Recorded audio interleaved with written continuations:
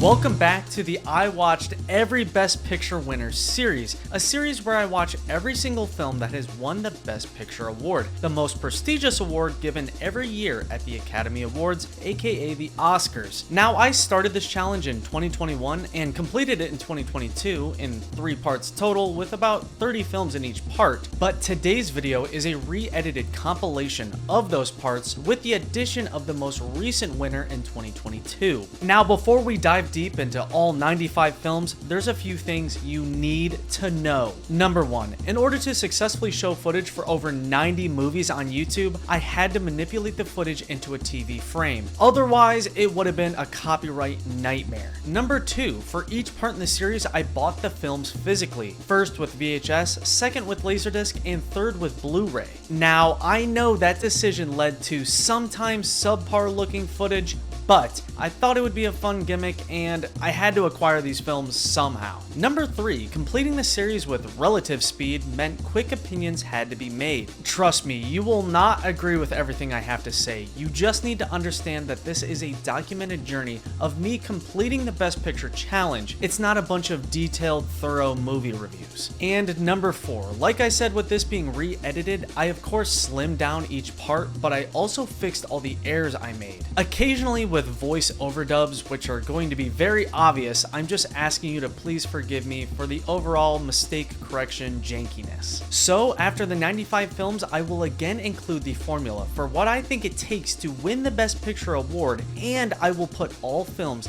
in a final, again revised ranking of all 95 worst to best. With all that said, it's now time to sit back and relax because we got 95 films to get through, starting with 1927.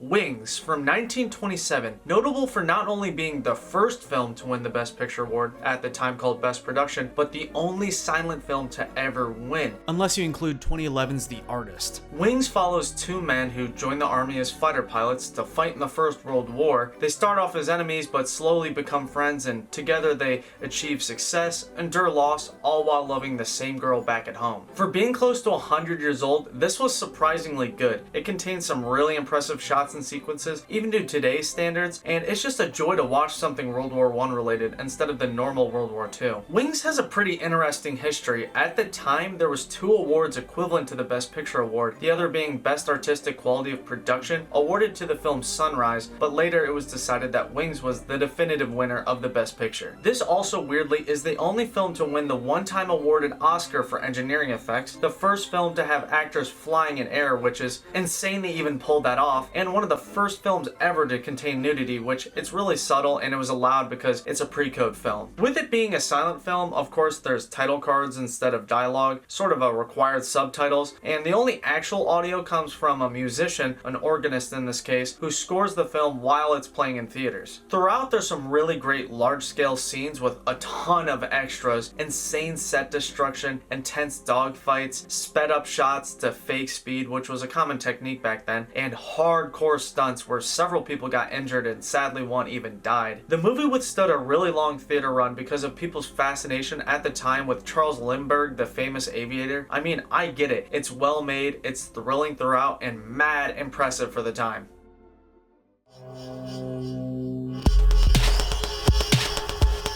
Next is The Broadway Melody from 1929. Know that technically no film in 1928 won the award because of the strange release qualification window. Now, The Broadway Melody was actually in sound, with occasional title cards. The case for a lot of these early winners is there was a silent version released alongside the sound original because theaters were still catching up with the technology. The story follows two sisters, former vaudeville performers, who try to make it on Broadway with the help of their friend Eddie, who has a number he's trying to get picked up by a big show.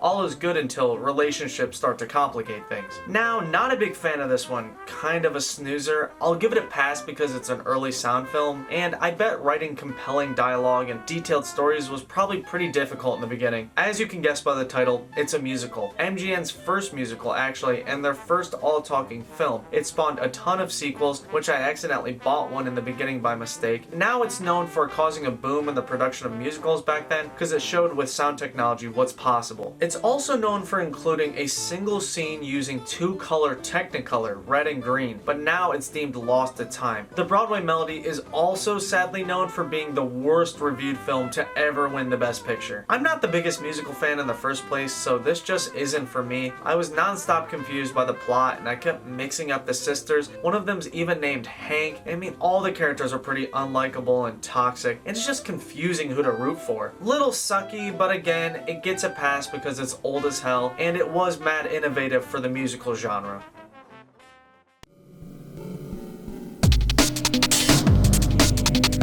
Winner of 1930, All Quiet on the Western Front follows a group of young German soldiers fighting in a war they don't know much about. They struggle with who's the true enemy, is it worth it, what's worth fighting for, all while enduring hell on the battlefield. Again, it's nice to see another film about the less talked about First World War. All Quiet on the Western Front has such a fresh perspective of showing the German side of the war, which it feels weird to even root for them or understand where they're coming from, but it works. I personally enjoyed this film quite a bit. I knew it was a classic, but had no idea of the unique storyline. I really liked how character driven it was, and I love the inclusion of those large scale action scenes that are really prevalent in these older films. The accuracy they achieved with this film is quite impressive, with the authentic looking uniforms and equipment, the story being based off real life accounts, and the crazy fact that most of the 2,000 extras were Germans who moved to the US after the war. The film's subject matter is so realistic and serious that the director was adamant about no score at all, which theaters weren't used to that, so they added their own music against his wishes. The whole thing's controversial, with it showing empathy to the Germans, the super high budget for the time, tensions post-war, its inclusion of gore, and Germans attacking theaters that showed the film. The director's also notable for using his own hand for the final scene of the film instead of the character the movie depicts it belonging to. He added the scene way after filming, contrasting the famous book, but it became an iconic scene nonetheless. This is another case where anytime you see a stunt, you just know someone got hurt. I mean, I really love that hardcore aspect about these older films. I mean, even with the long runtime, All Quiet on the Western Front is a must-see, sad but thrilling war film.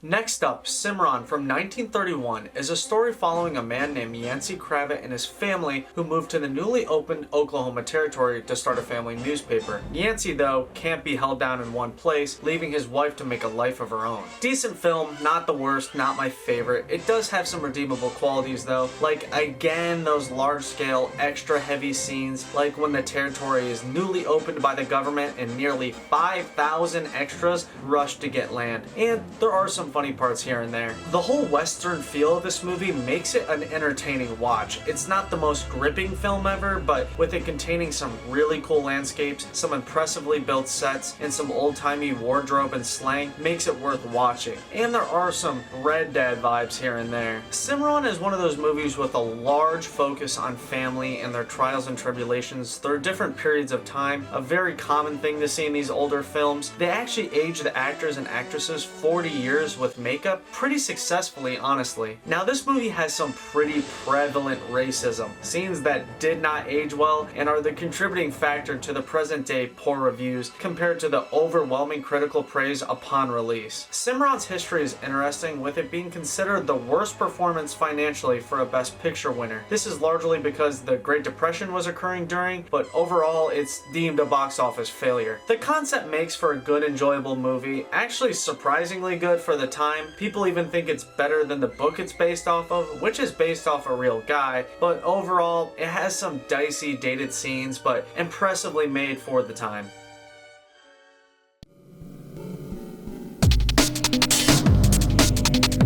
From book to Broadway play to hit movie, 1932 gave us Grand Hotel, a film renowned for its insanely stacked cast of stars. It was a huge success despite being the only Best Picture film to only be nominated for one award. Grand Hotel follows a group of varied individuals who visit the most lavish and expensive hotel, the Grand Hotel. Each character enjoys their stay while dealing with their own relationship and money-related dramas. Grand Hotel is known for being an example of, instead of having just one star in the lead role and stretching out star power to as many films as possible, instead having 5 of the biggest names in one picture. It was never done back then, and it changed casting from there on out. I really liked this one. The story keeps you hooked, and the variety of well-written, memorable characters makes you care about the plot, and the way each character's story intertwines into each other is pretty clever. Visually, definitely a step up. Includes some real impressive shots sprinkled throughout, and includes some rarely seen slide transitions, plus some of those perspectives of those shots and angles was deemed really influential for movies to come. And a cool thing about the production is, when they wanted to avoid the sound of footsteps, they had all the cast members put socks over their shoes and went through 200 pairs of socks every day of production. When people first heard about the star-studded cast, they assumed egos would clash, but the filming actually went fine and the actors' chemistry was great. Even the love on screen carried off screen, with the iconic kiss lasting 3 minutes after the cut. Its impact is pretty crazy. It has countless spin-offs and parodies based off of it. It set a new standard for ticket pricing when released. It had an actual hotel's design based around it, and it includes a classic line of "I want to be alone." Grand Hotel is a need to see. It set a lot of precedents, and it's pretty watchable, even for the 30s.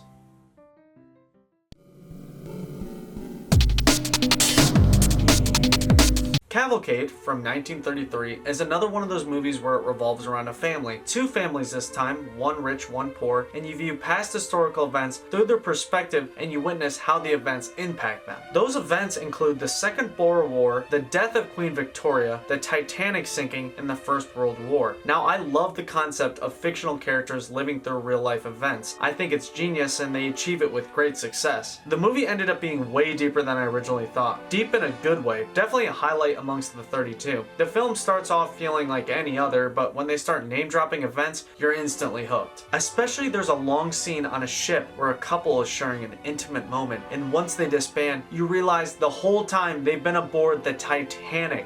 Epic reveal. Cavalcade includes some really dope sequences throughout, especially the fading transition war montage section. It's really well done. It's really effective at establishing the mood and mindset of people during World War I back at home. The plot goes through a large time range of 1899 to 1933, where you'll watch the characters age like in Cimarron. It's cool to see in this film, unlike most, where there's a New Year's countdown from 1999 to the year 2000. In this film, it's 1899 to the year 1900, which is just crazy. Again, a movie based off a play of such large scale that it was rarely performed and never revived. Cavalcade is also notable for being one of the first films to include the word damn and hell, but it was given a pass by the censors because of their use in the play. Not the easiest film to follow, not gonna lie, I got lost a little bit, but just know it's not a surface level casual watch. It's still good though. I'd definitely throw a fatty recommendation on it.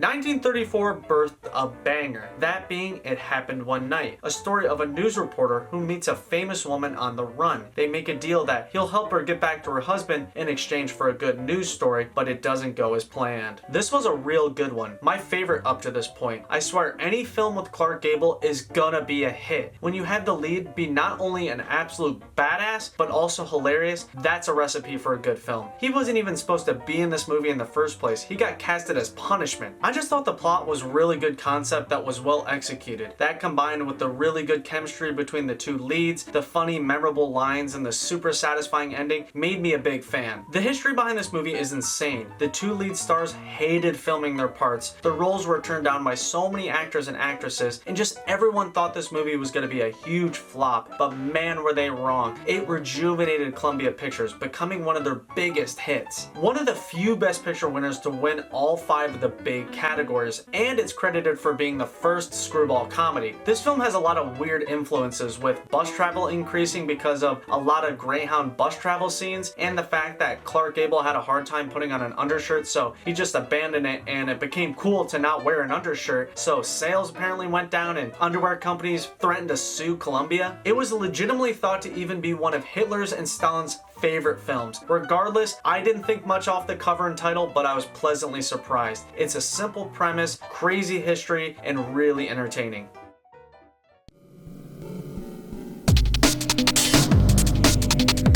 Then 1935 rolled around and we got Mutiny on the Bounty, directed by a previously winning director, and yet another Clark Gable film. This time he doesn't have his iconic mustache because he had to shave it off because of historical accuracy, but he's spectacular nonetheless. Mutiny on the Bounty is an exhilarating story about the real-life Captain Bligh who commanded the ship named the Bounty. He proved to be a tyrannical, cruel captain whose overly harsh command led first mate Christian to mutiny with the crew. This was a needed break from the typical relationship-heavy movies. The set of the 1700s era ships that they actually built for the film were a really nice change of pace visually, even though they proved to be a little dangerous during production. I really got a kick out of this film. I mean, you wouldn't think a movie from 1935 would grip you as much as this one does. I was entertained start to finish with the great build-up, action-packed sequences, and amazing character development. The character of Captain Bligh, played by Charles Laughton, is well written, even if deemed historically inaccurate, but seriously a contender for the most annoying character of all time. He's a great villain, but he was asking for a mutiny. The history of this movie is kind of wild. This film is the reason behind the Best Supporting Actor award because they had too many actor nominations, and those two lead actors who hated each other on screen hated each other even more in real life, which just added to the on-screen clashing. Clark did not like Charles during production, partially because he was homosexual, which is funny because Clark doesn't give, let's say, his straightest performance ever. Mutiny on the Bounty is also notable for being banned in the Empire of Japan because of its depiction of revolution. Anyway, it's a great film that reels you in from the start, and I really recommend looking into the history of the actual ship. It's super interesting.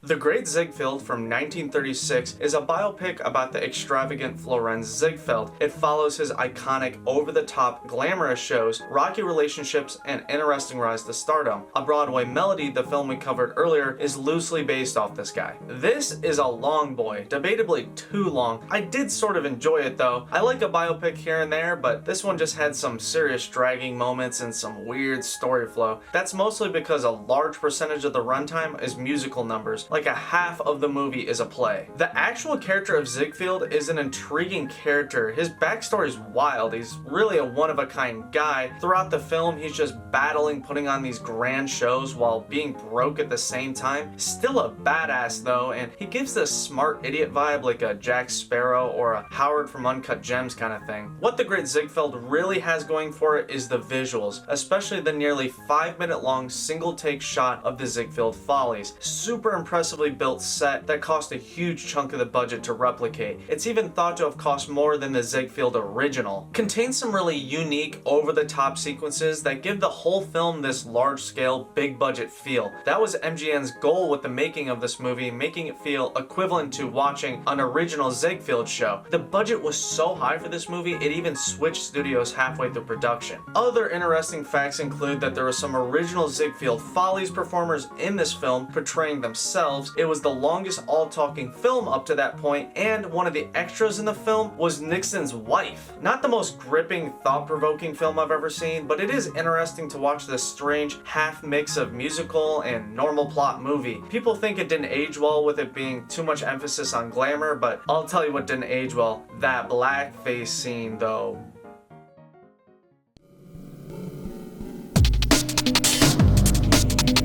Then 1937 brought us our second biopic in a row, The Life of Emile Zola, a film that follows the controversial author known for his polarizing opinions. You follow his rise to fame and discovery of a wrongfully accused soldier that needs his help. I'm kinda so-so on this film. It kept my attention, but I wouldn't say I love it. The issue I have mostly is the breakneck speed of the storytelling. Even though it's almost 2 hours long, I felt like every part of the plot was rushed and squeezed into the runtime. Watching Emile rise through the ranks is enjoyable enough. It just follows that typical biopic formula, so it's nothing crazy. The character of Emil is very well written, and I enjoy how he writes negative but true things, and he's a movie hero that not everyone likes. It's a nice change of pace. Like I said with the fast pace, the film covers Emil's early life rather quickly and then shifts focus to a Jewish soldier named Alfred Dreyfus who is wrongfully accused of leaking information and imprisoned even after being proven not guilty. Once Emil hears word of the injustice occurring because of the anti-Semitism, he intervenes and writes an article proclaiming his innocence. I don't mind the dramatic story shift, it's just the film turns into a typical courtroom movie from there on out. To be honest, the most interesting aspect of this film is the crazy controversial history. The film gives this persona of fighting anti-Semitism. The whole plot is centered around it, but the studio boss responsible for this film didn't want the word Jew uttered at all during the movie. This was because Warner Brothers didn't want to offend the Nazi regime and hurt sales in Germany. I mean, that's some unseen levels of hypocrisy, and the whole message of the movie loses all impact once you know that. On a lighter note, the director chose to film this movie in reverse chronological order so the actor playing Emil could grow a full beard, trim it down, and color it to reverse age. I mean, it's cool, but overall, interesting movie, but dicey backstory.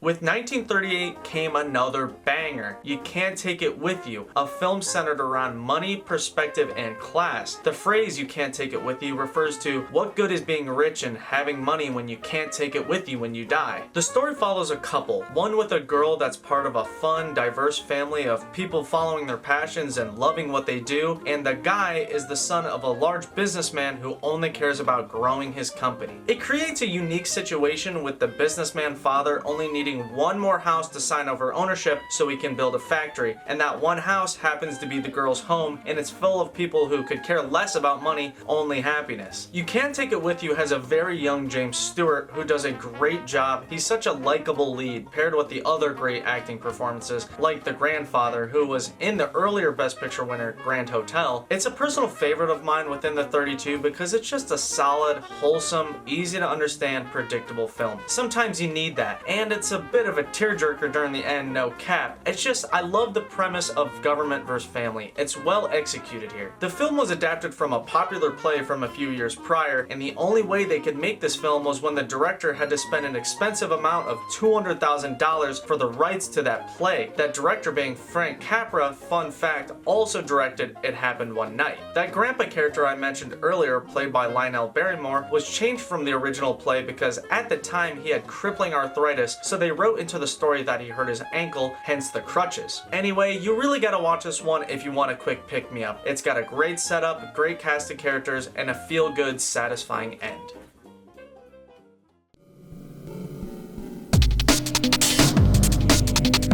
1939 delivered us a film known for literally being the most successful film of all time, the highest rated movie to ever be shown on TV, being based off an insanely popular book, being the first color film to ever win the Best Picture, and the longest to ever win, clocking in at nearly 4 hours. Gone with the Wind. This was such an epic film. Some deem it overrated, but not me. The sheer scale and production of this film was never before seen. Nearly half of the US saw this movie upon release. I mean, some really next level scale. I mean, just look into the casting for this film. That was even insane. Of course, I gotta mention the man, the myth, the legend, Clark Gable, back for his third Best Picture role, and he's great as always. He plays the classic suave know-it-all, and I just love it. He's such a goddamn badass. These days, this film is deemed pretty controversial with its potential stereotypes, its slave depiction, and its inclusion of the Confederacy. All things that didn't age too well. Fans and critics commend the fact that they gave a black actress an Oscar for the first time, but that's about all they mention. On a lighter note, Gone with the Wind has some marvelous looking shots throughout and some really cool locations combined with some awesome set destruction, and the Technicolor in this film looks pretty damn good. They actually had to use every single Technicolor camera Hollywood had at the time to even film this movie. The story isn't knock your socks off amazing, but it covers a lot of ground. The plot is such a roller coaster throughout the 4 hours, and typically I'm not a couple-based movie kind of guy, but Scarlett and Rhett's chemistry is unique and it works. I like seeing a non-traditional couple. So many fun facts. You got Alfred Hitchcock helped a bit. They mixed dummies in with the extras to increase scale. Clark ate garlic before every makeout scene to add to Scarlett's dislike on screen. Vivien Leigh got paid a crazy different amount than Clark Gable because of her comparatively unknown status at the time. And Michael Jackson owns the Best Picture Oscar for this film. You can't not mention that one of the most iconic lines ever is from this film. Frankly, my dear, I don't give a damn. Which cost the producer a $5,000 fine because you can't use curse words. Anyway, it's such a monumental, grand film that is an essential watch. Trust me.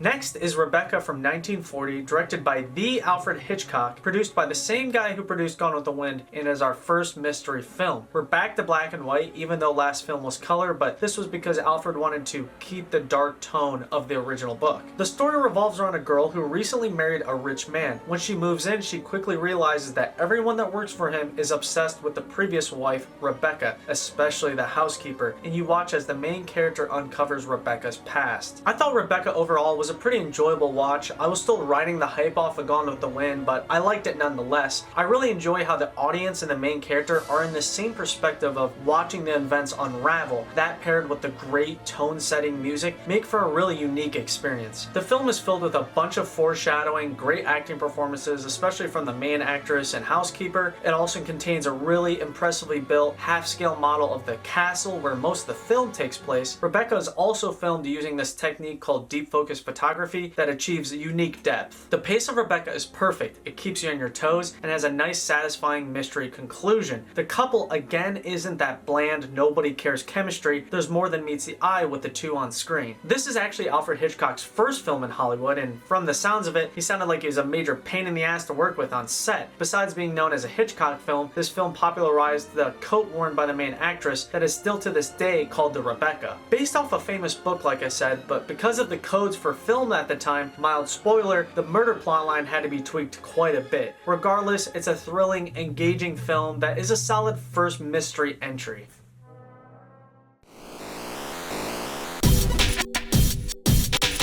Known for being the Citizen Kane killer, 1941 brought us How Green Was My Valley from the director with the most Best Director wins ever, John Ford. The story is a bit hard to explain, but it mostly follows a family in a small mining town who work hard for their money and try to make their lives better. Some relationships form and change throughout, and it's all viewed through the perspective of their youngest child, Hugh. Don't get me wrong, spectacular looking movie, definitely best cinematography up to this point, but I'm just not a giant fan because of the kind of non-plot. What I mean is characters exist and they grow, but it's not too structured. It doesn't really go anywhere in my opinion. Maybe I missed something, but I was just kind of confused throughout. It's pretty hard to follow. I'd say entertaining, but the story leaps all over the place. Even the title had me confused. I mean, it's in no means a bad film, it's just not really my thing. It's one of the first Best Picture winners to have heavy narration, which is a nice added element. Even with that, there's not really enough exposition though. You eventually figure everything out, it just takes a while. Cool side fact, it was filmed in black and white because the landscapes and locations weren't time period accurate color-wise, hence avoiding the Technicolor. How Green Was My Valley contains some killer shots and some really cool sets they filmed at. It really made it stand out visually for sure. It aged well, and despite the tearjerker ending, I'd give it a thumbs up.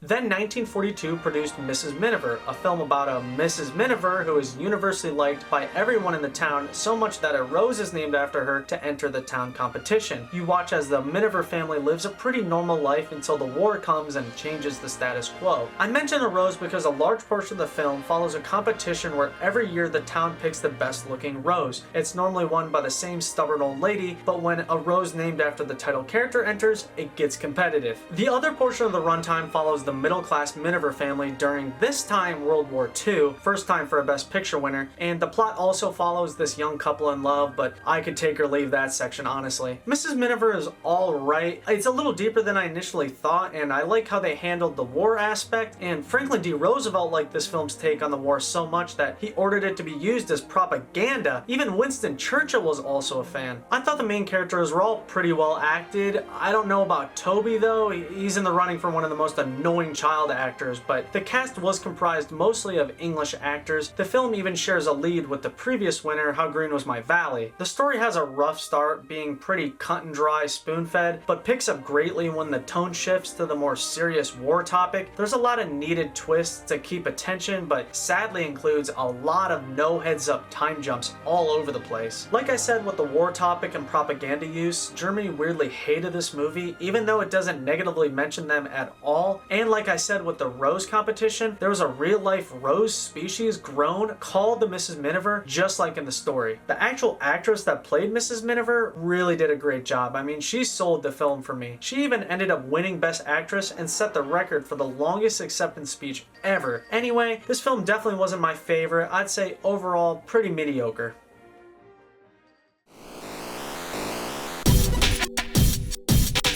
1943 unearthed a legendary film, Casablanca, widely regarded as one of the best films of all time, and rightfully so. Casablanca is home to so many quotables, a great setting, fantastic chemistry between leads, classic songs, and the epic Humphrey Bogart. This happens to be one I've seen previously, and I'm embarrassed to admit I fell asleep the first time, but this time I was gripped. It's a great, thrilling, unique story with solid writing, a great cast of characters, and an epic ass ending. I'm a big fan. The story follows Rick, who owns a cafe known for harboring refugees. In there, he runs into an old lover of his and battles whether or not to help her and her husband escape Casablanca. The story actually coincided with real life events at the time, so it added a lot of impact and boosted sales. The production was known for its crazy diverse cast stemming from 34 different countries. The cast is also known for having all the Nazi characters being played by escaped German Jews who were apprehensive about taking the role but thought it would help war efforts. I just really liked the premise of a bunch of Americans and a variety of refugees trying to get their hands on illegal visas to escape Africa because of Nazi control. It leads to countless epic moments. The making of the film was notable for using little people and a scaled down plane for a scene. That plane is now located at Disney. There being several versions of the film because of foreign conflict. Ronald Reagan was rumored to be Rick. I mean, there's too many crazy facts to cover. The length of Casablanca felt short, but it felt right. I think it proves that a sub 2 hour runtime can lend to a more attention-holding film. The whole time I was watching, I was just blown away with how ahead of its time it appears. It's so obvious when you watch the preceding films. Casablanca proved movies were really taking it to the next level, and I finally can say I understand the hype behind this film. Never again will I be snoozing through this mad classic.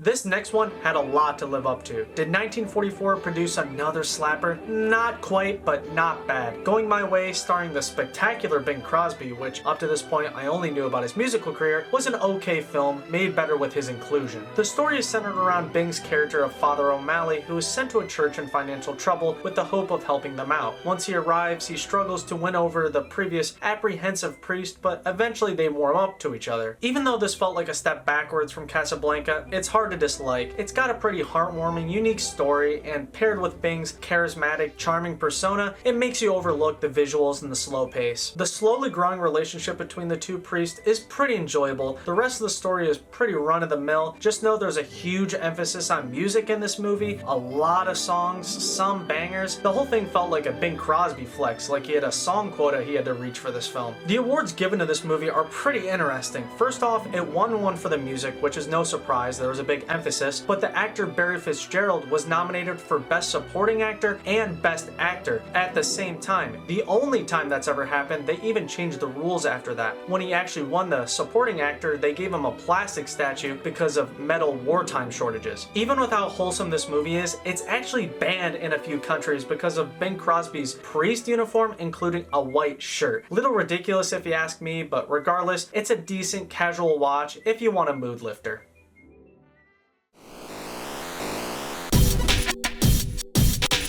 Now for a not-so-feel-goody, but unique film, The Lost Weekend from 1945. A depressing story of a troubled writer who's severely alcoholic and through a weekend attempts to kick his gripping addiction. I was pleasantly surprised with the different story we got with The Lost Weekend. I mean, it's about time Hollywood started promoting something that's anti-alcohol instead of glamorizing it in every other film. It was also refreshing to not have war mentioned at all. It was like the only time it wasn't. Ray Milland did such a great job depicting a drunk. It's funny because in real life he didn't drink at all. The message this movie gave off really hit home with a lot of people and convinced a lot of war vets to kick the addiction as well. It even scared the liquor industry so much they reportedly offered $5 million to not make the film. There are several good looking shots. There was a passing time effect that was showcased in this film and popularly used after its release. The soundtrack was even a great atmosphere builder, especially with its use of the theremin for the first time ever in a film score. Let me tell you, The Lost Weekend grips you from the start.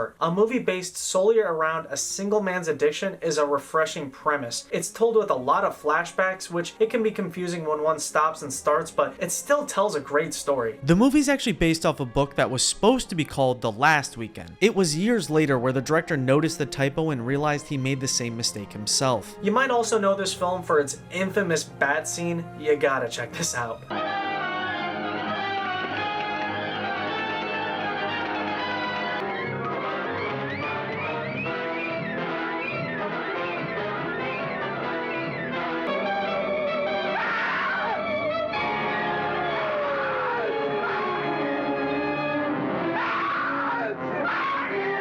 The story really picks up when he visits this super intense drinking ward towards the later half of the movie. It's all based upon him going to a real drinking ward for prep for this film, which ended in a really funny story. Anyway, if you want a movie from this time period that's different from the rest, The Lost Weekend's for you. Check it out.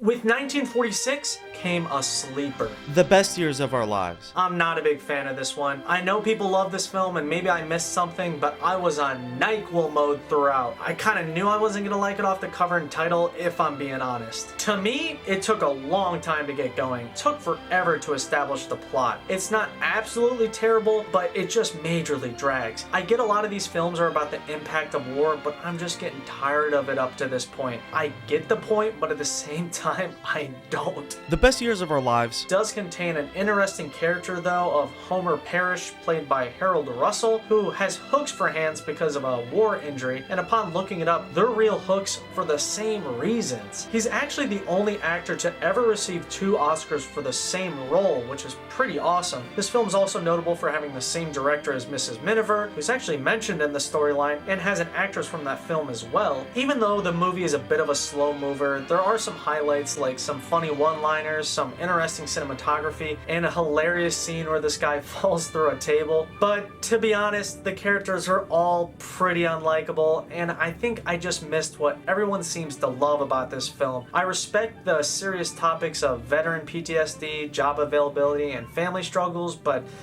I won't be coming back.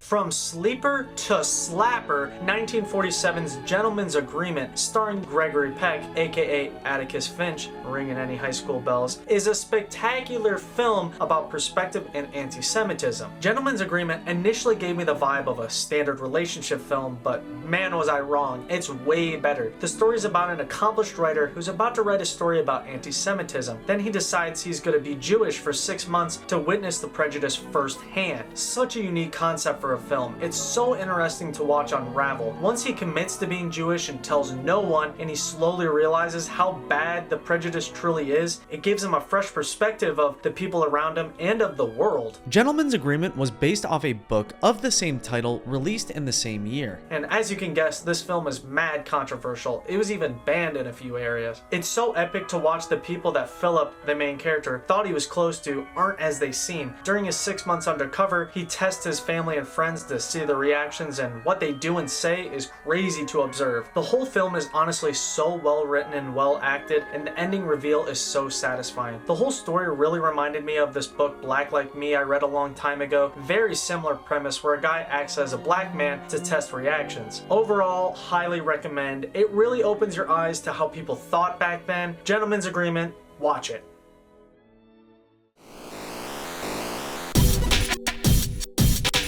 Next is Hamlet from 1948, of course based off the classic Shakespearean story, starring and directed by Laurence Olivier, who is responsible for several Shakespeare adaptations, and he's also one of the leads in Rebecca if you don't recognize him. The plot follows the classic Hamlet, except for a few character omissions and story tweaks. The story follows the young Prince Hamlet, who discovers his uncle is to blame for the murder of his king father, and he struggles on whether or not to seek revenge. Now, I'm not a Shakespeare guy, making me not a fan of this film. I'm sorry, but the dialogue almost requires a translation. Everyone talks like Yoda, and I'm just struggling to follow the story. Very much not my thing. Shakespeare purists had issues with it not being as faithful to the source material as other adaptations, but it won nonetheless. It was even the first non-American film to win the award, with it being from the UK. Just note that there's been several movie versions of Hamlet. This is just one of them. Laurence Olivier, the director, lied about filming it in black and white. He said it was for artistic reasons, but in reality he was just struggling with Technicolor. Know that Hamlet was also filmed using deep focus photography. Like Rebecca, it gives that extra depth, like I said. The little I liked from this movie includes the supernatural elements, which are rarely seen in Best Picture winners, the really elaborate sets, the fact that the actor who played Count Dooku is present in this film, and even though the story was a little so-so, the ending play/duel was pretty epic. Talking about that supernatural element, that being the dead king who returns, is actually voiced by Laurence Olivier. It's just pitched down. But other than those tidbits, Hamlet is a snooze fest. The over-dramatic acting is just such an L. Anyway, it is cool to hear about the story of Hamlet in the previous winners and then watch it. I mean, it's pretty timeless and a lot of people know it, but maybe because I'm not a big theater guy, I can't appreciate it. Just in my opinion, Hamlet is a take or leave.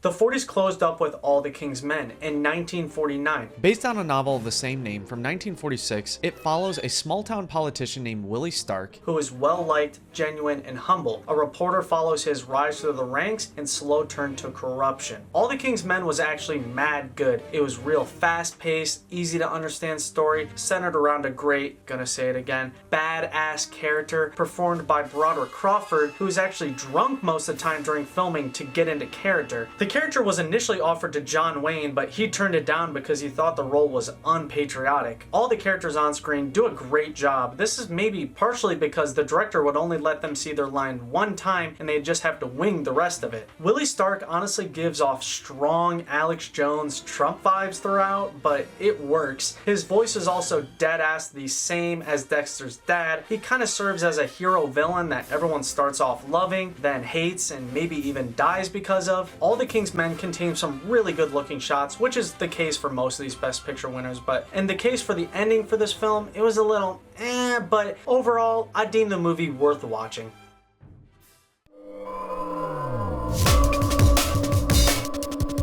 1950s All About Eve, a story of a normal girl named Eve who's obsessed with theater and especially theater star Margot. Margot takes Eve under her wing, not knowing how deceptive and manipulative Eve ends up being. Now this is a beloved movie by a lot of people. It's very celebrated for Bette Davis's role as Margot, it being the birthplace to several iconic lines, and it having more female nominations than any other film ever. And don't get me wrong, it's okay, it's just not great. Even though the title is All About Eve, the story is more centered around the character of Margot as she struggles with her future career, getting older, less roles being offered, and getting replaced. There were several things about the film I enjoyed. The beginning narration was a nice intro. I like how the beginning starts with the ending and then retells the story. And the large cast of varied characters is nice, even one of them being Marilyn Monroe. The premise of a humble, idolizing theater girl who is plotting, scheming, pulling strings, and sliming her way through the ranks, I thought was a pretty solid premise. It just failed to grip me, honestly. Like I mentioned with the famous lines coming from this film, most notably, "Fasten your seatbelts, it's going to be a bumpy night," is interesting because cars at the time didn't even have seatbelts. It was actually referring to planes, and this is another movie where yet again there's Ronald Reagan casting rumors. There's also a really cool backstory with the actresses having a similar role reversal in real life. The actress who played Eve kind of stole an Oscar from the actress who played Margot, very similar to how it played out on screen. Even though I struggled to follow the plot 100%, I think the ending reveal was pretty epic regardless. I mean, people really jerked this film, and I can say I don't mind it, I just definitely don't love it.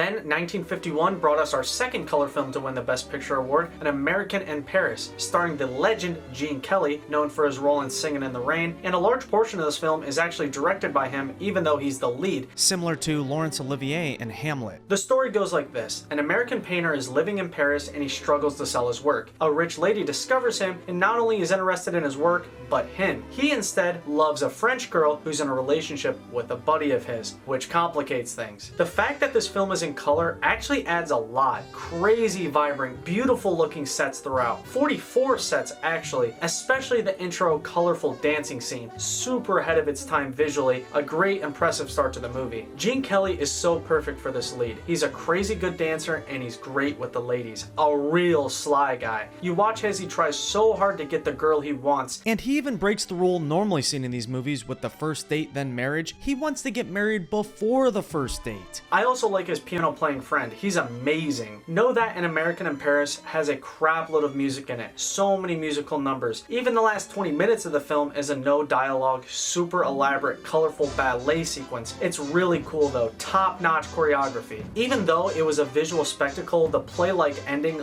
loosely ties into the plot. In my opinion, it leaves some plot lines unresolved, but it is really cool. It took him a month to film it and $500,000. An American in Paris is definitely above average, with the charming Gene Kelly, Clark Gregg look-alike lead, the best looking sets yet, and an overall feel-good vibe. It's better than expected and a really good example of utilizing early color.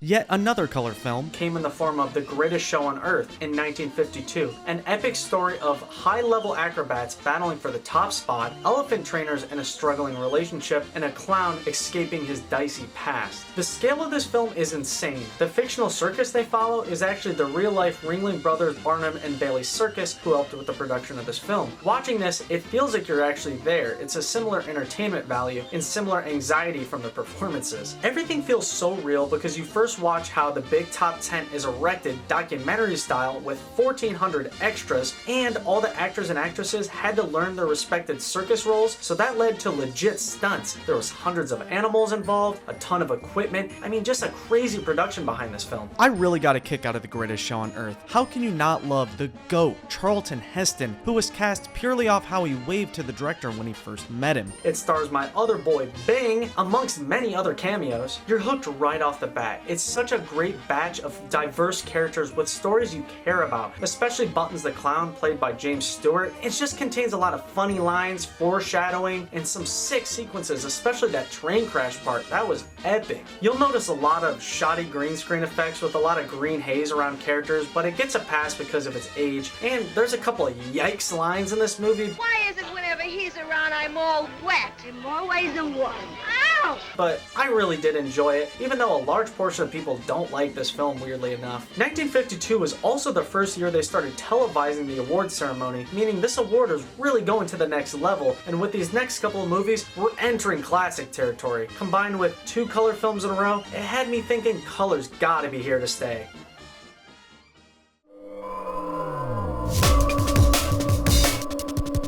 I was wrong. We are back to the classic black and white with From Here to Eternity in 1953. You might recognize this film for the iconic beach makeout scene or the fact that Frank Sinatra is present, which he's way skinnier than I originally thought. My God. The story follows a soldier known for being a half-decent boxer. Once his new unit discovers this, they attempt to force him to join the boxing team, and when he refuses, they make his life hell. His sergeant is also having an affair with the captain's wife at the same time, which leads to complications. Based on an apparently very controversial book, one deemed too racy, too long, and too anti-army to make a movie about. Despite that, it became a hit, and it helped Frank Sinatra, who at the time was in a career low. Again, let me repeat how tiny he is in this movie. I mean, it totally changed the way I looked at him. Personally, didn't really like this one. I'm sorry if that offends, but I was just on sleepy mode the whole time. It does have slight Full Metal Jacket vibes, which I like, but with the annoying male characters and the super quick marriages and the army cringe,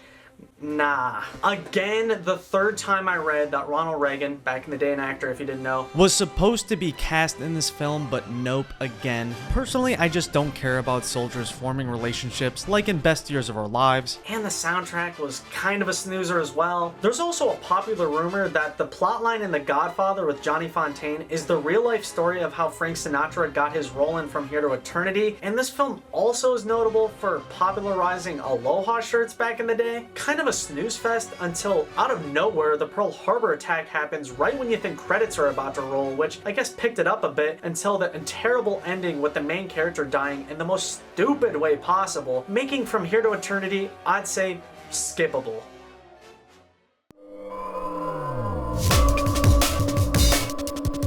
Finally, 1954 brought us our first mob film, On the Waterfront. I told you we were in classic territory here. It ended up being one of Marlon Brando's most iconic performances. This film is packed with famous quotables, classic scenes, and a lot of wise guys. I needed a movie like this to win Best Picture. You got murder, violence, corruption, extortion, racketeering, and it's based on real people. It follows a boxer again, this time the pigeon-loving Terry, who's involved in a murder case surrounding a corrupt union. On the Waterfront is good, maybe even great. It just didn't live up to the hype in my opinion, but I still enjoyed it. There's a lot of great shots, great moments in the score paired with awesome sound effects, well done symbolism, and a lot of memorable scenes. Marlon's character Terry gets caught in a relationship with the sister of the murder victim, which he's partially responsible for, so it leads to a good storyline, I have to admit. His role as Terry actually popularized method acting. It really wasn't a thing before then. The union leader Johnny Friendly is also really well written and a joy to see. I recognized him from 12 Angry Men and I was glad to see here, and the whole based off a true story element of this film actually led to the real life union it was based off of getting shut down. The final courtroom section of the film is exactly that, a courtroom section. It's nothing crazy there, nothing new, but overall On the Waterfront I'd say is a definite step up from the previous film, even if it's still in black and white. It's an undeniable classic that's worth viewing.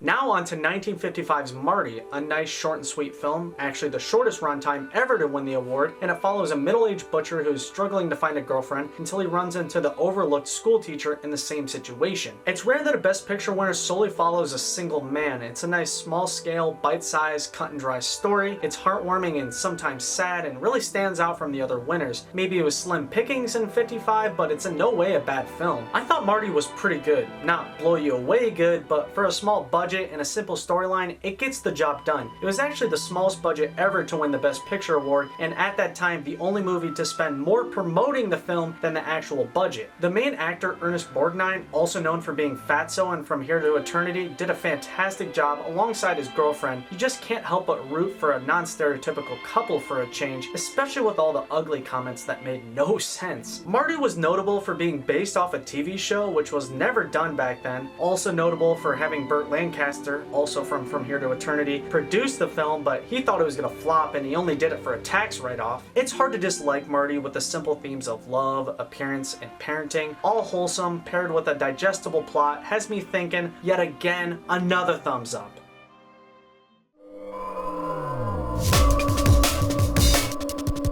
Around the World in 80 Days from 1956 is a story of a rich man and his newly acquired immigrant valet as they attempt to disprove everyone by circumnavigating the globe in 80 days. You watch as they go from balloon to train to boat and travel through several countries. There's very little beginning setup. It's a full send straight into the 80-day trip. I don't really think the main focus is the story for this movie. It's more about the visuals and the large-scale nature. It's deemed the biggest project ever tackled in Hollywood. I mean, let me read you some stats. 140 sets, 6 Hollywood studios, 69,000 extras and costumes, a cast and crew that traveled 4 million miles to locations of England, France, India, Pakistan, Thailand, China, Japan, plus others, 90 animal handlers controlling 8,500 animals. This film was such a big deal upon release, it was treated like Broadway in the theaters, with playbills passed out, reserved seatings, soundtrack was for sale afterward, banned popcorn sales, you weren't allowed to leave your seats, they removed moved clocks. I mean, it's crazy. I thought Around the World in 80 Days was pretty good. I just require a better balance of story and visuals, but nevertheless, it was a spectacle to behold. I love the cinematography in this film, some of the most unique shots yet. They even achieved a new screen size with this film. I mean, there's funny lines, epic costumes, and just some great moments. It's so dope how the beginning of the movie starts off with the entire Trip to the Moon 1902 film. For context, this film's also notable for including a ton of celebrity cameos. Never before done back then. One of them was Frank Sinatra, but he literally doesn't say a thing. The story behind this movie is just so crazy. There's an amusement ride based off this movie. All the bullfighting scenes were real because the actor already knew how, and they used 50 gallons of dye for all the Native American extras to match all their skin tones. Even though the story isn't the most gripping thing ever, the ending's pretty abrupt, and it gets a pass because what they accomplished here is epic, huge scale. But I gotta mention, the chick playing the Indian princess, come on, really?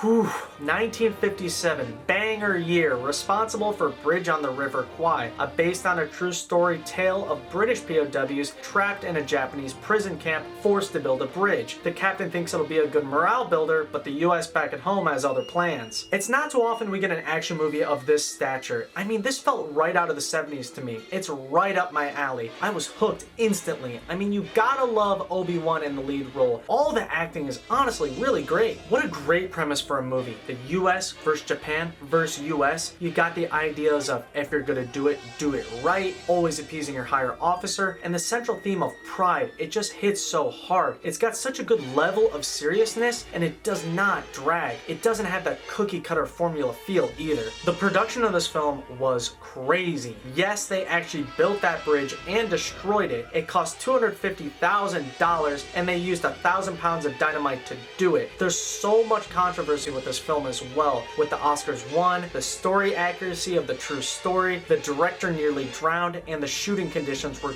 terrible. The real story behind this film that people claim they didn't do justice is insane. They actually built 2 bridges, not one. 100,000 civilians died trying to build those 2. It wasn't even over the Kwai River. It later got name changed to that because of the film's popularity, and the actual captain responsible for the build wanted his soldiers to bunch up termites and put them at the supports to sabotage it. And during production, they didn't have enough British extras, so they started grabbing natives and painting them white for background extras. The amount of crazy production stories is too much to list. You really gotta look it up. And the villain in this movie of Saito is perfect. He's a really scary dude. You just gotta see this movie. It's a joy to watch, start to end. I was on the edge of my seat several times. The epic ass ending, the epic music, too much to list. Make sure you see this mad classic.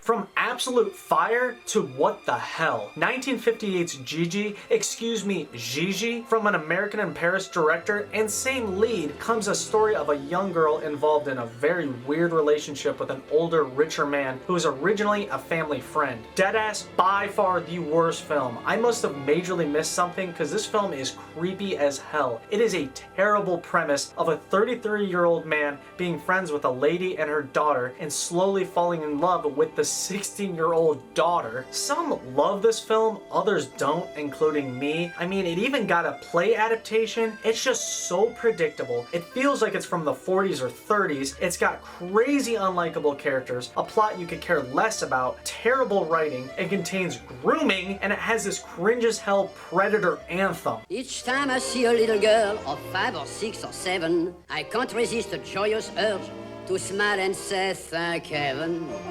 For little girls, they grow up in the most delightful way.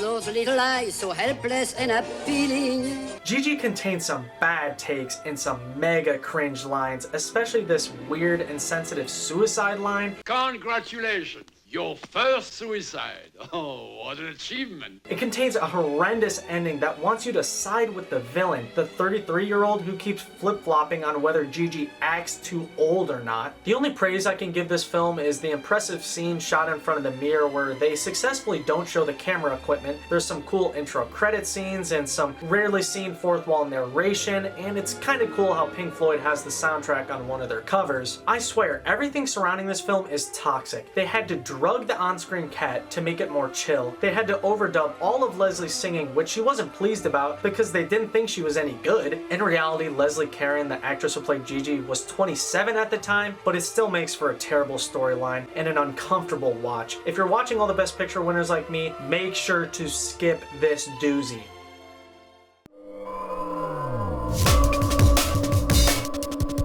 William Wyler is back for a third time to direct an actually good movie this time, 1959's Ben-Hur. We're talking mammoth scale film, actually a remake of a film from the 20s. It's notable for being tied for the most Oscars ever won for a film and the only Best Picture to win the Special Effects Oscar at the same time. An epic tale of the Jewish prince Judah Ben-Hur, who was childhood friends with the Roman commanding officer Messala but now are enemies. Messala then imprisons Ben-Hur, his mom and sister.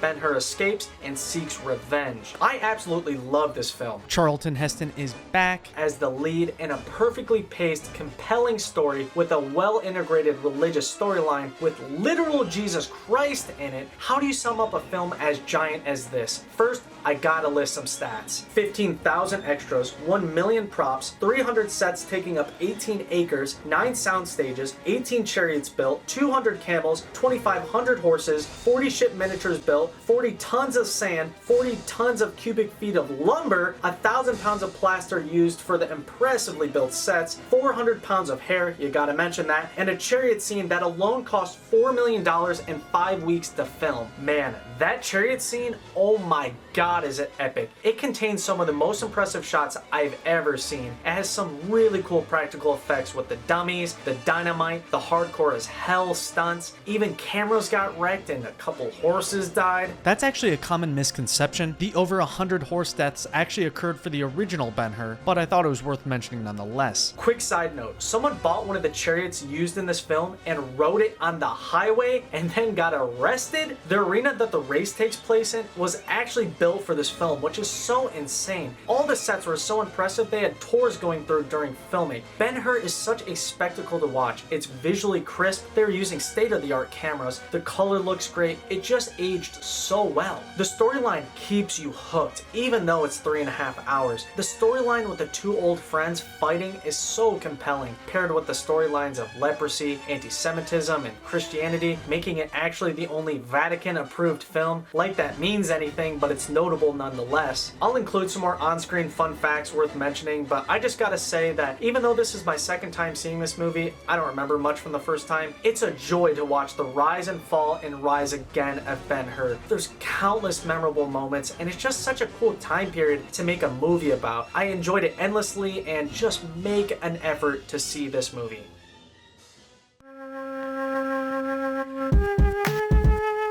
The Apartment from 1960, a story about an insurance clerk named C.C. Baxter who, in hopes of getting promoted, loans his apartment out to the higher ups. It starts off okay, but it doesn't go as planned, and he gets involved in a complicated relationship. I went into this one expecting a lot of 40s, 50s vibes, and I was partially right. It still feels like that era, but it's surprisingly fresh looking at the same time. So many beautiful shots in this film. It's not quite as grandiose as the previous Ben-Hur, but it makes up for that in a really unique premise. The Apartment was based off a successful screenplay, but is now known for being one of the greatest films of all time. Apparently people really love this movie and its soundtrack. I liked the narration, the plot twist, the humor, the real slaps and punches. The main actor and actress in this film make it easy to watch. They're both excellent, a lot of great one-liners and memorable moments each, and I gotta say, even though C.C. Baxter is the ultimate beta, you gotta root for him. He takes L after L, but he's a really nice guy, little creepy, but still a hero. Something that happens during this film that rarely ever happens is the mentioning of a previous winner. During a scene, the winner, the Grand Hotel, is seen playing on the TV, and the movie The Lost Weekend is alluded to as well, which is no shock because The Lost Weekend is another Billy Wilder film. Honestly, the whole film really reminded me of Marty, another previous winner, with the similar struggling struggling relationship. And like I said, with the surprisingly crisp cinematography, they achieved some really unique depth in one of these shots by using full-scale adults, then children, and then wire-operated figures with different sized desks to get that really unique look. And also, during that really beautiful sleeping on a park bench scene, the director had to actually spray Baxter with antifreeze just to stop him from freezing out there. Overall, weirdly good looking, weirdly fantastic story, and weirdly giant letterboxes, and some likable leads all lead to a good ass film.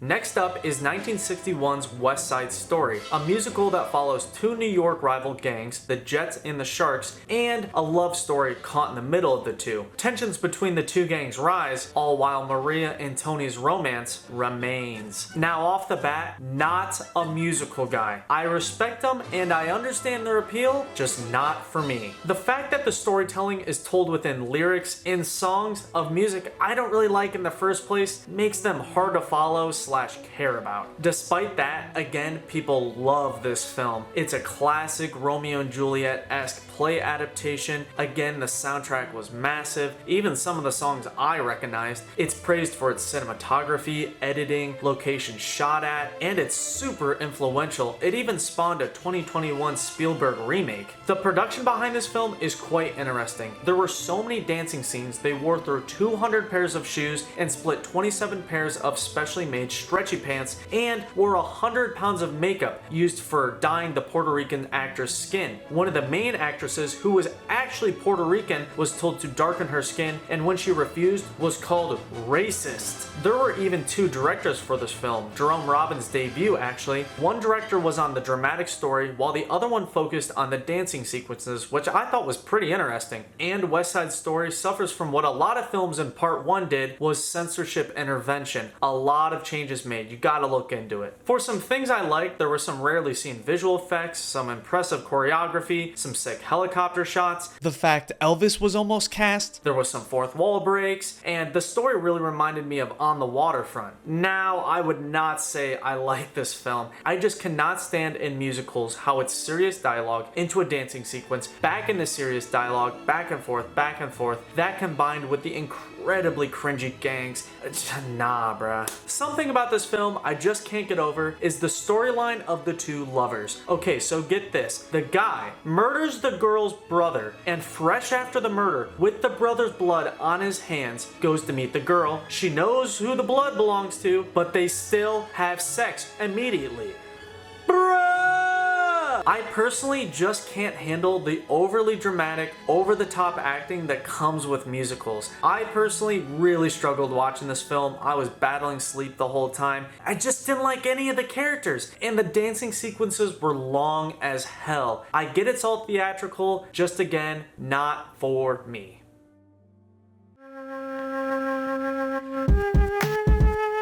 1962 delivered an epic, considered in the top 5 of all time. Do I agree? It's good, not my favorite. Lawrence of Arabia, starring Peter O'Toole for the first time ever, and from the same producer and director from Bridge on the River Kwai, which came to no shock, and about as long as Gone with the Wind, making it another true experience to watch. The story follows the real-life T.E. Lawrence, who was sent to Arabia to fight against the Turks in World War I. He starts to gain a large following, but eventually disobeys orders and starts losing a grip on why he's there in the first place. I went into this film with an insane level of hype. I wasn't let down, I just feel like the story went over my head a tad. Just with the Turkish locations and the confusing foreign politics, the thick accents, and the long story just made it hard to follow 100%. I definitely think I need a rewatch on this one for sure. There's a lot to love here though. The impressively built sets in several countries, the dark lenses used for the nighttime sequences, incredible costume design, the hundreds of real soldier extras and animals, the intense fight scenes, the crazy transitions, and the way the story's told with his death in the beginning, hyping him up, and then telling his origin story. I love that. I'm talking top-notch acting performances. Peter was incredible. Obi-Wan is back, also stellar. Omar Sharif, banger job, led him to get his role in Dr. Zhivago, but to be honest was very confused by the ethnicities of the characters in in this film with the sun and the sand covering their faces had me lost. It's hard to explain how many sick as hell shots and sequences are in this movie. Some really gorgeous landscapes and just a ridiculous amount of effort put into the visuals for this film. The train explosions, all the horse and camel scenes, and just anything in the desert really next level. Production stories are wild. Peter O'Toole suffered a ton of injuries while shooting. They stumbled upon real T.E. Lawrence remains when scouting locations. It was crazy controversial in Arab countries, which is no shock. They had a bunch of difficulties on location shooting. The film took longer to make than T.E. Lawrence's participation in the war, and weirdly, Lawrence of Arabia is the longest film with no woman dialogue. These grandiose films are right up my alley, and don't get me wrong, I enjoyed this movie. I just think I went in with too high of expectations because I didn't love it. The story is a tad drawn out for me, but there's just something about these on-location films that really speaks to me. They're special, and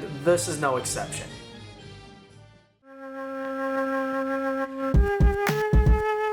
From a film everyone knows about to a film no one does. Tom Jones from 1963, a film based off a novel about the title character's adventures around England being in love with one girl while hooking up with all the others. Immediately upon watching, I knew it wasn't for me. The attempt to capture this old movie feel with the no audio, only music, sped up shots, and title cards in the intro, it just instantly turned me off. I get what they're trying to do, just bad first impression. Despite it being a boring watch, its history is a tad interesting. In order to accomplish the infamous deer scene, they filled the deer carcass with beef liver in order to have the dogs be realistically hungry, and there was a chicken fight scene that was removed because of animal cruelty laws, but there's a lot of other animals that take an L in this film. Also, it was the final film JFK watched before his assassination. I'm thinking a connection low-key. The lead actor Albert Finney was almost cast as Lawrence in the previous film. Thank God that didn't happen. And this film includes Hugh Griffith from Ben-Hur, the blackface guy if you don't remember. Probably one of the weaker films I've seen so far. I get and somewhat respect what they were trying to do with the non-traditional period piece with the humor. It just was a chore to watch. There was just a lot of hard to understand dialogue and slang throughout. The little I even remember enjoying from this film includes some cool helicopter shots, some pretty unique fourth wall breaks. I liked the narration only because of the hard as hell to follow story and the fact that it's kind of gory. It felt out of place, but it was welcomed. Also, part of me liked the plotline of the girl chasing after the guy, which you kind of rarely see, but it ultimately comes down to the fact that Tom Jones is just so unlikable. He ends up with every girl in the film, and the whole time I'm just confused by his motives. I just gotta believe there were slim pickings in 63 because Tom Jones is a snooze fest. Some call it a comedy, but trust me, you won't be laughing.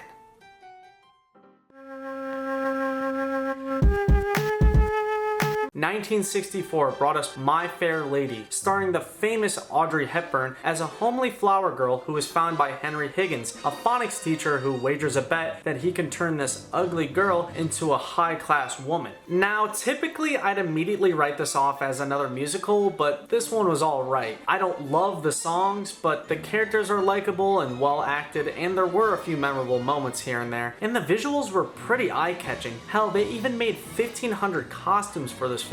They really went all out. My Fair Lady was based off a Broadway play and is praised for how loyal it remains to that source material. The film was only actually able to be made once that Broadway run completed. Rex Harrison is actually just reprising his role in that Broadway play where he also played Henry Higgins. And fun fact, as cited by Seth MacFarlane, Henry Higgins is the main inspiration for Stewie Griffin. This film went through what a lot of films went through back then, which was the need for voice dub singing. It always caused controversy because the actors and actresses always wanted to sing their own parts. It's even pointed to as the reason behind Audrey Hepburn's Oscar snub. It's always a very tender topic, and just know there's a lot of obvious examples in this film. Except for Higgins, whose singing style was too unique to dub, so they developed a mic to go under his tie. It was the first of its kind, and even during shooting they needed to do reshoots because it was picking up police chatter. I did find myself enjoying this a little more than most musicals. I think that can be attributed attributed to Audrey's really dynamic performance, and some of the songs hit a little bit. And I mean, the progression and ending of the film, they were pretty good as well. The story is a tad predictable though, and there are some unlikable characters and some didn't age well takes. Honestly, some slight Gigi vibes here and there. But overall, I didn't mind My Fair Lady. I just always think musicals feel out of place for the Best Picture award. I would never choose one, but this was okay.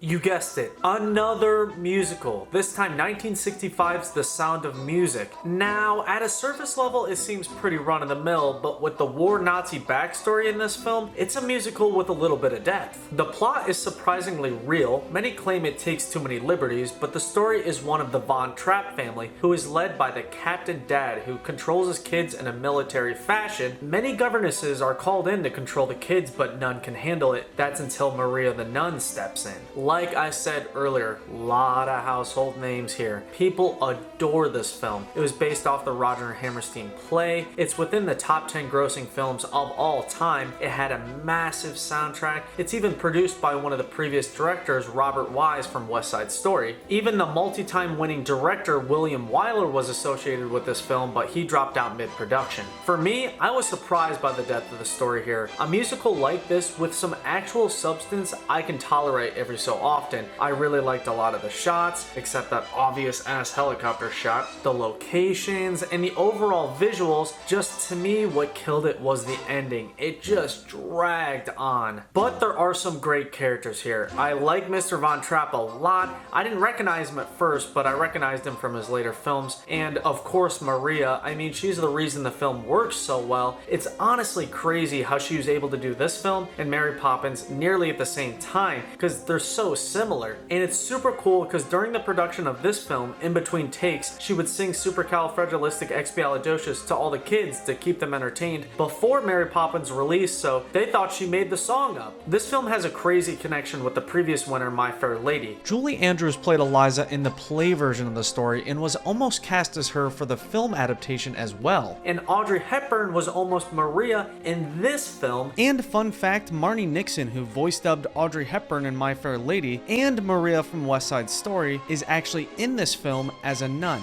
Now, what made the film actually engaging was the war plotline with the Nazis. The real story is crazy. Heinrich Himmler actually took over their house once the family left, which Hitler visited occasionally. And the real life ending isn't the same as on screen. In real life, they cross the border via train. In the movie, they cross over the mountains with that terrible helicopter shot, and they're actually perfectly on track to run into Hitler's mountainside retreat, according to professionals. For more crazy history, they used 4,500 extras in this film. The kids kept growing so much throughout production that heel inserts were used to keep the heights consistent. Also, their teeth kept falling out, so fakes were inserted. Kurt Russell was almost one of the kids, and off screen, the oldest kid, the girl, had a thing with Mr. Von Trapp. And like I said, with this being a real story, well, Maria Von Trapp was alive during production, and she wasn't even invited to see the final film. In South Korea, in order to increase showtimes, at select theaters they would cut all the music from the movie just to cut down the runtime. Each foreign version of this film contains a different name, and Germany's version was censored, of course. And 1965 was the first year the Academy Awards was broadcasted in color. And lastly, the classic gazebo from the 16 Going on 17 song had to be permanently closed because of injuries from fans trying to recreate the classic scene. I gotta keep moving, but this film is a great example of being initially really predictable but ending up with a unique, heartwarming story combined with a gripping plot that makes it a worthwhile watch, unlike most other musicals.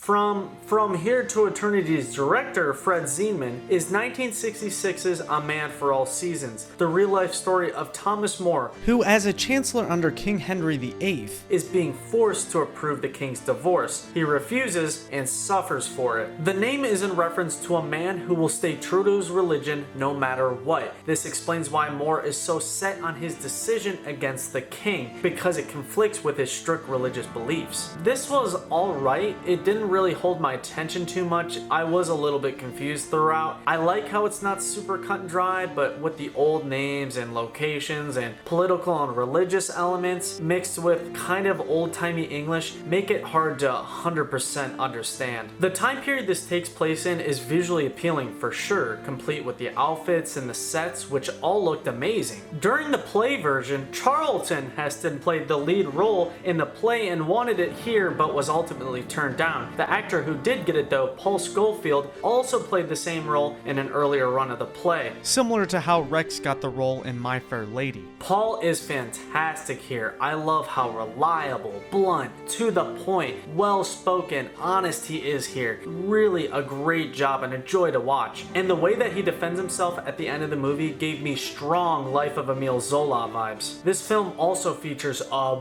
big Orson Welles. I mean, I barely recognize the guy. A Man for All Seasons is watchable. It did feel pretty short too, but I don't know, something about it just didn't click for me 100%. The story just never really got anywhere with the message they're trying to send, I think. I think I get the gist, just went over my head. Anyway, check it out.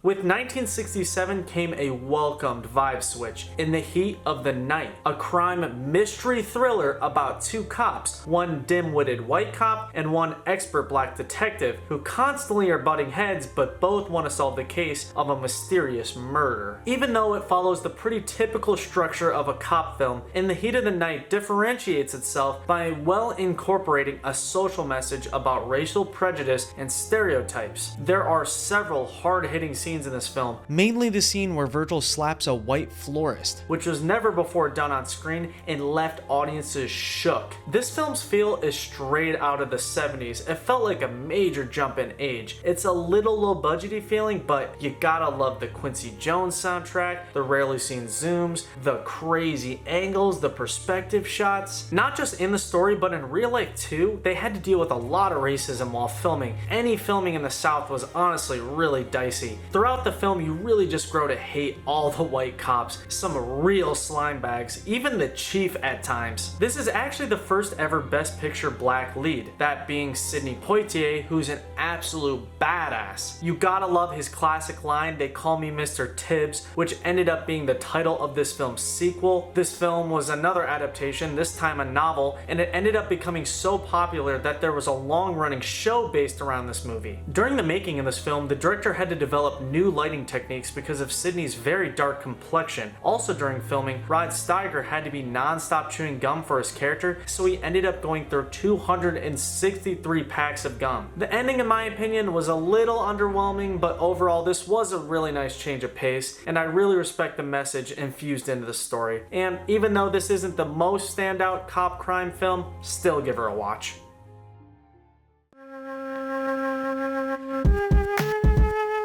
Just when I thought the musical days were over, came 1968's Oliver. Of course, based off the classic Charles Dickens tale of a runaway orphan named Oliver Twist who links up with a group of pickpocketing boys. It starts off okay, but he soon realizes he wants an actual family. Hard one to get through, I'm not gonna lie. By now you should know I'm not a musical guy. Despite that, I gotta commend the top-notch choreography, some impressive visuals, some large-scale, extra-heavy scenes, and some iconic lines. Again, this is a musical where I recognized quite a few songs, but with that comes the issue I discussed earlier, where the story is told through the lyrics. That's always bugged me. I prefer easy to understand spoken dialogue. Oliver is actually the first and only G-rated film to ever win the award. In order to choose the pivotal role of Oliver, they had to audition 5,000 boys for the role, and the one they went with, Mark Lester, had to be dubbed by a girl for his singing parts because his voice didn't match the character. Also, during all his crying scenes, they needed to cut a bunch of onions because he couldn't do it on command. Also unrelated, Mark Lester is Michael Jackson's kid's godfather. Similar to the other films, the actor who plays Fagin is actually reprising his theatrical role for this film adaptation, and him alongside Bill Sikes, I honestly think were great villains. They really looked and acted the part perfectly, and the Daisy Ridley look-alike Nancy also stellar performance. During the shooting for this film, they needed snow for several of the scenes, but none was planned, so they ended up using a mix of foam, salt, and mashed potatoes. Also, Oliver is another film that hits on those trends I mentioned earlier where the stuntmen go above and beyond. There's a couple scenes where people seem to get really hurt here. Also, it hits on that everyone's smoking trend. Even the kids smoke here. And again, another film with Hugh Griffith. I mean, that guy has snuck into so many Best Pictures up to this point. I gotta give some praise to the elaborate sets and the costumes and the well done makeup in this film, but at the end of the day, Oliver's still a snoozer. I'm sorry, but I cannot handle the overdramatic acting in these musicals. That combined with a very child lead. Oliver had its moments here and there, but overall it was very so-so. Let's just be thankful it's the last musical for a while at least. And again, I low-key think these musicals really shouldn't count for the Best Picture award. I think it's a different type of entertainment. Maybe that's a hot take, but I'm just saying, keep it on the stage.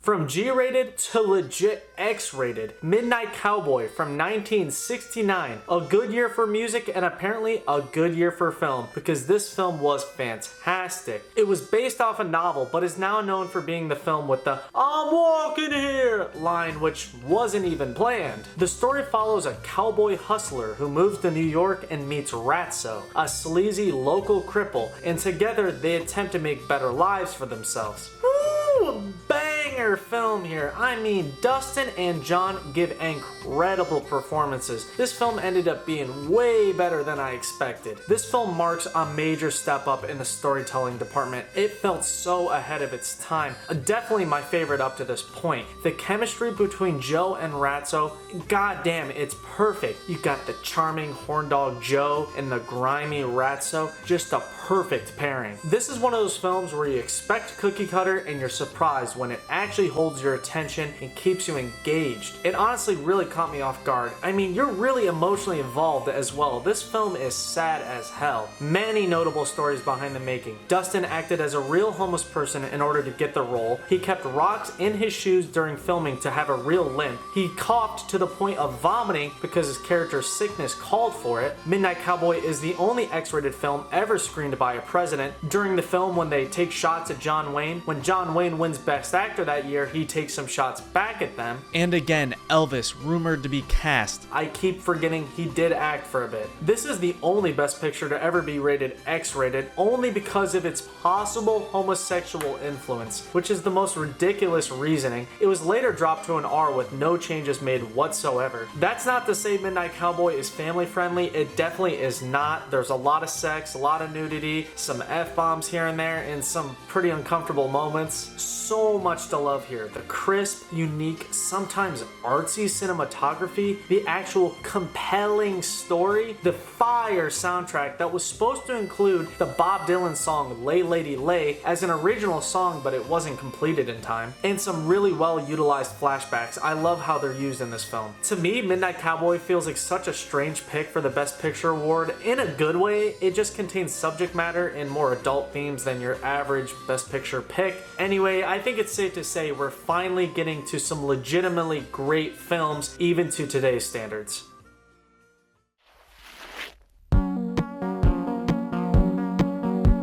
Phew, we're finally at the 70s with Patton, a biopic about the controversial U.S. General George S. Patton, mostly during his World War II involvement. I didn't know much about the man prior to this, and I gotta say, he's a real fascinating guy. I really like how they based what he says and does off his previous writings. Not only that, but the history behind the film is pretty interesting as well. It was the first PG film to ever win. Half the budget was spent on soldiers and equipment alone. It was mostly written by Francis Ford Coppola. It was filmed in over 70 locations spread between 6 countries, and the actor who played Patton, George C. Scott, did receive Best Actor that year, but he refused the Oscar because he didn't believe in the system. Also, Patton is within the first 3 movies to ever receive VHS releases in the US, with the other 2 being The Sound of Music and MASH. I found out that back then they sold for $75 retail, which is ludicrous. Patton was filmed using 150-degree technology, which was only used one other time ever. And fun fact, John Wayne was almost cast as Patton. Glad that didn't end up the case. My opinion on the film is whatever. I didn't super enjoy it or really dislike it. It's just kind of in the middle for me. I appreciate some of the more unique action shots and perspective angles used here, and I mean, it's been a while since we've seen a war film, so I was game. Just know that it's no revolutionary biopic by any means. The film now is mostly known for its intro monologue where George C. Scott is actually wearing Patton's real revolver. This film is also thought to have influenced Nixon into the Cambodia invasions. Imagine you make a movie so good that it impacts real world conflict. It's kinda slime because the filmmakers were only able to make this film once Patton's widow died, who was opposed to its creation in the first place, but the film doesn't bash him though. I think it's a good balance of a positive portrayal and a negative at the same time. Patton was definitely a badass, but kinda cringe at the same time. But overall, for a war film, it's not as generic as you think it would be, and it's got some surprisingly refreshing visuals. The ending drags a bit, but it's far from the worst biopic I've ever seen.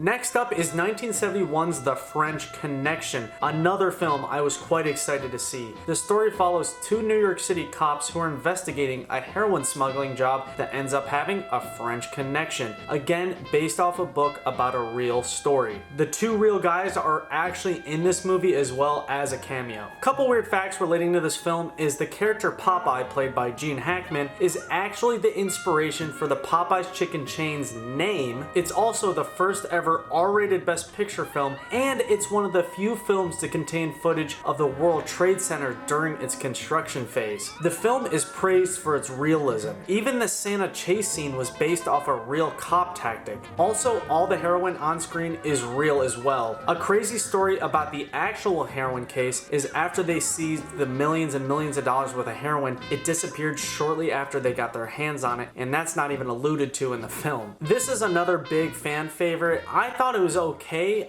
Nothing crazy, but I was in the mood for an action film, and it did deliver on that front. I really appreciate the documentary, fast-paced, jerky camera style this film was made in. Plus, they didn't use any sets. It was all on-location shooting, which altogether really added to the realism. They achieved the unique look of this movie by using a lot of non-traditional filming techniques, such as using a wheelchair for a lot of the fast-moving ground shots instead of a dolly, and a lot of non-traditional lighting techniques as well that just add to that dark, grimy feel. When talking about The French Connection, most remember it for its infamous car chase scene where never before seen camera angles were used, real unplanned crashes occurred, and real pedestrian dodging happened. It's funny because the director had to do nearly the same car borrowing technique in the film in real life to get to the award night in order to receive his Oscar. This film is known for being an early example of this type of cop crime film. It's cited as an influence for a lot of films we love today. It's short and sweet and honestly an enthralling watch. I really loved the gangster style narration, the super dingy New York locations, and the overall Grand Theft Auto vibes. I think it's safe to say we're out of the old feeling film era. The French Connection wasn't amazing, but yet another solid film. It didn't drag on, and it contained a lot of memorable moments. Let's just hope for smooth sailing from here on out.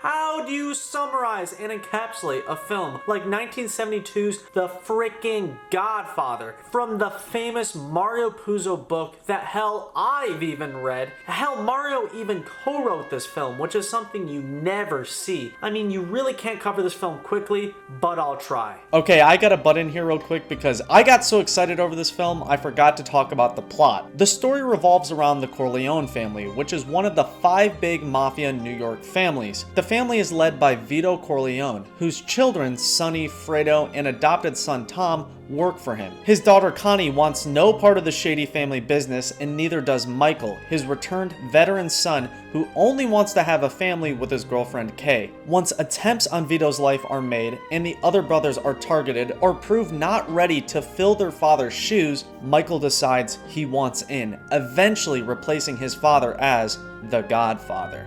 hands down one of the most captivating films I've ever seen. Satisfying from start to end, perfectly paced, spectacular soundtrack that hits so damn hard. This is probably my third or fourth watch if I'm being honest. I could watch this film infinitely. Many deem this within the top 3 best movies of all time. Some even say it's number 1. I mean, I'm fine with that title. I've just never seen a film so deserving of 100% Metascore. Oh my god, the acting performances in this film are the literal definition of a chef's kiss. Marlon Brando back for another Best Picture mob film. Perfect. Al Pacino, perfect as always. Robert Duvall, perfect. Buddy's dad, I mean, come on, this cast is crazy. Easily one of the best casts of all time. The villains, too, they're so good. Incredibly accurate mafia depiction that even led to several examples of real mafia interference during the making of the film. Contains some of the most impressive, dark, stylistic lighting I've ever seen. It has one of the most immersive, suck you in atmospheres that I've ever witnessed. There's something about it that just feels so real, like you really know the characters, you're sad, you're happy for them, you really tap into something. Bro, the famous lines are still relevant and commonly used today. An offer you can't refuse, swims with the fishes, leave the gun, take the cannolis, bada bang, brains or signature on the contract. I mean, basically all the mafia slang. How many memorable moments. You've got the slow zoom intro, the horse head in the bed, which was actually real and from a dog food company, the Luca Brasi confrontation that was actual real nervousness that they just kept in the film, the classic fake punch. What about the incredible death montage at the end? The Godfather story is so good that the movie's rights were purchased before the book's outline was completed. The night the movie first aired on TV, upon completion at 11 p.m., all the post-movie bathroom trips caused the New York City plumbing to be completely messed up. And hell, Orson Welles' fat ass offered to lose weight for the main role. Production for this film was apparently super stressful because this was before Francis Ford Coppola proved himself. During the production of the film, he had all the cast members have several improv family dinners where they would build the chemistry up. He started having Marlon Brando put cotton balls in his mouth and then eventually a mouthpiece to form that distinct face shape, and the classic cat he's only seen holding, it's even on the cover, was just a stray from the Universal backlot. Listen to these facts. A spaghetti brand, a TV show, and a restaurant were all planned spin-offs. Jabba the Hutt's death is based off of Luca Brasi. One of the real French Connection cops is in this film, and when Michael and Kay go and see a movie in the theater, it's the sequel to the previous winner, Going My Way. I absolutely love the concept of a feared family that will help and protect you, but eventually, you don't know when, you'll be asked to perform a favor. That combined with the way the characters talk to each other and the various gangster traditions and the mafia political power are just examples of supreme writing. I'm sorry to fanboy out on you, but come on. This is a different caliber of movie. It's very safe to say that we've entered classic territory here. Even Kubrick claimed this is probably one of the best films of all time. Here's some more facts for you. I couldn't fit everything in. Just trust me, this is an absolutely required watch.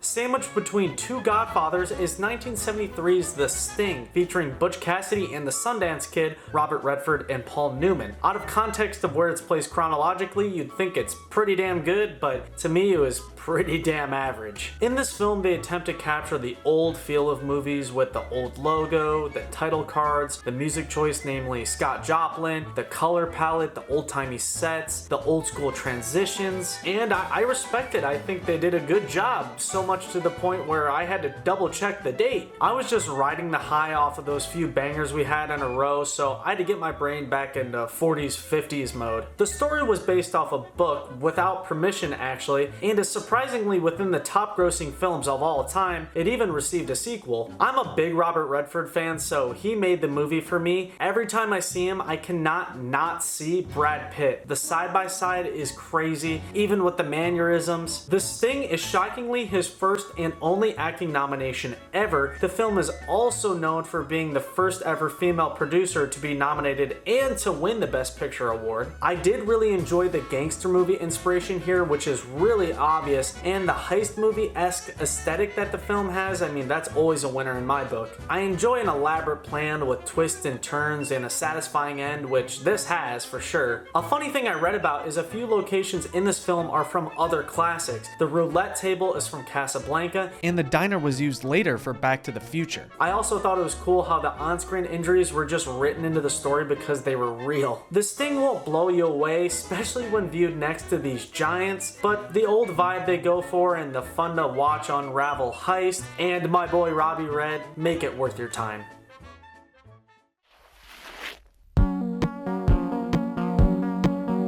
How insane is it that not only Part 1, but Godfather Part 2 won the Best Picture award as well, 2 years later, 1974. It's absolutely nuts. I constantly debate which one's better. Part of me thinks this one slightly outdoes the first. Technically, another sequel won the award, that being a Lord of the Rings film, but the third film won, not the first or second. The brilliant story follows two time periods simultaneously. The continuing story with Michael Corleone as the head of the family making the hardest decisions imaginable in order to keep his family safe, and the other being a Vito Corleone origin story that gives context to a lot of what happened in the first film. Might be one of the greatest films I've ever seen. There are so many scenes that hit so goddamn hard. The moment where Kay admits the abortion and Fredo's heart-wrenching death, literal jaw-dropping moments. And the end, it might be one of the greatest ever. This film is quite powerful. I'm talking some real top-notch writing here. The story, again, is based off a Mario Puzo book, his part 2 for The Godfather, but it only covers the Vito stuff, so the rest of the film is all original. Al Pacino here is so next level. He was a hell of an actor back then. His character is so scary and just stone cold. Plus, we've got a young Robert De Niro playing Vito Corleone. I mean, there's so many good performances. Kay was great, Pantangeli. We're talking A-team here. Even though, again, this is probably like my third or fourth watch, I'm still picking up on this foreshadowing that's so cleverly intertwined into the story. I low-key was debating rewatching this and part 1 even after these viewings during the making of this vid because I just want to tap in again. I want to get immersed. Part 2, again, with the classic lines, keep friends close, keep your enemies closer. The soundtrack, again, gives you chills. There's the entrancing shooting locations, the very unique stylistic dark lighting that's just menacing. Everything just totals up to complete immersion. Cool facts include it was the first number sequel ever in the US. Hyman Roth's sickness was real, so it was written into the story. Sonny was paid the same amount for his small cameo as he was paid in Godfather Part 1, and Robert De Niro and Marlon Brando are the only two actors to win the same award for the same character, unless you count the Joker. And now also both Anitas in each West Side Story. It just pains me so much that Part 3 of the Godfather series isn't even as close to as good as the first two, because I wanted to continue on so badly. I get so invested into the story. I get so emotionally involved with these films. They're just absolutely sublime. The literal definition of not overrated, as many say. The universe that's created in these two films is unparalleled, honestly. Even for getting the award, it's ridiculous how rare it is for a sequel to be as good, if not better, than the original. Bruh, rip the Sting. That thing did not stand a chance against these two Goliaths. Make it a priority to see part 1 and 2 of these godlike films. And honestly, I'm probably gonna check out the 2020 remake of the third one because anything beats 1990's abysmal part 3.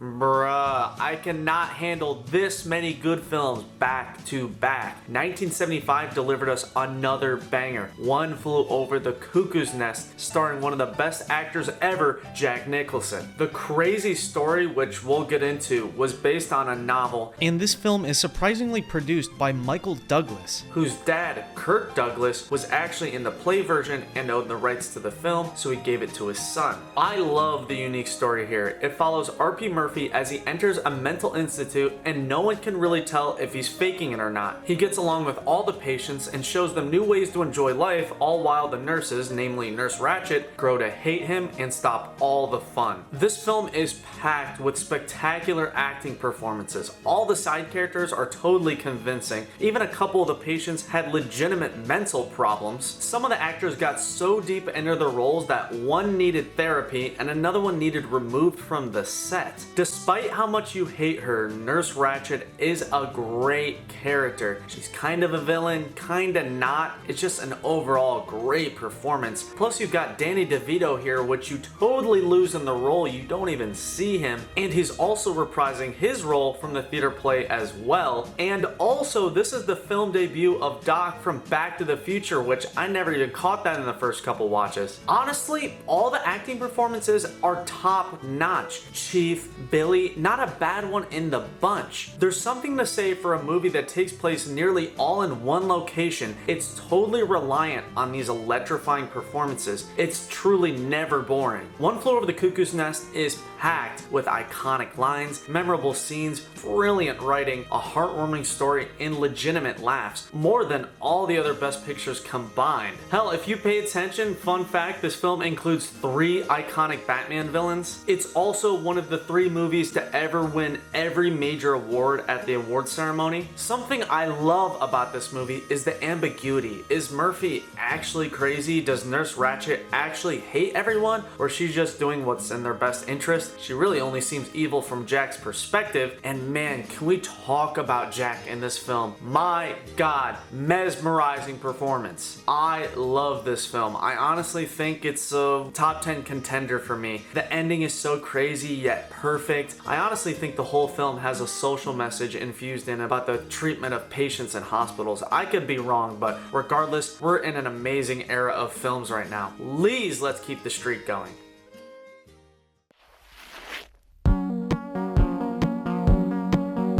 I told you this group was loaded with the household names. 1976 Rocky is again proof, starring the one-of-a-kind Sylvester Stallone, who before this film was broke, only had $100 in his bank account, had to sell his dog and car for money. He wrote this film, sold it for $350K, bought his dog back, and it's the dog in the film. This film really started off his career. It was a true sleeper hit, a real rags to riches. It popularized the training montage, it popularized the use of the Steadicam, and it's received more sequels than any other Best Picture winner. The plot follows a 30-year-old loan shark slash small-time boxer who gets the rare chance to fight the heavyweight champion only because his name, the Italian Stallion, would be a good anti-American match to Apollo Creed. His only goals are to go the distance and secure the shy girl at the pet shop. What can I say? We're on a legendary streak here. This isn't one of my favorite films of all time, but it's an undeniable classic with a well-written, heartwarming, touching story with one of the most root-forable heroes of all time. It's packed with exhilarating fights, at the same time, some tear-jerking moments. You've got the iconic egg drinking, the meat punching, the eye slicing. You got one of the most classic batch of characters. Of course, Rock, Mick, Apollo, Adrian! Rocky contains one of the most recognizable themes. Hell, there's a statue based off of it. There's stairs named after it. Pretty crazy history. Most of the filming was done without any permission, any permits. Cher was almost Adrian. The fight is based off a famous Muhammad Ali fight. The banner mistake in the film was actually real. Carl Weathers and Sylvester Stallone suffered real injuries from the fight, but it's opposite of what's on screen. And Sylvester Stallone still owns the two turtles from this movie. The film is a great example of a non-predictable ending. It's not 100% a good ending, it just calls back to when he said, "I want to go the distance," which he did. They barely even show Apollo winning because it's not that important. I just love that. Rocky was a lot better than I remembered. I even had a few laughs during, which, like I said, rare in a Best Picture. I just love the extensive dialogue, I love seeing Connie Corleone back, and you gotta love the fake punches. Overall, it's a little corny of a movie, but splendid nonetheless.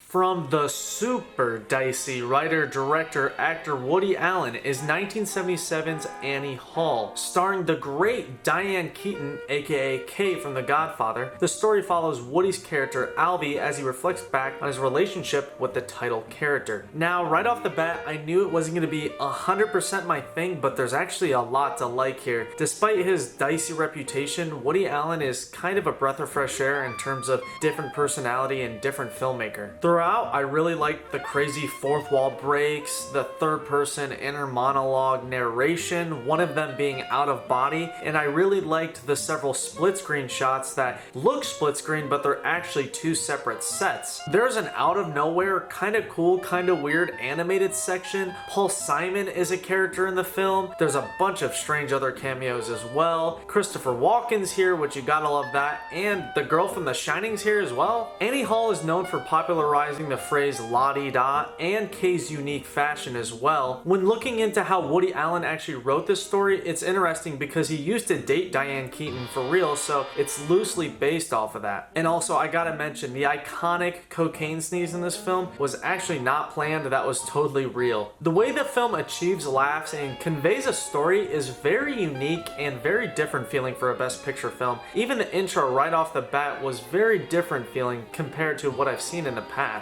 With this film being a romantic comedy, it's new ground for a Best Picture film unless you count It Happened One Night, which could be considered in the same genre. Regardless, that means short runtime, which is appropriate for the story. I think what makes Annie Hall work so well is its well-utilized flashbacks and far from typical storytelling. It's not one of my favorite films, but it was a nice palate cleanser, so I'd say add it to your list of need-to-sees.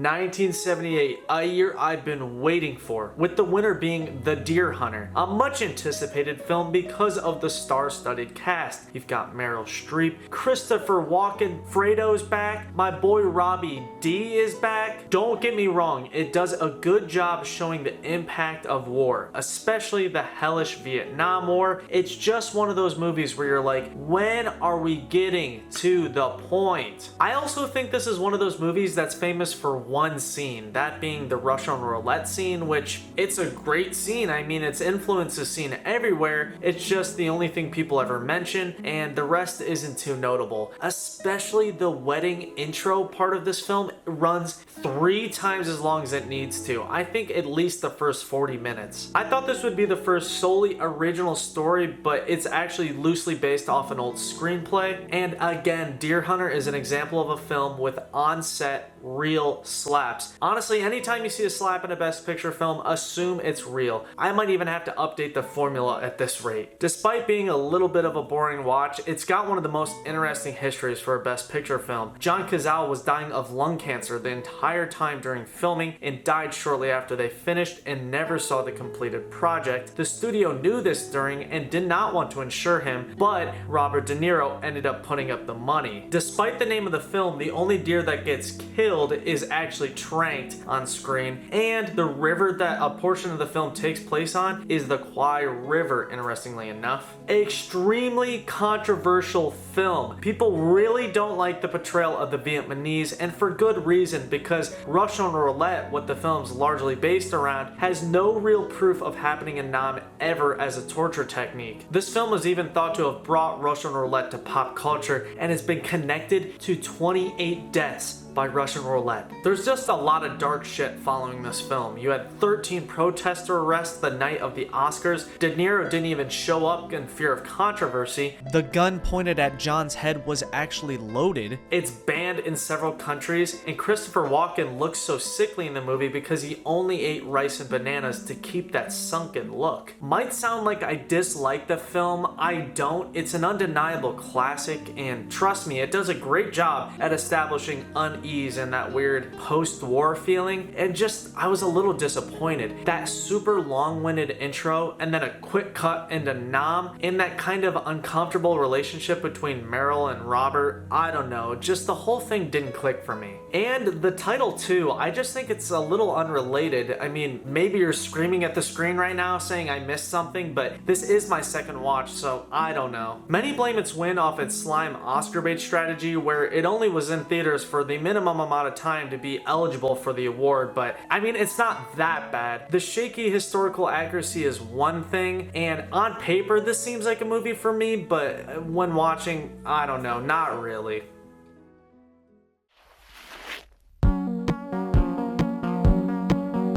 Could you ask for a more fire duo? 1979's Kramer vs. Kramer, which brought back Dusty H and Meryl for a back-to-back win. Off the title, I knew exactly what we were getting into, a divorce film turned courtroom film, which, despite being right, I thought was pretty damn good. I was prepared for depression, but was kind of a needed pick-me-up after Deer Hunter's crushing vibe. And even though the film was a little feel-goody spoon-fed, you need that every once in a while. The story follows a family of three, where mom leaves, leaving the work-busy dad to spend more time with his son. It's only when the mom returns, wants custody, and gets lawyers involved is when things get toxic. All I gotta say is Dustin and Meryl did not disappoint. Both actors absolute A grade. I honestly think we're at the point where we start to question, is Dustin the GOAT? Like, is he ever bad or mediocre? I mean, maybe now, but back in the day he was killing it. From the sounds of it, he seemed a little hostile on set, but he was actively going through a divorce during the making of this movie. He did go a little far when he chose Meryl for the role solely because he knew she'd be vulnerable after the death of Fredo, her boyfriend during Deer Hunter. He even reportedly brought his name up several times to elicit a reaction from her, which was,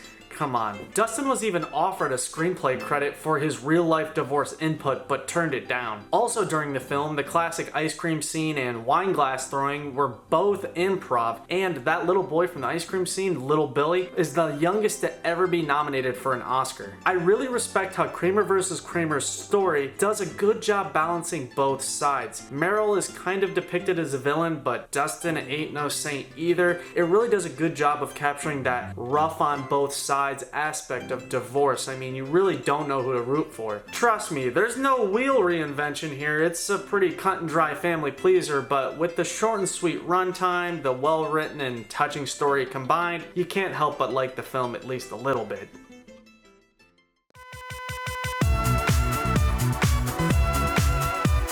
Damn, the Best Picture award is going through a depression phase with this fantastic but sad as hell film, Ordinary People from 1980. Yeah, we finally made it to the 80s. Weirdly, from director Robert Redford for his directional debut, brings us another story of a troubled family. This time, one that's recovering after the accidental death of one of their sons, which served as the catalyst for the main character Conrad to feel non-stop guilt and attempt suicide. The father attempts to pull everyone together, but the mother continues to drive a wedge between them all. This is one of those films where I thought I knew what to expect, but was pleasantly surprised when it ended up being fire. Next level movie here. Emotionally gripping, captivating from start to end. I'm talking roller coaster of emotions here. The story initially follows the son, but slowly shifts focus to the mom and dad who have conflicting feelings on how to mend the family relationship. The way the story is told is in such a genius way. You really feel the unease and the tension between the family members. Based on an apparently very controversial book, especially in schools with the dark subject matter, I mean, I really can't emphasize how much of a heavy watch this is. There's a constant impending suicide possibility that just leaves you on pins and needles. I'm talking some serious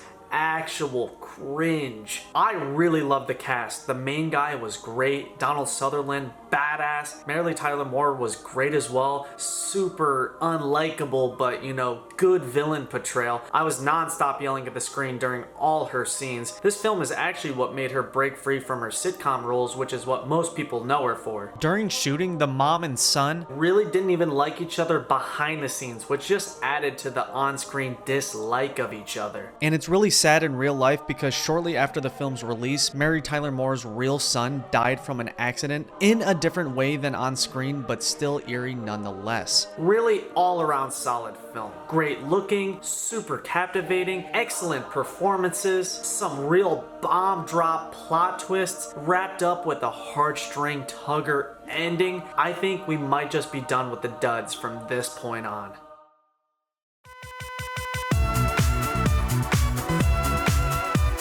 Well, I was wrong there. I know people love this film, but 1981's Chariots of Fire is a major take or leave for me. I still don't know what it's all about. Too many damn characters if you ask me, and it doesn't help that none of them are recognizable. The story is a real one, and it follows two track athletes competing in the 1924 Olympics, one being Jewish and the other one Christian. Again, another film to receive a stage adaptation. And again, another movie known for one iconic scene. That being the classic slow-mo beach running scene with that iconic song that most people know. Besides that, rather forgettable. I did enjoy the locations where a lot of the shots were filmed at, but that's about it. Honestly, just not a big sports movie fan, so this was kind of a hard to stay awake watch, if you know what I mean. Rocky as a sports movie, that's a different story. It's just the British accents here, they just start to grate on you after a while. When the only positive you can think of is the fact that Harry's uncle is here, that says something about your movie. The behind the scenes stories are way more interesting than the film itself. In the US version of Chariots of Fire, they deleted the cricket scene. The iconic beach running scene is mostly filled by nearby golf course caddies, and the scene with the male only band is partially filled with women with mustaches. Curse words were intentionally added to this movie in order to avoid the G rating because they wanted to avoid a kid reputation. The real main guy ended up in a Japanese internment camp and died right before it was liberated, and extras were paid varied amounts depending on how well they listened to the dress code. It's a bad sign when you have to reference the synopsis several times during your viewing. All I gotta say is this is definitely one of those movies where I'm gonna have to rewatch it to see what everyone else sees, but I can't handle going back this soon to this sleepy ass, hard to care about film.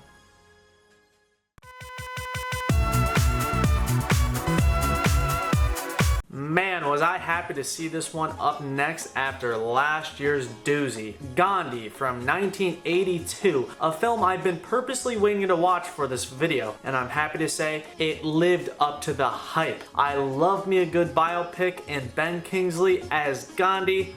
Mwah. I've always wondered why people haven't tried to cancel this movie yet because of the full body brown makeup, but looking into it, Ben Kingsley is part Indian. His family is even from the same state in India where Gandhi grew up. Man, I was really excited to get into this movie because Gandhi is a huge figure. I mean, how do you summarize a life that big? Well, Richard Attenborough did a supreme job. It really educated me on Gandhi. Truly an inspiring, thought-provoking story, and man, it's a well-formatted biopic that covers a ton of history in a fast-feeling way. I love how it switches from black and white to color. It's a really good storytelling mechanic. The film, of course, follows the life and death of Mohandas Gandhi, starting with his first run-in with prejudice on a train, and follows him as he rises as a civil rights leader and promotes non-violent protest, and when people don't listen to him, he fasts. It's kind of a smart strat. It's like, listen to me or I kill myself. It's like the ultimate ultimatum. Gandhi's kind of a badass for that. Ben's portrayal of Gandhi is honestly mesmerizing. He looks spot on. They age him so well. Even during filming, the local Indians thought he was Gandhi back as a ghost. In the film, despite his non-violent approach, he gets arrested so many times. You really start to grow to hate the British during the movie. So much racism going on, a lot of evil back then. Ben spent a lot of time prepping for this important role, and he gave us a powerful performance. The Indian government loved the idea of the making of the film so much, they provided a third of the budget. 30,000 people even offered to be extras for the movie, and they can be seen in those really awesome, elaborate, extra heavy scenes. A funny thing I found while researching was Dustin Hoffman was almost Gandhi. He probably would have killed it, but Ben was the right choice. There's also the marvelous Martin Sheen here, which he actually donated his entire salary for this film to charity. And I also gotta mention, I caught this while watching, but this is Daniel Day-Lewis's first film. He plays a small role, but it was crazy seeing him not as the main guy. This is one of those films where its purpose is to tell such an important story that it feels weird critiquing it at all. These scale of biopics have a whole different level of movie enjoyment, kind of documentary vibes. Anyway, I like it. 1982's Gandhi, watch it.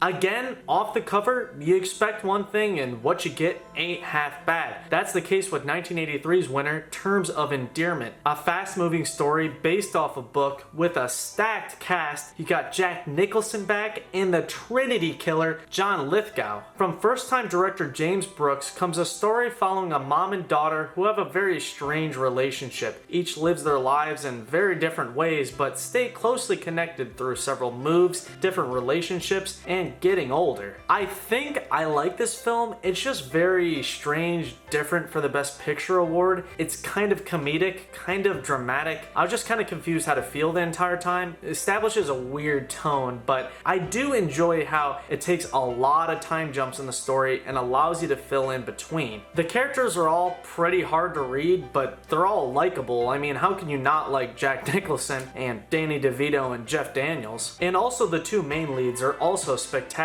It's kind of crazy how good their chemistry is on screen when off screen it was horrible. I didn't realize this till looking it up way after the point, but Aurora is the same girl from The Apartment, and she's the fake as hell Indian princess from Around the World in 80 Days. I just found that crazy. I did not notice it. Another thing I found interesting was this film has a really close tie to the origins of The Simpsons. You gotta look it up, but it's really interesting. Terms of Endearment is a rare example of a Best Picture film that has a really bad sequel. Some call it one of the worst sequels ever. Even though it seems pretty surface level, it's kind of a trip to watch compared to the previous winners. It's got a lot of ups and downs, a lot of laughs, a lot of cries, and an out of nowhere ending. It's not nearly one of the best, but for what it is, it's a pretty solid film.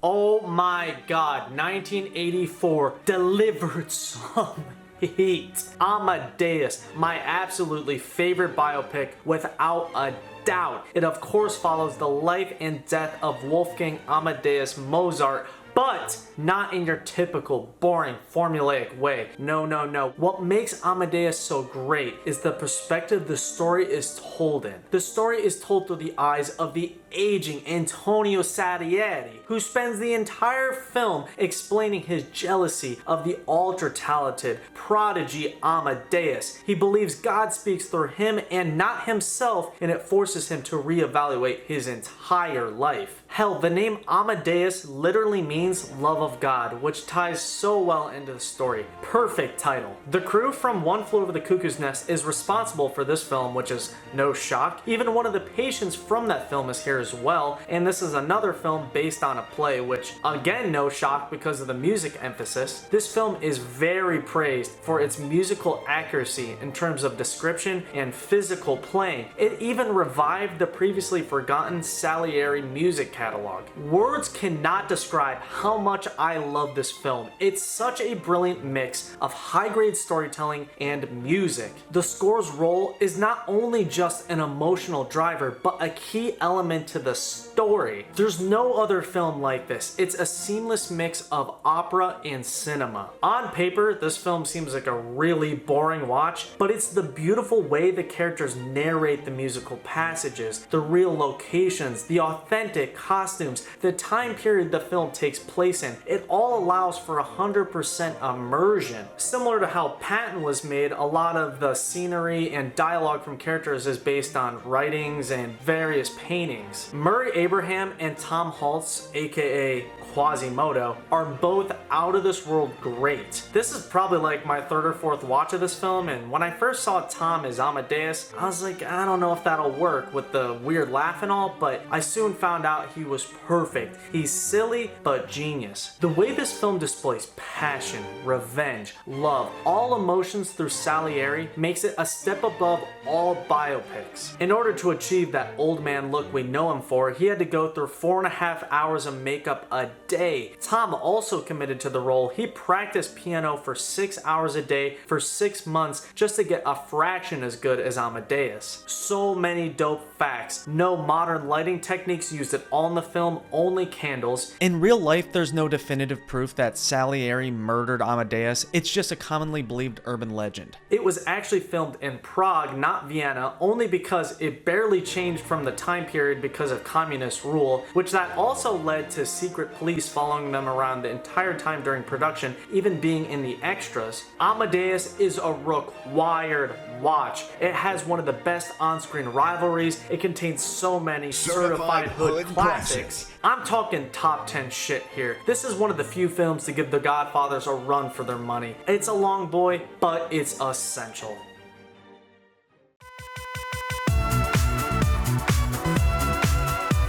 Meryl's back for a third time, but in an absolute snooze fest. Out of Africa from 1985 follows the real-life Karen Blixen, who is a colonial plantation owner in Africa who has an affair with Dennis, aka Robert Redford, the big game hunter, and it's also based on a book. This is in the category of Chariots of Fire, where I stayed awake reluctantly, but I have little to no memory of what the hell even happened. It's one of the most drawn-out, long-feeling films I've ever seen. Just the Best Picture award can be so back and forth sometimes. We were on such a good streak there. What kept the film somewhat entertaining was the lush African landscapes, which that's kind of a new location for us, and the occasionally awesome cinematography. I also really liked the real on-set animals. It adds a unique element to this film, but there are several behind-the-scenes stories of it getting pretty dangerous. A lot of the nature shots look really stock footagey, but again, welcomed inclusion. I think the reason this film won was first because it was about a real person, which the Academy loves that, and it's really got a large-scale feel to it. A lot of effort was put in, but for what when the story's kinda lackluster? Story's basic and bland. It runs at a snail's pace. There's some laughable green screen effects right off the bat. There's no hook. You're guaranteed to lose interest immediately, and the ending, if you're awake long enough to see it, is rather forgettable. I actually remember physically waking up when that Lion scene happened, which was dope. Definitely a highlight. I guess I also like how some of the extras are legit ancestors from the real tribe members in the film. Also, there's a Mozart name drop, and Kenya gun laws force them to use papier-mâché guns on set. I mean,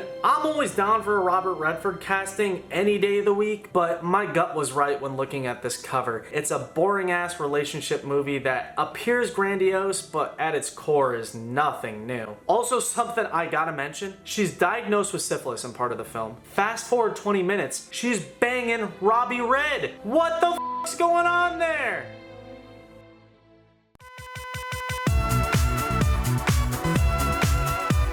In classic Best Picture fashion, from garbage comes a gem. 1986's Platoon is a pretty damn good movie, if I say so myself. I don't know if it's as great as I was led up to believe, but I'd consider myself a fan. It's quite refreshing watching a war film for once that doesn't glamorize the war. The war, of course, being Vietnam, and the story is that of a platoon of men who deal with the hardships of war, all while fighting amongst themselves. And those men in that platoon, whew, star-studded cast. cast. You got Johnny Depp, Forrest Whitaker, Willem Dafoe, Sergeant Foley, Candyman, and I guess Charlie Sheen. I'm just not a massive Charlie fan. Honestly, I think it's his performance that stops the movie from being great, in my opinion. Just something about his performance I didn't love. He's just a bit of an overactor sometimes. Not just him, there is a good amount of overacting in this film. His narration is just a little bit corny as well. A little bit of Charlie will go a long way, trust me. But don't get me wrong, I do like the film. It has some gorgeous shots, some really well done lighting, and even though the characters are pretty unlikable, some incredible performances. At times, Platoon can be pretty hard to watch, a lot of dark moments. It's a real gritty take at the war for sure, and it's not surprisingly banned in Vietnam. The film will definitely leave you depressed. It can be quite realistic at times. It even caused the director to have a PTSD-induced heart attack. That director being the fantastic Oliver Stone, whose Vietnam background served as the basis for the film. Before filming, he sent that star-studded cast I talked about to a boot camp where they were deprived of water, shower, toilets. They had to ration food and sleep in the jungle, all for the sake of realism. Most know this film for the iconic Willem Dafoe death scene that's actually based off a real war photo. Platoon is notable for being supported by the Filipino army because the US Army refused to support it because they didn't like its portrayal. They thought the film overrated the atrocities. Also, Jim Morrison was wanted as the lead for this film, and they even found the script on him when found dead. Also, despite the line in the movie of "don't drink the water," Willem Dafoe in real life drank from the river and got sick for a couple days. He didn't realize that in the water there was a dead pig floating a couple feet up. Platoon is a bit of an uncomfortable watch, but that's the point. It shows more of the actual war reality. It's a definite must-see action film. There's a lot of substance here. It's not your surface level war film. Oh, and if you're wondering why the footage looks so damn good behind me, they cucked me in the mail.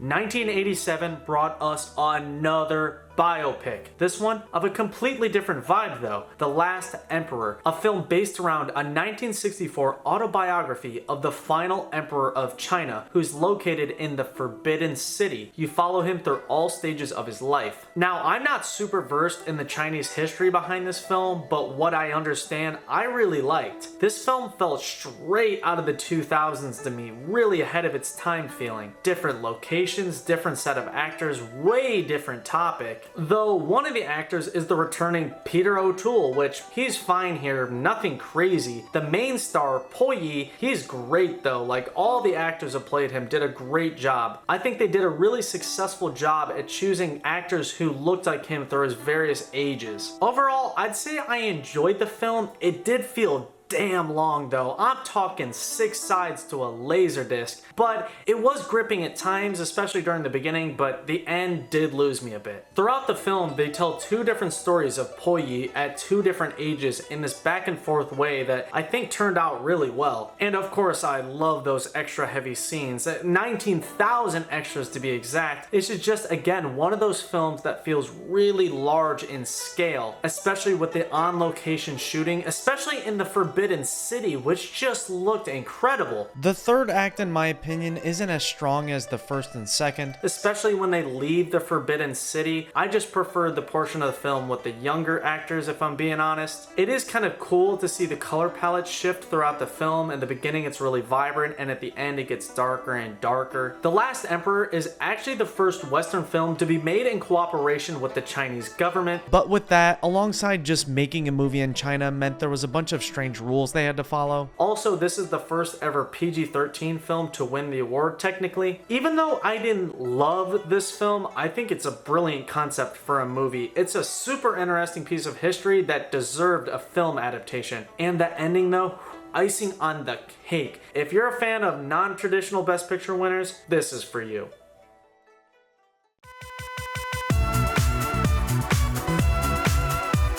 Damn, feels like forever since we've gotten a Dustin Hoffman performance. Thank God 1988's Rain Man brought us another one alongside my other boy, Tommy Cruise. What a duo. Maybe some of the best on-screen chemistry ever. Also, a great mix of a brilliant story and amazing visuals as well. The story starts off with Charlie Babbitt, right as his wealthy father passed away, leading him to of course want the inheritance money, but since the relationship wasn't very good, it went to someone else. He finds out the person who received the money was his savant brother Raymond, who he had no clue existed. They spend the movie traveling together across the nation all the way to LA. Along the way, Charlie is really annoyed by Raymond's disabilities, but eventually grows to love him. I've seen this a few times and it never gets old. It's such a memorable, heartwarming, funny story that's non-stop entertaining. Dustin in these roles, I always lose him. He's so damn good. He prepped for a whole year for this film, and despite the hate he receives, Tom Cruise, big fan of him as well. Something about Rain Man I've always really liked is the old tech. You got the old school Walkman TV, the old Nike ad, The old school Lamborghini. also, this movie looks way better than I remember. Some really eye-catching shots here. Sometimes with these blockbuster films, you forget how good the cinematography can be sometimes. Crazy history. It's Hans Zimmer's first Hollywood score. It's one of Princess Diana's favorite films. It's based off a real savant. It's the second example of Tom Cruise raising the popularity of a pair of sunglasses. The director has a quick cameo, and the portion of the film where Raymond lists all the various plane crashes from all the different companies was cut in 15 major airlines, except for Qantas, which of course Raymond says they've never had a crash. It raised the popularity of their company, and one of the writers even rode on a Qantas plane, and once they realized who the guy was, they brought him up to first class. It's kind of crazy how significant this film is in pop culture. People always use the term Rain Man as an all-encompassing term for super smart people. Some critics of this film have recently tried to cancel it over Dustin Hoffman's portrayal of special needs, but come on, it's nothing compared to Sia's music.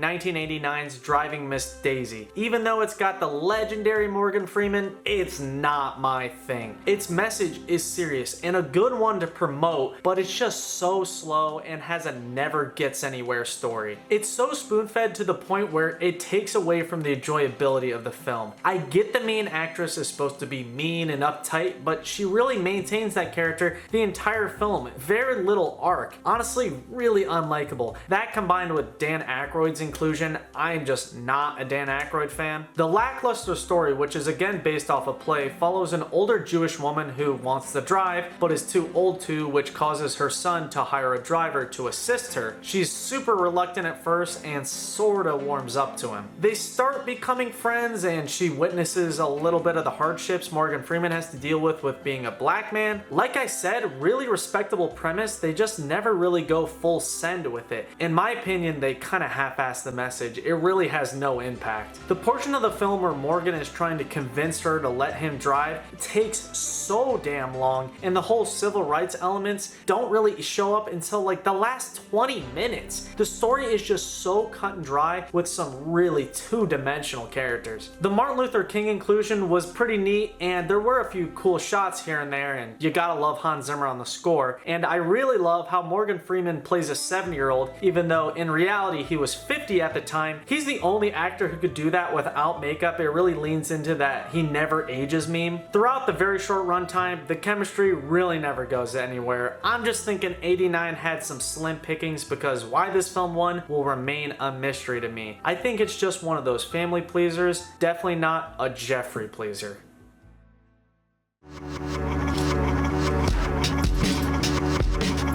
1990s Dances with Wolves, starring the hit-or-miss Kevin Costner as Lieutenant John Dunbar. A man, while living at a Civil War outpost, befriends a wolf and a group of Sioux Indians who together have to avoid the US military who wants John back. The name of the film refers to Dunbar's ability to dance with a wolf. Once the native people witness this unusual friendship he has with the wolf, they coined that name. This film is notable for several iconic scenes, one of them even being improv.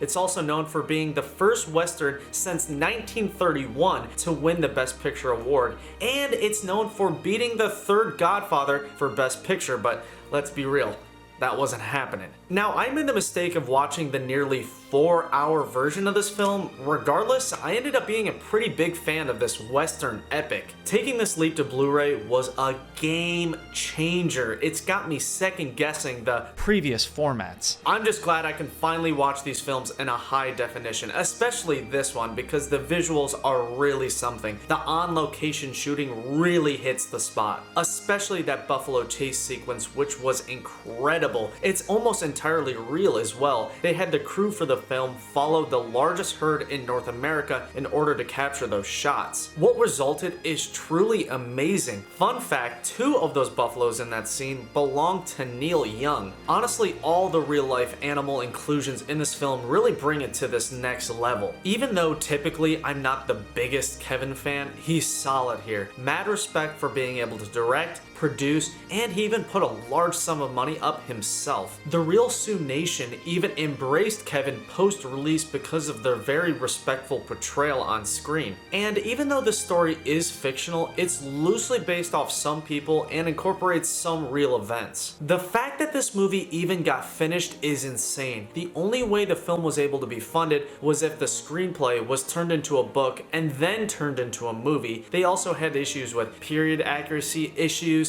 language barrier issues, filming delays, and a lot of the on-set animals proved to be a little dangerous as well. In the story here, it's a captivating one. I initially thought the premise of the only 2 white people hooking up being a little problematic, but people seem to love this film. It's a bit of a slow but satisfying burner. I wouldn't say I love this film, there's just too much expository narration from Kevin Costner, which I hate that, but besides that, it's pretty good. There's several wild behind the scenes stories that are interesting. In the scene where he's pulling out those dead deer out of the pond, all of those were real. They also had to use 10,000 gallons of paint to paint a cornfield in order for it to seasonally match. Honestly, Dances with Wolves is a pretty good film. The story is solid. I never got bored. I was hooked start to finish, and Kev killed it.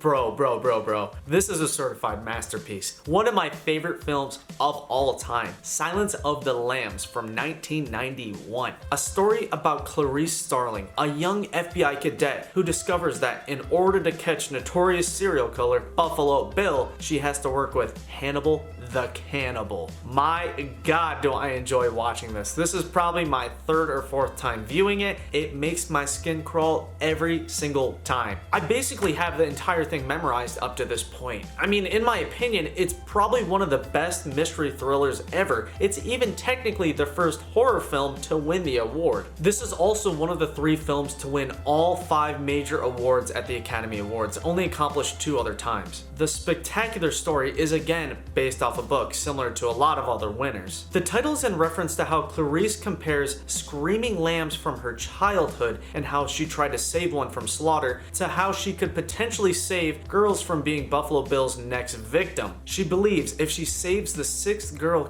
Catherine, it'll silence the lambs. Silence of the Lambs has bonkers pop culture relevance. I'm talking at least 5 classic lines. Fava beans, lotion in the bucket. I mean, there's a ton. The characters are iconic. The names of Buffalo Bill, Hannibal Lecter, and Clarice are still used today. Plus, you got the iconic mask. When looking at the release date, it's super rare seeing a film released this early in the year be this critically acclaimed at the Academy Awards. The people behind their production actually almost released at the same exact time as Dances with Wolves. I'm telling you, your eyes will be glued. You will have goosebumps for the entire hour 58-minute runtime. Plus, you got that score. Oh my God, it's dirty. It's so well utilized. This is one of those films where the story is so gripping that all other movie elements are just forgotten. Despite that, there are some really wild shots in this film. Lot of interesting production stories. Those moths with the classic skull body, those were actually just costumes put on the moths. The moths in the mouths were made of a combination of Tootsie Rolls and gummy bears because all those dead bodies were real actors and it'd be harmless if swallowed. And the filmmakers had full cooperation with the FBI because they viewed it as a potential female agent recruiting tool. Anthony Hopkins and Jodie Foster are so damn good. The casting couldn't be any better. All their performances are legendary. There's just something about the eerie ambiance, the dark aesthetic, the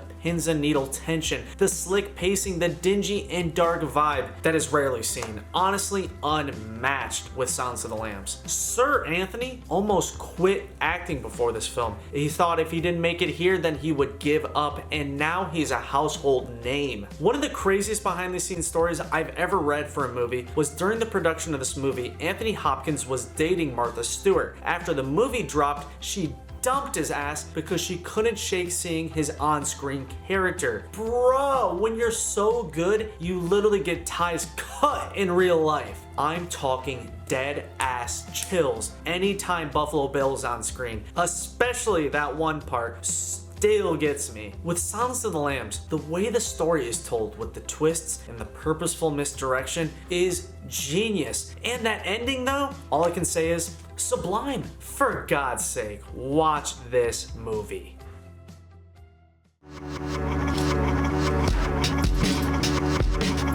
1992 delivered today's second Western, Clint Eastwood's Unforgiven, a film I wanted to like but ended up being a little lukewarm on. The plot centers around a retired outlaw who needs to finish one more job in order to support his kids. He links up with his old partner and another young thug and all attempt to avenge a group of prostitutes who hire them to kill the man who sliced up one of the girls. Let me be clear, I do like this film. I have my gripes, but it still has that tasty Western charm. Going in, I had a good feeling. I like the idea of a Western attempting to replicate the vibe from the 60s and 70s. It's just the story is not that satisfying to me. The entire film just hypes and hypes Clint's character and his background, but that hype never feels justified. Plus that ending, little corny in my opinion. I'm aware people defend this film saying it's a deconstruction of the Western genre, and I get that. I still just don't think it's my thing. Now, I'm kind of mixed on Clint. I think he's an undeniable badass, especially back then. There's just something about his line delivery that just turns me off. I get it's kind of his thing to sort of narrate everything, it's just too on the nose for me. Regardless of that, I do respect how Clint directed, produced, and even had a say in the music for this film. Clint is without a doubt the definition of a cowboy. I can't knock his performance too much. He's what me and most people envision when they think of badass Western outlaw. Him, along with the other characters in the old town, all establish this Red Dead, good, bad, and the ugly vibe, which is hard not to fall in love with. Something I love in this film is the character names. You got Bill Money, Ned Morgan, English Bob, Little Bill. I just love those oddball spaghetti Western personas. The title refers to how Clint's character is seeking forgiveness after all the heinous crimes he's committed. Even after doing some good, he's still the same hired killer he's always been.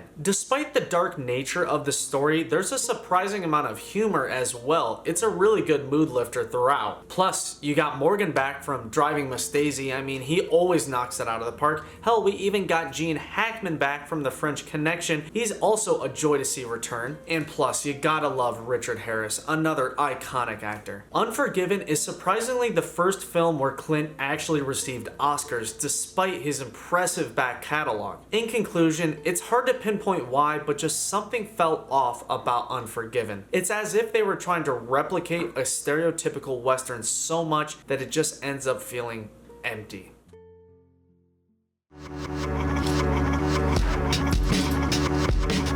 I said it once, I'll probs say it again, but this time I really mean it. We've entered the next level, 1993's Schindler's List, a film that could be argued one of the best ever made, period. Very important, hard-hitting, hard to sit through movie, but a necessary viewing experience. This classic Spielberg film is based on a book about the real Oskar Schindler, a German industrialist who, through watching years of Jewish persecution, eventually starts providing refuge to hundreds of Jews by including them on a list which exempts them from German murder. Schindler's List does a great job showing the Jewish perspective with the confusion and the uncertainty. It's rarely handled in the same powerful way that it is here. This isn't your normal war flick. The focus isn't on the fighting, but the victims. This film also does a great job showing Oscar as a savior, but not a perfect one. It's rare you get a true story like this that doesn't sugarcoat things. No BS love story. Instead, it has this documentary vibes with the storytelling and the imagery. It also has this feeling of timelessness. If you think about it, story-wise and visually, it could be from whenever. Steven Spielberg decided to make this movie when he saw anti-Semitism rising in the 90s. I mean, it took some balls to make this movie. He redirected all his proceeds to charity, and he refuses to sign anything related to this film because of this serious topic. This is actually the first time where a TV airing of a film had no commercials, again because of that serious topic. And bro, when you get to the end of this movie, it's a hard hitter. It's the real actors standing alongside who they were portraying, all paying tribute to Oscar's grave. It's really moving. A lot of cool facts to cover. Up to this point, it was the most expensive Best Picture ever made. The concentration camp sets were based off of real blueprints. Kevin Costner offered to play the role for free when he read for it, again because of how important it is. The on-screen factory turned into a museum post-release, and a couple theaters overseas wanted to censor this film, so Steven just yanked it from the country. Steven Spielberg even got the rare approval to film in Auschwitz, but he just felt it wasn't right. He was actually working on this film the same time as Jurassic Park, but it was really difficult for him because of this film's super depressing tone. He even brought Robin Williams on set to crack jokes every so often just to lighten the mood. The visuals,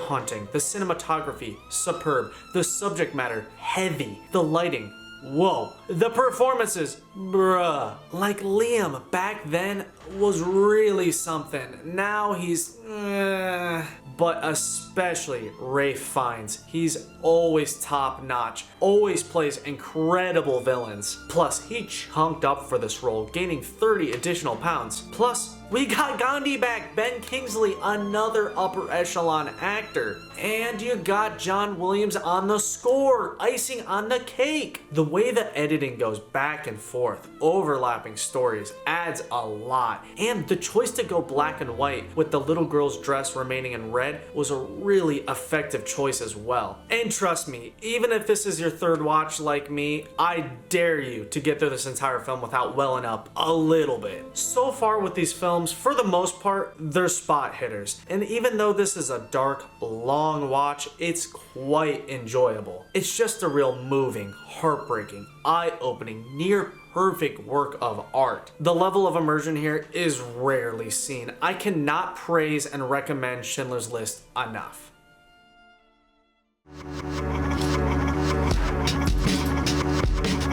What did I tell you? Did I or didn't I say we were among the next level boys? Forrest Gump from 1994, a year of tough competition. You got Gump, Shawshank, Pulp, but in my opinion, the right decision was made. This is a different caliber of film, a film I gladly rewatched. This is another favorite movie of mine, even if it's a little blockbustery, crowd-pleasy, popcorny, but come on, it's hard to dislike. The story follows a low IQ man named Forrest Gump, who unintentionally becomes involved in nearly every historical event ever, but he doesn't care about that. All he cares about is his beloved Jenny. This incredible story comes from a 1986 book of the same name. Now, you've probably seen this film like me, but have you ever thought of how great the premise is? It's genius. On paper, it's nothing special, but there's just something about when you combine that 90s Tom Hanks with the classic quotables, the iconic characters, and the banger soundtrack. The idea of a basic, little slow guy being the origin of well-known products, phrases, songs, and influencing numerous real-life events is just so damn entertaining. Throughout the movie, the filmmakers do a really good job capturing a ton of different times and places and locations. It's really something to marvel at. There's a lot to respect here, especially the intertwining of the historical footage, which is almost seamless. This is my favorite type of CGI. It's the really subtle, creative, really effective CGI that's used in a new way. And also, you gotta love the Midnight Cowboy reference, the Best Picture winner from 1969. As you can guess, numerous fun facts. Dave Chappelle, Ice Cube, and Tupac were considered for the role of Bubba. Kurt Russell voiced Elvis. Of course, this film inspired the massive restaurant chain Bubba Gump Shrimp. This is the film debut of Haley Joel Osment, aka the best child actor of all time. And instead of getting paid in a normal money amount, Tom Hanks decided to have a percentage of the film's profits, which is almost never done, and it was really smart because it ended up paying off way more. Forrest Gump is one of those films where you feel like you're along for a ride, a thrilling yet emotional one. It feels so long, but in the best way possible. One moment you're cracking up and the next you're fighting back tears. Also worth noting, as the case for several of today's films, John Travolta was offered the lead role, but let's thank God that never ended up happening. Give his 2019 film The Fanatic a viewing if you want to see what could have been. But when we're talking Forrest Gump, all I can say is marvelous.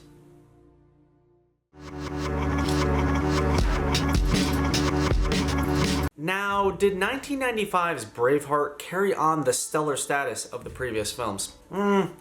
Little dicey. Going in, I was excited. Classic film, classic line, classic scenes, but it's no 10 out of 10, trust me. Large reason why for me is Mel Gibson. He can be good, but here I just couldn't connect with him. Surprisingly, based off a true story about William Wallace, a Scottish warrior who only cares about one thing, freeing his homeland from the oppressive King Edward I. Films that take place in this time period are dope, but they almost get too fantasy-ish for me. But at the end of the day, this is a pretty epic action movie. For some reason, I just didn't super enjoy this. Maybe it was the accents, maybe it was the super fast-paced story, maybe it was the sleeper start, maybe it was the catch you off guard mass nudity, I don't know. Historically, William Wallace is supposed to be a younger guy, which makes so much sense because when I was watching this, I was constantly thinking, Mel's looking a little old for the role. Despite that, I did grow to like his character more and more as the film progressed, as more and more stories were told about this unrelenting, savage, warrior badass who pillages entire towns. Let me be clear, I don't think Mel is terrible here, it's just something about his performance, but he was also the director for this film, so I gotta give him that. I do have to praise several aspects of Braveheart though. First of all, those horse stunts are crazy here. A lot of props, but it's effective. Also, the gore is incredible. I love when films turn it up a notch, and those fight scenes in this movie,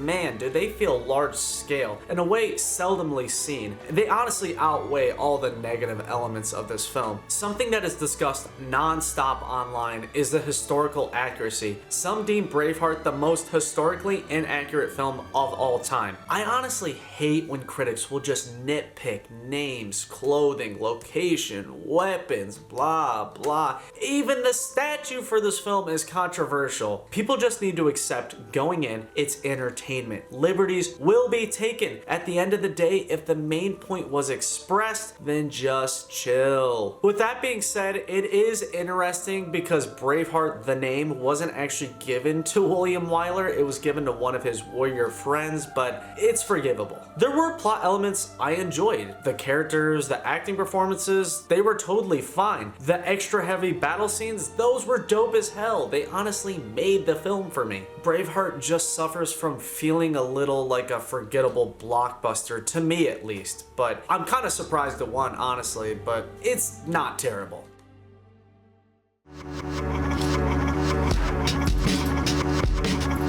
'96 brought us the return of my boy Rafe Fiennes, a man within my top 10 actors in a film titled The English Patient, which is, not so good. By no means garbage, just really forgettable. And as the case for several others, this is again based off a book. The story follows a nurse who decides to take care of a heavily scarred English patient until he dies. Before his death, he reflects on his involvement in the war and his past love affair. While he describes his fascination with a past lover, the nurse forms her own love interest. Even though it has Saul Zaentz on the production, a name behind some past God statuses, The English Patient is not a fan favorite amongst Academy nerds. I went in open-minded because of Rafe, but it just ended up being a slow burn, relationship-based slugfest. And when I found out it was a war film and it had Willem Dafoe back as well, I mean, that combination has some potential. I thought this was for me, but what I think does in The English Patient is it fails to achieve that grand,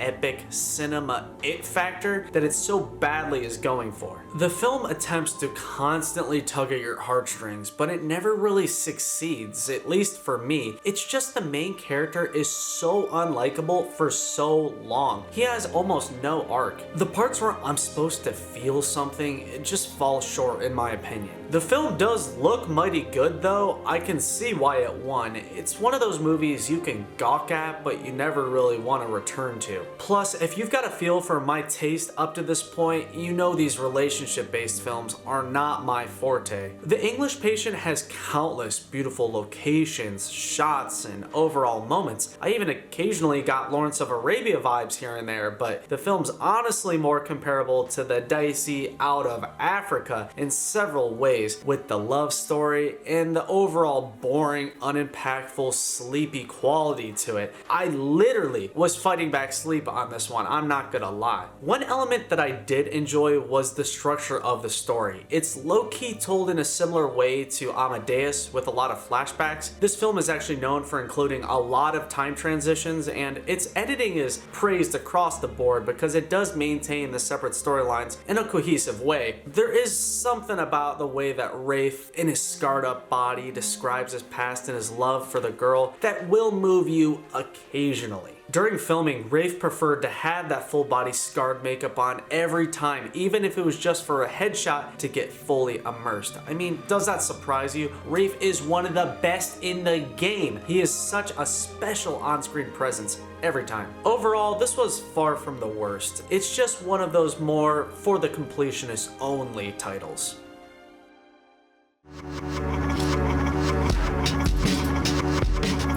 1997 delivered us an indie film you've probably never heard of, a real under-the-radar low-key boy. Titanic, a story about two lovers, Jack and Rose, who spend 3 days together having fun in secret on the Titanic until its untimely sinking. Now, before you click off, trigger warning on this joint. Unpopular takes incoming. This is just one of those films where it's so beloved, it's so gargantuan, there's so much info on it, it's hard to have an opinion on, honestly. I personally dreaded rewatching this film. I've always respected Titanic, I just never have enjoyed it. People jerk this film off. Its pop culture status is off the charts. It's just all a little undeserving in my opinion. From a technical, historical, talented level, Titanic is awesome. From a story perspective, yikes. Fans claim it's the best ever on-screen chemistry.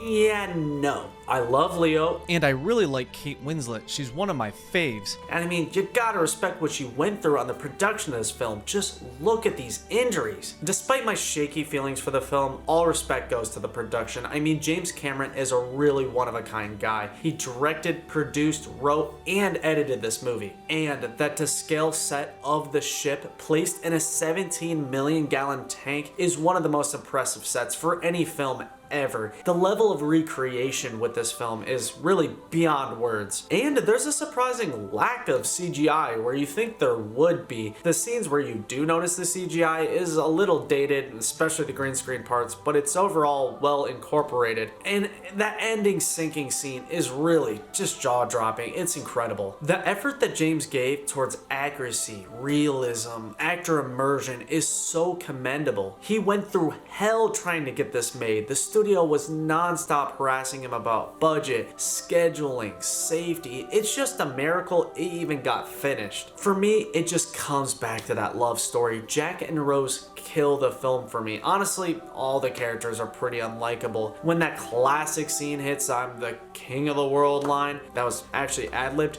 my knees just go weak with cringe. I just gotta accept that this crowd pleaser, historical drama, tearjerker, romantic shit just ain't for me. A film of this status, of course, has bonkers fun facts. The actual runtime for the movie perfectly matches the time it took to sink for the real Titanic, and that iceberg collision as well is perfectly timed. The cast had to piss in the big water tank because James Cameron rarely allowed for bathroom breaks, and there's a crazy story, too long to tell, that happened on the final night of shooting where some unknown cast member slipped PCP in the clam chowder and people went crazy. There was a bunch of hospitalizations. It was the highest grossing film ever until he beat himself with Avatar. It was the first film to surpass $1 billion in revenue. This film is tied with Ben-Hur and Lord of the Rings Return of the King with the most Academy Awards ever, being 11 won. Up to that point, it was the largest budget for any film ever. The film even ended up costing more than the actual Titanic ship.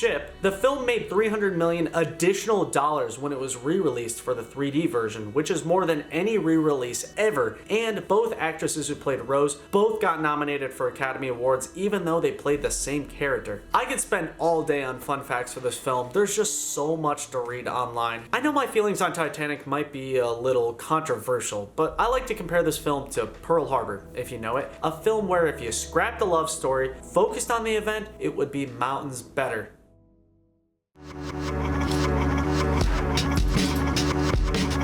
Off the cover, you know it's an L. Shakespeare in Love from 1998, a film that did my year dirty. To be honest, one of the weakest films to ever win, according to me. There isn't much depth here. It just follows William Shakespeare falling in love while writing Romeo and Juliet. The story is fictional, but has several historical tie-ins and several connections with real Shakespeare plays. I know I've been ragging on the last few, but I'm sorry, this is another oof. This pick for Best Picture is one of the most heavily debated ever. Almost everyone can agree that Saving Private Ryan should have won over this. Many attribute this very odd decision to Harvey Weinstein's inclusion, who slimes around a lot behind the scenes for several of today's films. Something I was afraid of and ended up being correct about was the inclusion of old-timey English, like in Hamlet. I know many don't mind this, but it is not my thing whatsoever. Honestly, about every element isn't my thing. The lame romance, the NyQuil storyline, and the Gwyneth inclusion. The cast is kind of wild. We have several returning actors. We got the Harry Potter bunch, we got Ben Affleck out of nowhere, Barbossa, Judi Dench, who won an Oscar for 8 minutes of runtime, and Rafe Fiennes' brother Joseph, who interestingly steals a girl from Colin Firth like Rafe did in English Patient. Shakespeare in Love's history is honestly more interesting than its story. Its royalty structure in the film had real life royalty impact. It has crazy connections with the film Elizabeth. It won 7 Oscars, but not Best Director. It led to the 3 producers only rule when accepting the Best Picture award because it won with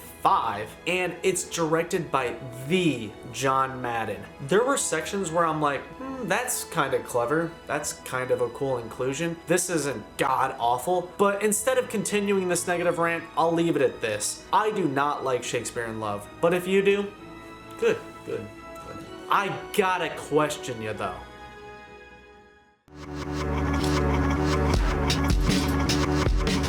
Bruh. You gotta give me a minute on this one.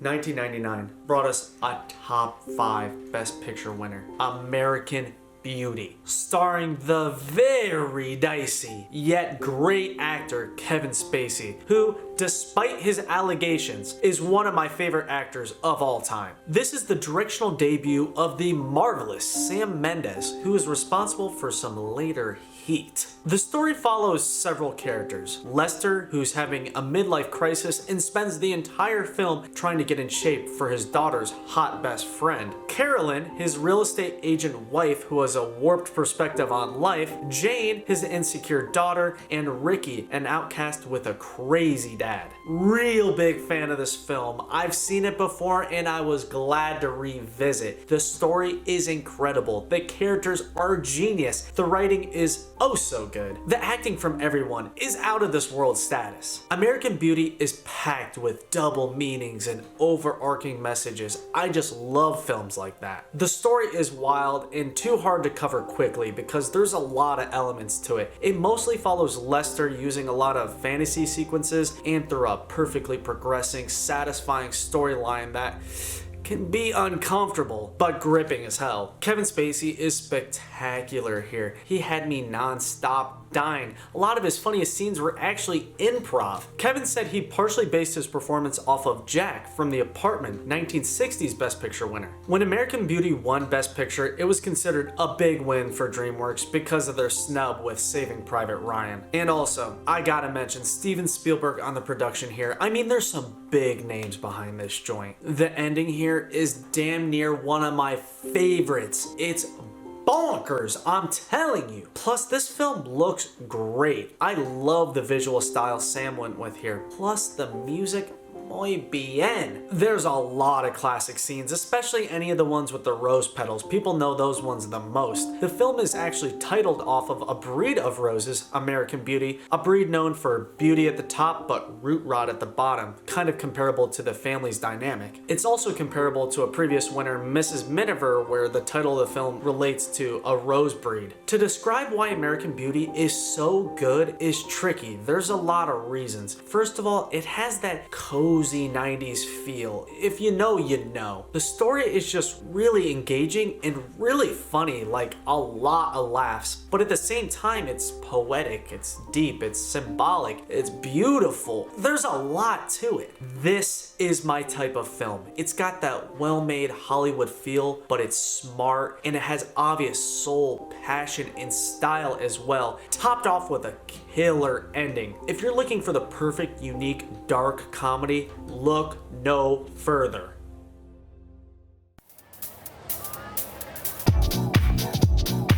With the start of the 21st century came a film I was hyped to see. Gladiator, starring Russell Crowe, Joaquin Phoenix, directed by Ridley Scott, with a score from Hans Zimmer. Now that's a fire lineup. Now this is some heat. Another fantastic film. I was still at this point recouping a little bit from the rough streak. The story here is of partial historical accuracy. It's mostly fiction though. It follows Maximus Decimus Meridius, a Roman emperor who was just about to take the throne until salty Commodus enslaves him and kills his family. Maximus then goes through a series of gladiator fights to work his way up the system to eventually face against Commodus. Honestly, this is one of the better action movies I've seen in a minute. The premise is so sick, the visuals are nuts, Maximus is badass as hell, there's just crazy moments left and right. Sometimes it's nice to just sit back and watch one of these surface level, easy to understand action movies occasionally. This really scratches that itch. Something I gotta mention is Russell during the film dons the classic Doom mask, which I know Doom repurposed a gladiator mask, but it was just so jarring to see someone else wear it. Ridley Scott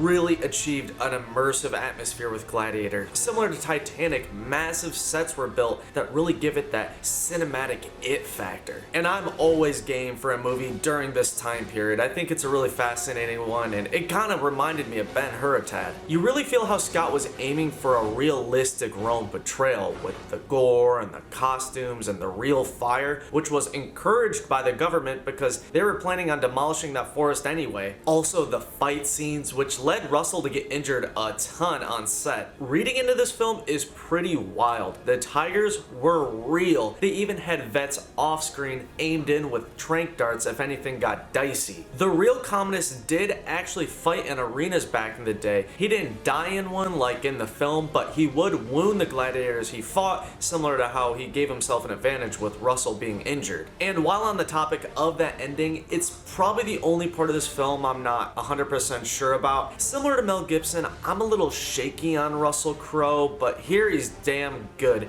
And you gotta love the Joaquin inclusion. I mean, he's always great. This was kind of a different role for him. He's kind of shifted his career, and his character here is so unlikable, but it's just such a great performance. The supporting roles are great as well. We've even got Oliver Reed back from Oliver. He actually died before they finished shooting, so some of his scenes towards the end are actually CGI. I feel like this is one of those films that anyone can enjoy. It's got action, romance, revenge, triumph, incest. It's got it all. Plus, who doesn't know that classic "Are You Not Entertained" bar drop? This is so good, it flew by. Check it out for yourself.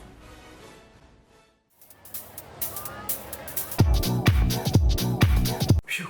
Another year, another Russell. This time playing quite a different character in 2001's A Beautiful Mind. This time he plays the real-life John Nash, a genius mathematician schizophrenic who, though brilliant, can't tell what's reality and what's just in his head. Now this is a rare occurrence to have a lead actor in a back-to-back Best Picture winner. It's only happened 3 times ever. My boy Clark, Russell, and an upcoming name. Now, didn't love this film. I started to like it as it progressed, but it's really Russell's casting that did it in for me. Watching these one after another made it really hard for me to see Russell as this character. At the end, I started to get it a little bit. I even enjoyed his performance when he was older, but I just could not shake seeing Maximus. I did like the non-traditional love story, and that ending though, requires some Kleenex, I hate to admit it. If anything, it just proves how versatile Russell is as an actor. The character he plays, John Nash, is actually a really interesting guy. I love the blunt way that he talks to people. I really got a kick out of that. The real John Nash even helped with this film, and even though director Ron Howard took a lot of liberties with his story, John Nash approved it. Ron Howard even hired someone to be on set just to make sure all of John's on-screen math was correct. A Beautiful Mind contains some crazy good performances. Jennifer Connelly is a top 5 actress for me. You got the underappreciated Ed Harris, who's always stellar, plus you got Vision, the guy from Ordinary People, even Christopher Plummer's back. Worth noting how this is the 3rd Best Picture centered around a special needs savant figure, others being Forrest Gump and Rain Man. This film carries on that running theme of being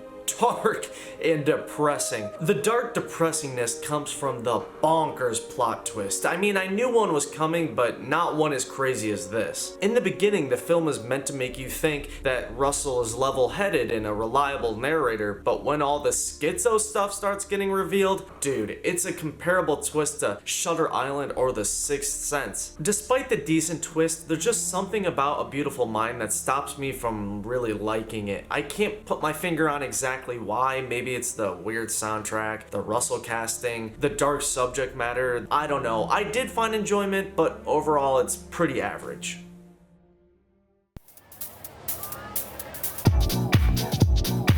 Now, I bet you can guess my opinion on this one, with 2002's Chicago being, as of now, the last musical to win Best Picture. To say I was dreading watching this would be an understatement. My post-watch conclusion for a musical?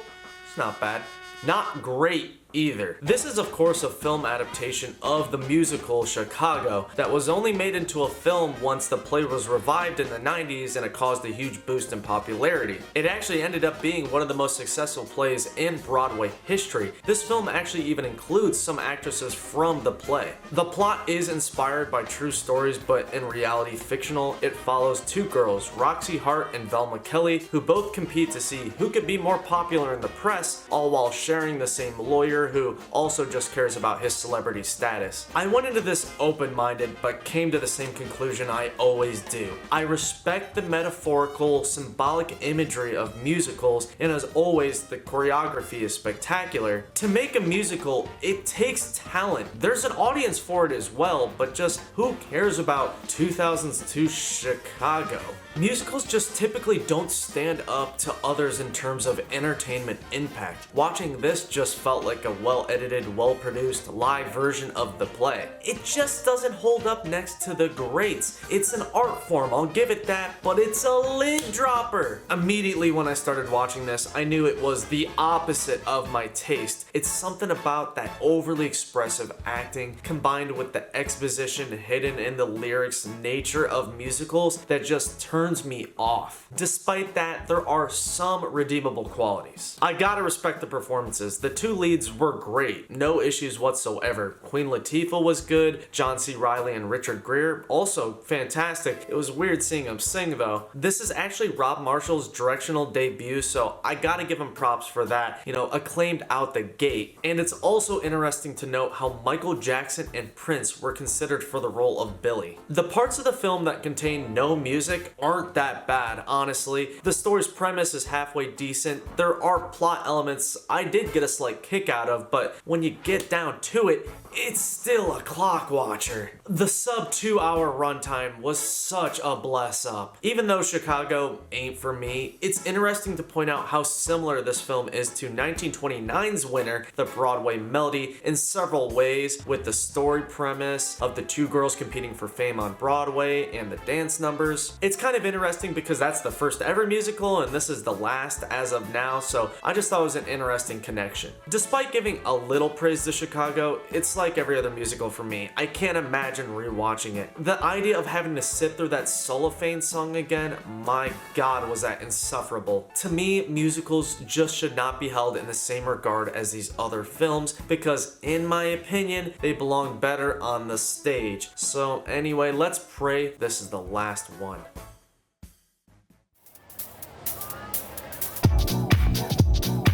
From Chicago to one of the most celebrated, most grandiose films ever made, 2003's The Lord of the Rings: Return of the King. Now, I want to make this crystal clear. I have seen all three of the Lord of the Rings films years ago on VHS, and I have no memory of them, and I just want you to know I did not watch the other two in preparation for this. So just know my opinion will be coming from that perspective of not even knowing anything about the previous two. Even though this went way over my head for the most part, enjoyment was found. I really respect the Academy for actually acknowledging franchise films. In this challenge context, this film is not done justice. I should have watched the other two, but they're long. So I essentially went into the third entry in a trilogy blind. With that being said, I had little to no context of what the hell was happening the whole film, so I gotta establish a no Lord of the Rings talk in the comments. I know it's gonna be a war zone down there. Just please have mercy on me. I know the fans will tear me apart on this one. Now, this film is fine. I definitely don't dislike it. I've just never been a huge fantasy guy. I've just never really connected with Lord of the Rings. I mean, I love Star Wars, Harry Potter, Pirates of the Caribbean, James Bond, Evil Bong, huge franchises. This one's just not for me, and I'll get to why. The story follows hobbits Sam and Frodo and Gollum on their way to Mount Doom to destroy the ring. Meanwhile, King Aragorn and Gandalf help in defeating Sauron. The story is essentially just one giant trilogy-ending battle, so as you can imagine, not a big impact for me. People adore this film, especially in New Zealand where it was primarily filmed. I mean, it's a crazy big deal over there. Something I found super interesting was Peter Jackson actually filmed these three movies simultaneously, which you almost never hear of happening. Mad respect to Peter Jackson in general, he's really one of the GOATs. Despite being lost for a majority of the film, there were several aspects I liked. The number one thing I love about Lord of the Rings movies is their Elder Scrolls energy. Those games took a lot of influence from these movies, so it's a similar enjoyment factor. Plus, this film's got that Oblivion bloom, if you know what I mean. Plus, you gotta love the Return of the King meme, a bunch of Wilhelm screams, and a bunch of unintentionally funny scenes. I really liked the Gollum Smeagol origin intro. I really liked the costumes, especially those disgusting orcs. I love the scale achieved with these ludicrous battle sequences, which are just, you can't help but marvel at them. And we got a bunch of notable names in this film. We got Will Turner, Agent Smith, Magneto, like bro. This film boasts a lot of accolades. It was the first ever Best Picture fantasy win. It tied Ben-Hur and Titanic for most Oscars ever won. It's the most nominated franchise ever, beating out The Godfathers. It's the second film to surpass $1 billion revenue after Titanic. It contains the biggest on-screen prop ever. It contains the most CGI elements ever, with it being over 1,400, and it boasts the largest kill count ever on screen. After a lot of thinking and deliberation, the reason I believe behind my lukewarm feelings on Lord of the Rings, it's the hobbits, bro. Just something about them is so unlikable in my opinion. The whole happy-go-lucky, include me in the battle, crying all the time, we matter too shit, I just can't handle it. And every time they're on screen, it's so jarring with the height thing. I know they had to get around that and it was a bunch of camera tricks, but it just catches my eye and distracts me the entire time. Return of the King has that Titanic aura where it's so gigundous, it's hard to even have an opinion on. After watching this, honestly, I have so many questions about the storyline and character connections, but disregarding that, even though I don't connect with Lord of the Rings, I respect the hell out of all of them.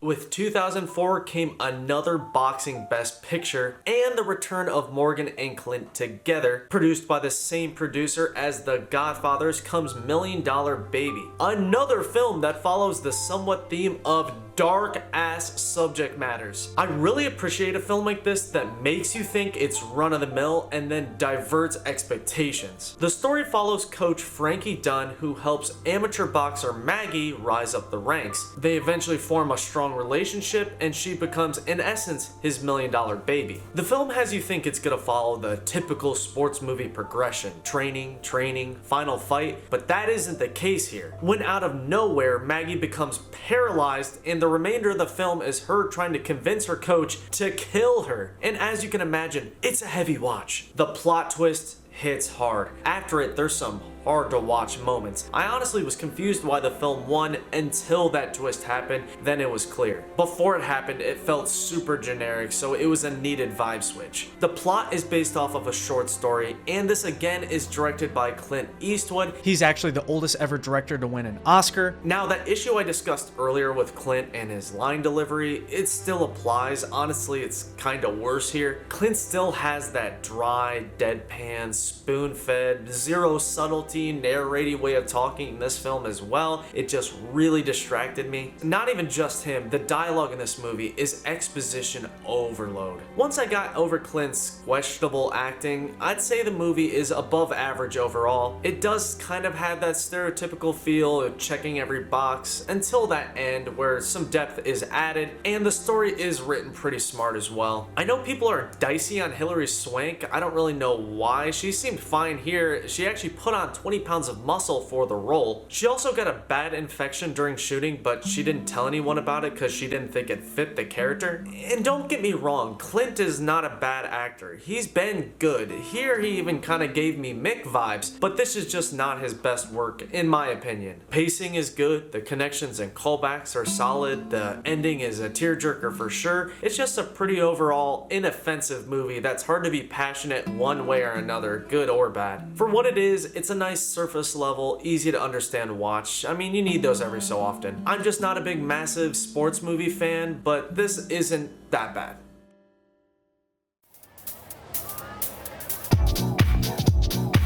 Whew.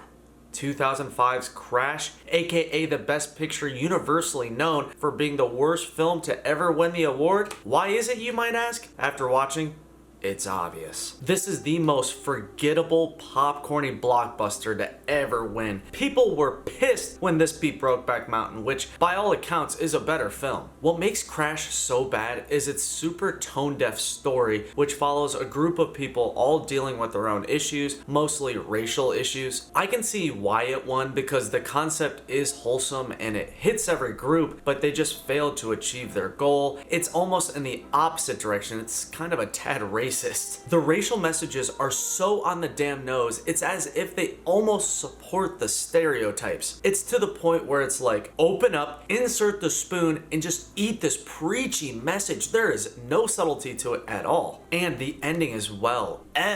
It doesn't resolve much at all. I want to make it clear, mad respect to attempting to integrate this many social messages into the story. Good ones too, it's just they're not handled in the right way. They just beat you over the head with it. It's just too much. Disregarding plot issues, it's also got a cast that's comprised of those typical 2000s actors and actresses. You know what I mean, just look at this roster. Yikes. Several Best Picture actors return, but when it comes to all actors in this film, you really just don't care about any of them. The title is in reference to the characters kind of all crashing into each other. It's pretty loose. The direction and screenplay come from Paul Haggis, who actually wrote the previous film $1 Million Baby. When everyone started to dogpile on this movie for beating Brokeback Mountain, he himself even admitted that it shouldn't have beat it. He seems like an alright guy. I do respect how he took out 3 mortgages on his house just to fund this movie. It's actually interesting because the carjacking scene in the film is based off of him getting his carjacked at a Silence of the Lambs theater showing. Couple interesting facts relating to Crash. It's the first Best Picture to be made on Blu-ray and the last to be made on VHS, which is, in context of my journey, pretty interesting. It's one of 2 films to win Best Picture that actually weren't even nominated for the Golden Globe Best Picture. That says something. And Crash technically released in 2004, even before $1 Million Baby. It's just one of those weird Academy time window rules. As you can guess, this is another film in that dark category. It's an overall pretty heavy watch with a lot of hard to watch scenes. Crash is one of those movies that you watch because you know it's the worst. It's not so bad it's good, it's just more of an endurance challenge. But if you're looking for a good movie, skip over this one.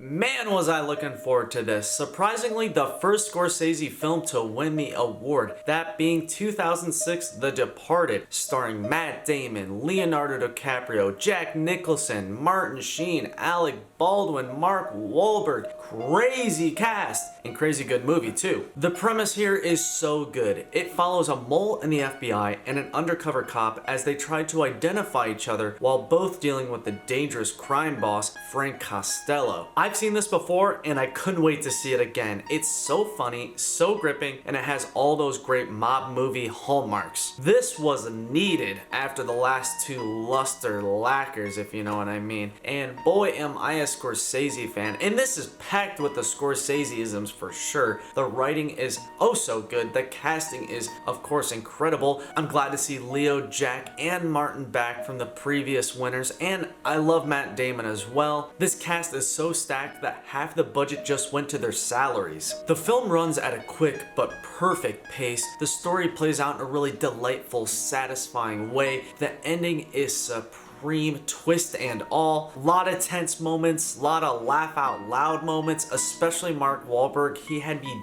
dying during this. When reading into this film, I was surprised to hear that it's actually a remake of a foreign film, the first Best Picture to ever do so. Also, it's strangely produced by Brad Pitt, and when looking into it, I found there was a sequel in the works, which is the case for Best Pictures in general, but spoiler alert, if you watch the end, everyone dies, so I don't know how that would have worked. Also interesting is how Costello is based off the notorious crime boss James Whitey Bulger. Another thing worth noting is anytime a character dies on screen, there's an X somewhere hidden. That's a tribute paid to Scarface, and with all this death I've been talking about, that's where it gets the name for the film, The Departed. Like, nearly everyone dies towards the end. Fat recommendation on this one right here. The Departed is a solid crime thriller with its stacked cast, crazy plot, wild ending, legitimate laughs, and needed good vibes. It makes it one of the best pictures yet.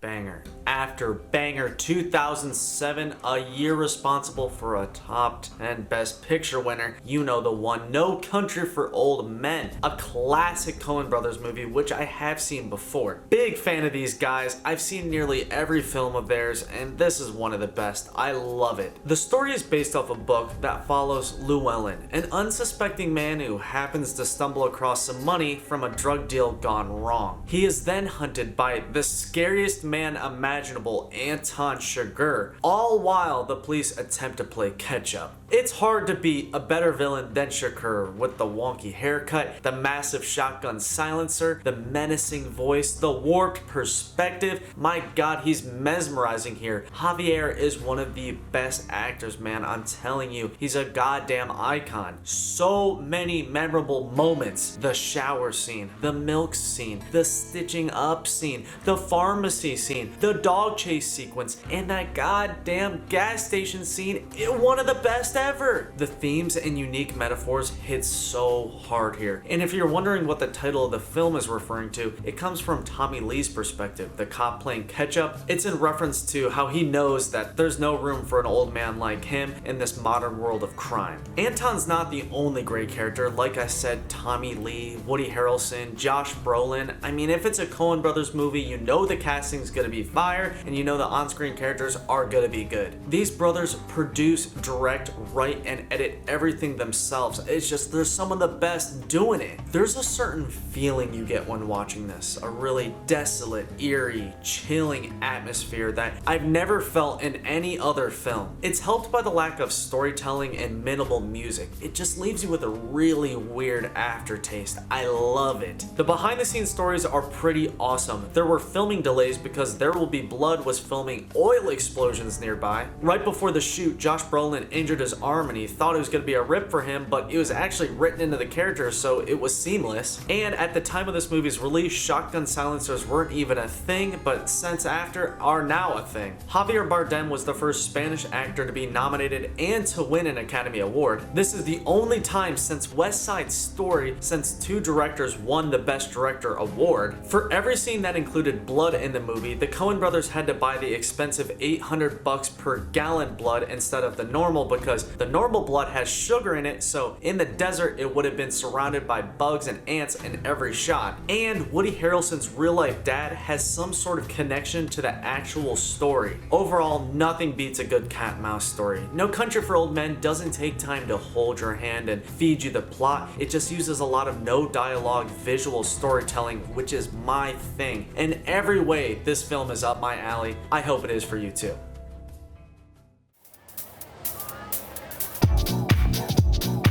2008's Slumdog Millionaire doesn't keep up the heat streak, but it ain't bad. The story, which is roughly based off a book, follows 3 different times in main character Jamal's life. You watch him as he struggles with his brother, falls in love, and competes on who wants to be a millionaire. This is a new vibe for the Best Picture award. We've been to India before with Gandhi, who's actually referenced in this film, but this is more of a Bollywood vibe, which was on purpose. The locations, actors, and story all feel really new. It's a nice breath of fresh air. I've been a fan of lead star Dev Patel for a while now. He's normally always good. When it comes to my take on the film Slumdog Millionaire, it's fine, it's alright. I neither dislike it or love it. Some entertainment was found, I just really never got hooked. The only real complaints I have are I don't like when movies have large sections where it's just child actors. The acting's hit or miss most of the time. Also, I gotta question the dance number at the end of the movie. I assume it was some Bollywood tribute, but it just ruined all immersion. I'm a fan of just serious ends. I respect the unique way the story was told. A question would be asked and then a corresponding storyline would follow. This is a rare example of a Best Picture winner with a ton of subtitles, with a large portion of the film being in Hindi. And like I said, with this film feeling very new, it's the locations. They're very vibrant, sometimes gross, sometimes dingy, sometimes very beautiful, just really realistic. One especially gross part, similar to a scene in Schindler's list is when a boy has to escape a porta potty by going through the hole and landing in a pile of shit, which was disgusting, but it was achieved by filling a vat with chocolate and peanut butter. Another interesting tidbit is the on-screen host actually made his way onto the real show and ended up winning 5 million rupees. Gonna say it again, lot of dark moments, especially the hot spoon kid blinding part. My god, was that brutal. With that being said, Slumdog Millionaire, it's pretty good. It checks the boxes. It's just missing something. I don't know exactly what it is, but I definitely did not love this. This is definitely not a fan favorite with Academy nerds. I don't think it's as bad as most people say. Some Indian people really dislike this film because they think it's super inaccurate. It also doesn't help the film was released the same year as The Dark Knight, and that wasn't even nominated. Anyway, Slumdog Millionaire, it's thrilling at times, the premise is decent, it just won't blow you away.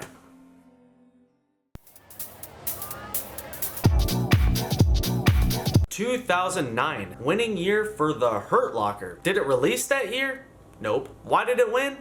Academy's weird, bro. Similar to Crash and Casablanca, this released a year before it should have been considered for the award, but somehow got a pass on a technicality. The Hurt Locker is actually the lowest grossing Best Picture ever, even when adjusted for inflation. It never even reached the top 10 films in theaters. Does it deserve all this hate? No. I think it's actually pretty good. This is my second time watching, and both times I've really enjoyed this take on a newer war. The story is based off real accounts and follows William James, an expert bomb diffuser who struggles to get along with his squad mates in Iraq. The name Hurt Locker is a phrase used to describe a situation involving trouble or pain. It felt really refreshing to watch another war film, but this time about a war we haven't seen before, the Iraq War. The film does a great job at showing the unease, the tension, and the confusion in Iraq. There's a bunch of teeth-gritting bomb defusal scenes, but when you think about it, I mean, the guy had plot armor, he wasn't gonna die, but nevertheless, they were good. This is actually the first Best Picture to be directed by a woman, Catherine Bigelow, who actually beat her husband for the award, James Cameron, who made a little film that year called Avatar. Like I said, with the lowest grossing Best Picture ever, a lot of reason these less popular films end up winning is because of their very extensive home releases. To make it look like they filmed in the country without actually being in the dangerous country, they filmed on the Iraq border in Jordan instead. In order to make it realistic, they added a bunch of extras everywhere, which when looking into their diversities, it's kind of insane. And as you can guess, with a realistic war portrayal, another hard to watch dark flick. At this point, I've been put through the ringer. Jeremy Renner as the lead was a solid choice. He's normally always good, and we got Anthony Mackie back from a previous film, and there's an out of nowhere unexpected cameo. Rafe Fiennes in a surprisingly small role. I was hyped to see him here. I mean, we also got Guy Pearce, we got the Ice Truck Killer. The Hurt Locker is filmed in a really interesting way. There's a lot of unique shots and a ton of shaky handheld cam perspectives. Honestly, like a ridiculous amount, but it does add an element. Overall, don't listen online, listen to me, it's worth a watch.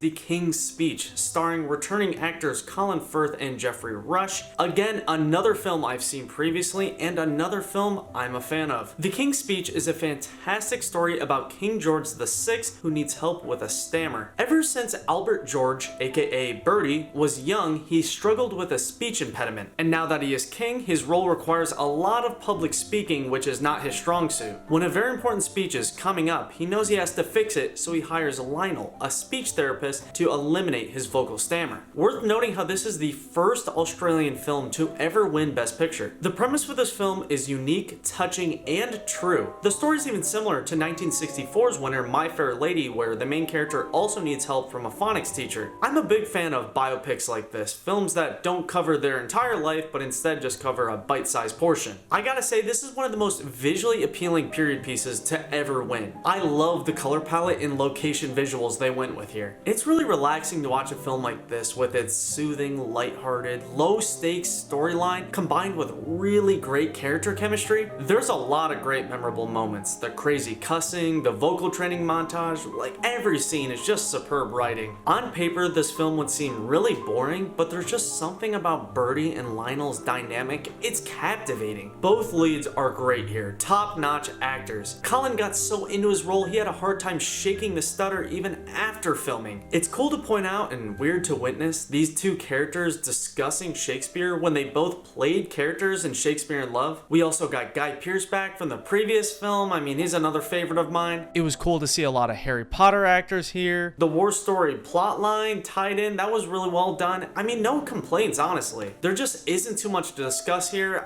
Overall, King's Speech is a nice breather from those dark boys. Make an effort to see this movie.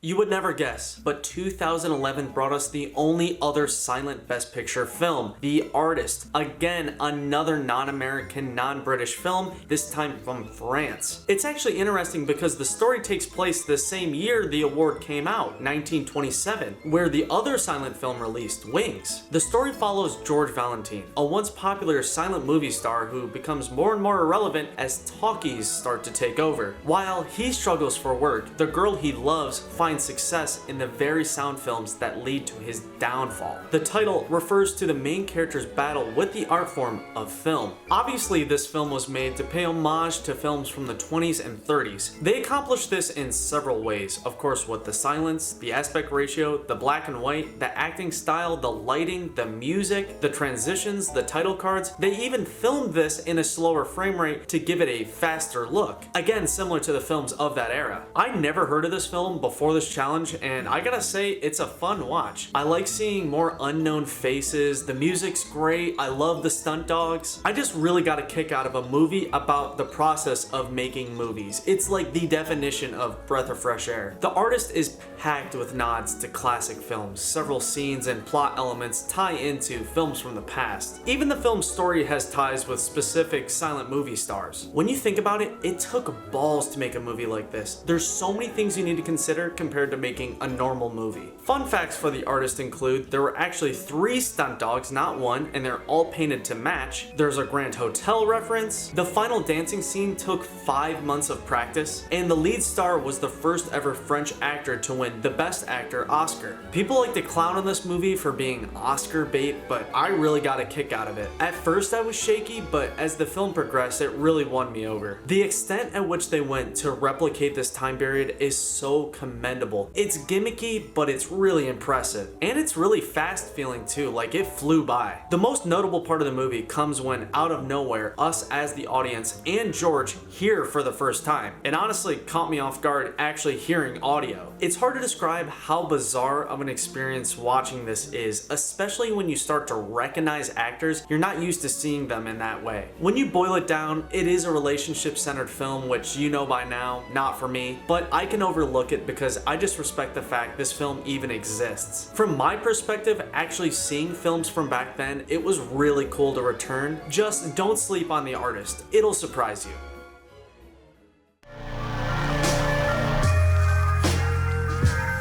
Argo from 2012 is again another film I've seen previously and another film about the movie making process. Sort of. Now, I'm not the biggest fan of Argo. It's your typical dramatized true story that has its moments, but overall pretty forgettable. The plot is based off the real-life story of an undercover CIA agent, Tony, put in charge of bringing home 6 US hostages stuck in Tehran. The idea he comes up with revolves around making a fake sci-fi movie titled Argo in order to pass off the hostages as crew members. Ben Affleck is back, and as okay as ever, he never really blows me away with his performances. He also strangely directed this film, and even stranger, George Clooney produced it. We got John Goodman and Victor Garber back. Hell, we've even got Bryan Cranston here, which he's one of the greats. Now, people have a lot of gripes about this film's accuracy. They do sort of have a point because this entire film's climax really didn't even happen, but at the end of the day, it's a dramatic thriller blockbuster, so they're gonna take liberties to make it entertaining. You just gotta accept that. This is a rare example of the real people the film's based on are still living, and they approved of all their portrayals. Even the main character Tony said he approved of the film 100%, so take that, naysayers. Gotta say, acting here little shoddy. Like everything in this film, it's almost good, but just misses its mark. If it's not already obvious, the Academy loves a good true story, and I'm just getting a little sick of them up to this point. I honestly prefer original, risk-taking material, but I guess this is passable. The premise is somewhat unique, and it's interesting to watch play out. Watch it or don't, you're not missing much.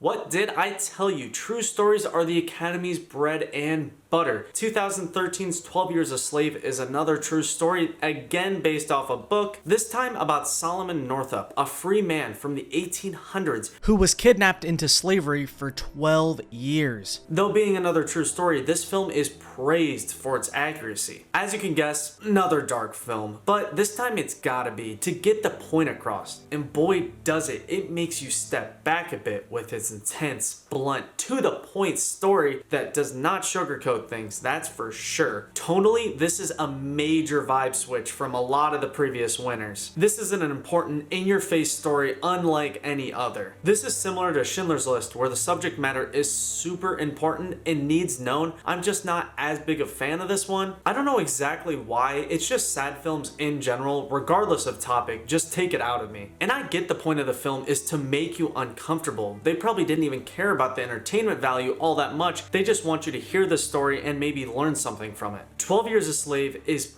packed with hard to watch sequences. Director Steve McQueen, who's actually the first ever black director to win Best Picture, really wanted this to be in your face, no BS with the subject matter. And again, we've got another Hans Zimmer soundtrack. This isn't the first Best Picture to touch on civil rights, but none tackle it as straight on as this. The visuals, the dialogue, the story in general is just very impactful. It's insane. We've gone from the past racist films to this that now properly represents African American civil rights. Whew.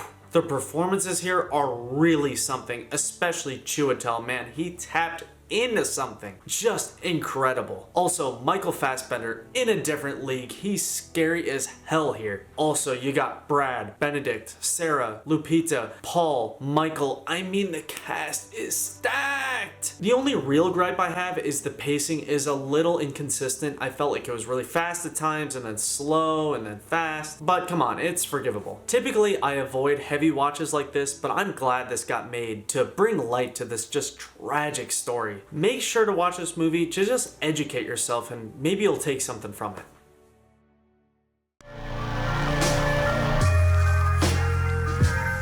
With 2014 came an unexpected top 10 Best Picture, Birdman, or The Unexpected Virtue of Ignorance, an Alejandro Inarritu film that is one of my faves. This is my second watch and I gotta say, it's up there for me. If you like the idea of an ambiguous, surreal superhero movie, man, this is for you. The brilliant story is about washed up superhero actor Reagan Thompson, who attempts to revive his career by writing, directing, and starring in a Broadway play. Every performance here leaps off the screen. Ed, Michael, Emma, I mean, God, they're good. What's notable about Birdman is it was filmed to appear to be one continuous shot, which actually adds a lot to it. That added element makes every aspect of movie making more impressive. The long takes, the lengthy dialogue, the camera positioning, I mean, mad props. It's really a technical masterpiece. There's only 16 visible cuts. I mean, there's probably more, but that's just what people can see. When committing to a gimmick like this, you've got to consider so many things. Reflections, shadows, a non-changeable script. I mean, this is really a cinematography marvel. Something that Alejandro does here that I wish more filmmakers did was picking actors whose on-screen characters match their off-screen personality and history. That just adds a really super meta element to this film. Michael Keaton, of course, running away from his Batman past, and Ed Norton trying to run away from his reputation of being hard to work with on set. I mean, the self-awareness aspect of this movie is really unique. Now, I don't perfectly know Michael Michael's situation, but I just love how this portrays an on-screen comeback, and this film's success caused a comeback for Michael Keaton as an actor. Spoiler alert, he's the lead in next year's film as well, so I just love that real-life match. The long name is in reference to the title given to Reagan's play in the final review from a notorious critic, but of course also ties into the story. Cool side facts include that this was the first Best Picture filmed all digitally. There's a portion in this film where they mention the Hurt Locker, and there's a really subtle Martin Scorsese cameo as well. The idea behind this film score is genius. It's only this jazzy, sporadic style drumming the entire time, and it adds an element you wouldn't expect, but it's super fitting. Birdman actually got disqualified for best score on some stupid technicality. This is the type of film I love to see. A-grade actors, passionate director, artsy, and you gotta love an added gimmick.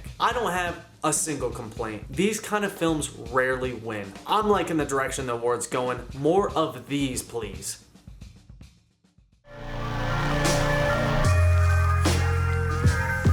Like I said, Michael's back and I ain't complaining. Stellar again. Which film am I talking about? Well, of course, 2015's Spotlight. A film centered around the newspaper Boston Globe Spotlight team as they uncover a giant child molestation Catholic Church scandal. Similar to past films, this is another true story that needed a film adaptation. Not only for how interesting it is, but for how important the subject matter is. Again, seen this previously, but I was glad to rewatch because this is a great film. It's not revolutionary, but it's competently made, it's well paced, the premise is solid, it's gripping. It's just a little hard to discuss because it kind of feels like a documentary where the focus is really on the story and not the fact that it's a film. That's not a bad thing, it is what it is. Michael isn't the only killer performance we got. Mark Ruffalo, Rachel McAdams, Liev Schreiber, who all knocked it out of the park. I mean, not one subpar performance here. Spotlight, similar to 12 Years a Slave, is another film that nails the true story details. Not every detail is 100% correct, but it does the true tragedy justice. I didn't really see any backlash for inaccuracies for this true story like I did with a lot of previous Best Picture winner true stories. Even the real life counterparts praise this movie for their accurate portrayals. Even some of those real Spotlight members were seen in the background during the baseball scene. I really like this film's perspective of being from a newspaper. I think it's a really fun format. This film's story had a lot more to it. Honestly, I'd be down for a sequel. As you can assume with the subject matter of religious child molestation,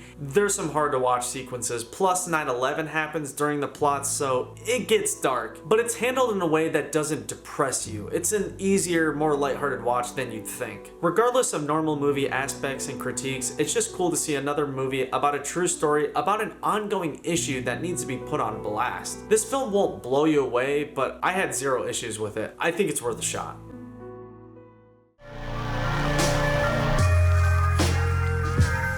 2016, the year of the infamous Best Picture name shank, which led people to think La La Land was crowned, but in actuality it was this film, Moonlight. A touching story about an African-American homosexual boy named Chiron during 3 different times in his life. Moonlight is just the type of film I love to see win the award. I really like the unique narrative structure of this, watching Chiron as a kid, teenager, then adult. Very unique and very welcome change from normal storytelling. The story is based off of an unproduced play that was instead turned into a film. This is the first Best Picture to tackle LGBT issues, and I think it does it successfully. Even though typically I'm not a relationship-centered film kind of guy, this is a breath of fresh air. I really like the non-traditional take at it. This is also the first Best Picture to have an all-black cast, plus the acting performances here are really out of this world. All 3 Chirons, Juan, the mom, Janelle Monáe, I mean, all killer. And I normally dog on child actors, but little Chiron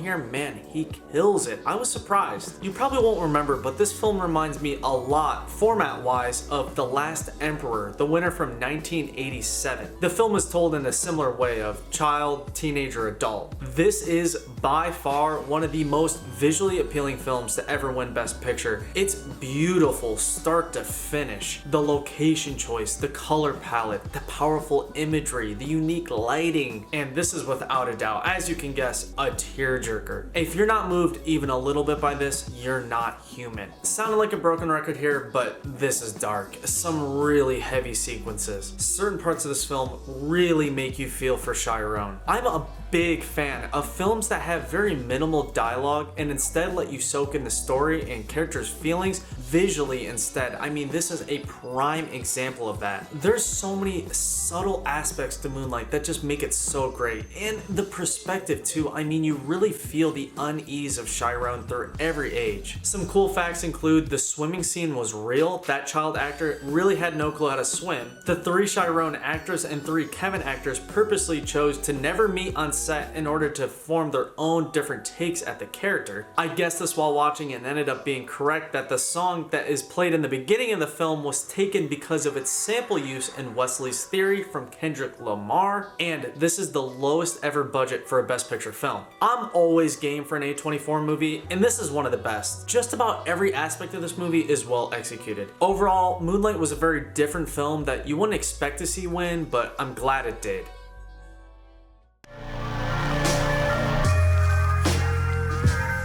Boy, was I excited to see this one up next. Coming from one of the best living filmmakers, Guillermo del Toro, comes 2017's The Shape of Water, which follows Eliza, a lonely janitor who falls in love with a top secret amphibious creature stuck in captivity in the 1960s. The name Shape of Water is derived from a poem that is read at the end of the film that encapsulates the film's story. Like I said earlier, I love when films like this win. Great actors, great director with a vision, it's artsy, plus you've got an original story that's so rare. The atmosphere here is crazy. I just love the universes Guillermo creates with his films. They're dingy, entrancing, otherworldly kind of vibes. Guillermo was inspired to write this original story based off him watching The Creature from the Black Lagoon as a child. He also took inspiration from films from the 30s, especially with that final dancing sequence. Also, can we take a second and respect the underwater scenes in this film? Guillermo uses a filming technique called dry for wet, and it's so successful here. It looks as if they had a camera right under the water. The Shape of Water's color palette and visual tone are incredible.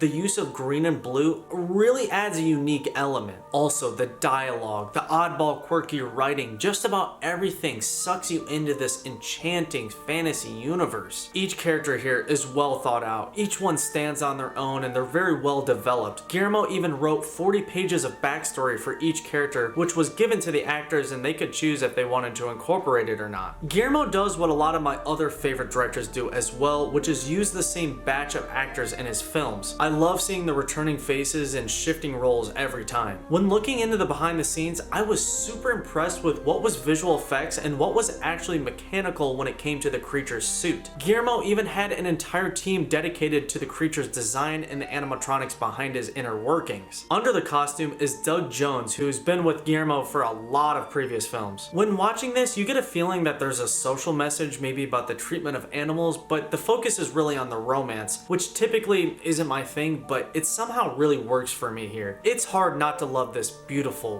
whimsical, absorb you in film. Up to this point, I'm a big fan of where the Best Picture Awards going. They're getting artsier and artsier. I say let's keep this streak going. Despite the flack this film sometimes receives, listen to me, the only opinion that matters, watch this shit.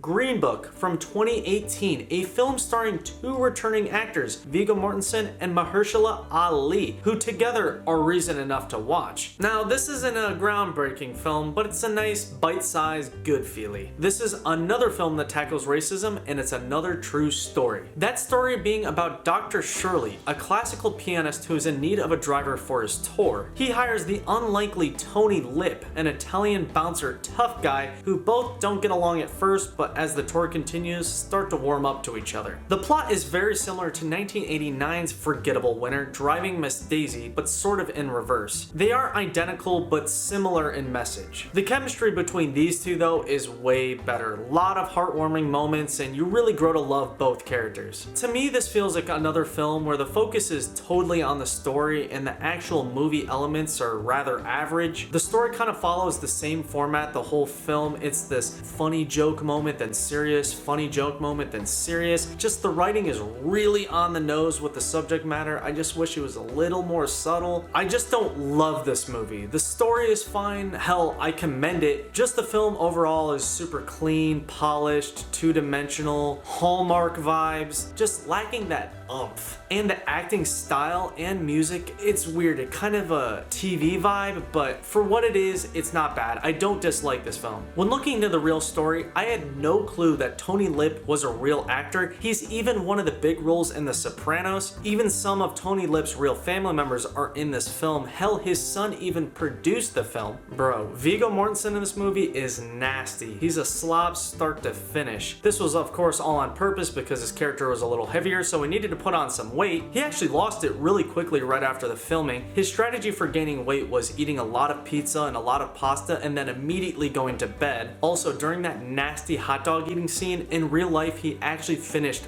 15 chili dogs. Even though the Green Book is mad predictable, I found myself enjoying it way more than I thought I was going to. There are some clever moments and some occasional laughs. I just wish it had a little bit more of that spark, you know? Don't listen to the haters. Green Book is solid enough.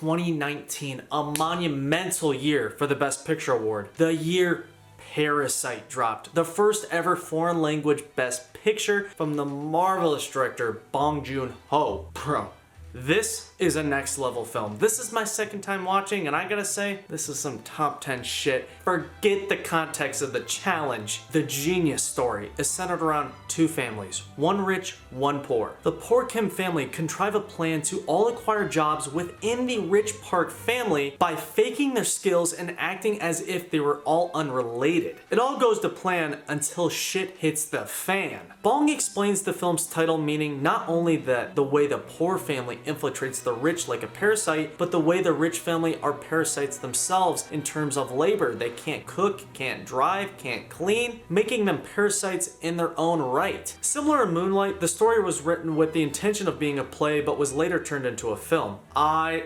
love this film for several reasons. First of all, there's about zero exposition. You just follow along and piece it together yourself. Second is it's visually jaw-dropping. The locations are just perfect and immersive. Third is the premise is so damn good. I've never seen any film like this, not even close. And fourth, the acting is equivalent to a chef's kiss. There are so many subtle, clever, hidden elements to Parasite. The callbacks, the subliminal messaging, the motifs, the symbolism, the double meanings. It's insane. This is one of the few Best Picture winners to give me legitimate chills, like several pins and needles moments. And bro, that ending, it's different, bruh. Around the point in the film where every Kim is hired into the family, it takes a massive vibe switch that's so satisfying and intense. The storytelling, the progression is superb. I can't even think of a thing I don't like about this film. A lot of interesting behind the scenes facts. The house was made completely from scratch, an addition with seamless CGI. The US version of Parasite has a lot of differences to better fit the foreign audience. The unorthodox on-screen pasta dish became popular after this film's release, and there was a black and white version of this film released shortly after the color original. This is also one of the few Best Pictures that have a TV show based around it. There's an upcoming HBO show in the same universe called Parasite. Interestingly, it not only was the first foreign language film to win Best Picture, but in that same year it won Best International Film as well. This film really sparked my interest into the film production and distribution company Neon and Bong Joon-ho's other works. I've seen several of his films now, and there's not been one that I didn't enjoy. We're getting to the point where more and more great films are getting chosen for Best Picture. And this just isn't good for being a Korean film, it's good, period. This was a very different pick for the BP in several ways. Please give it a shot.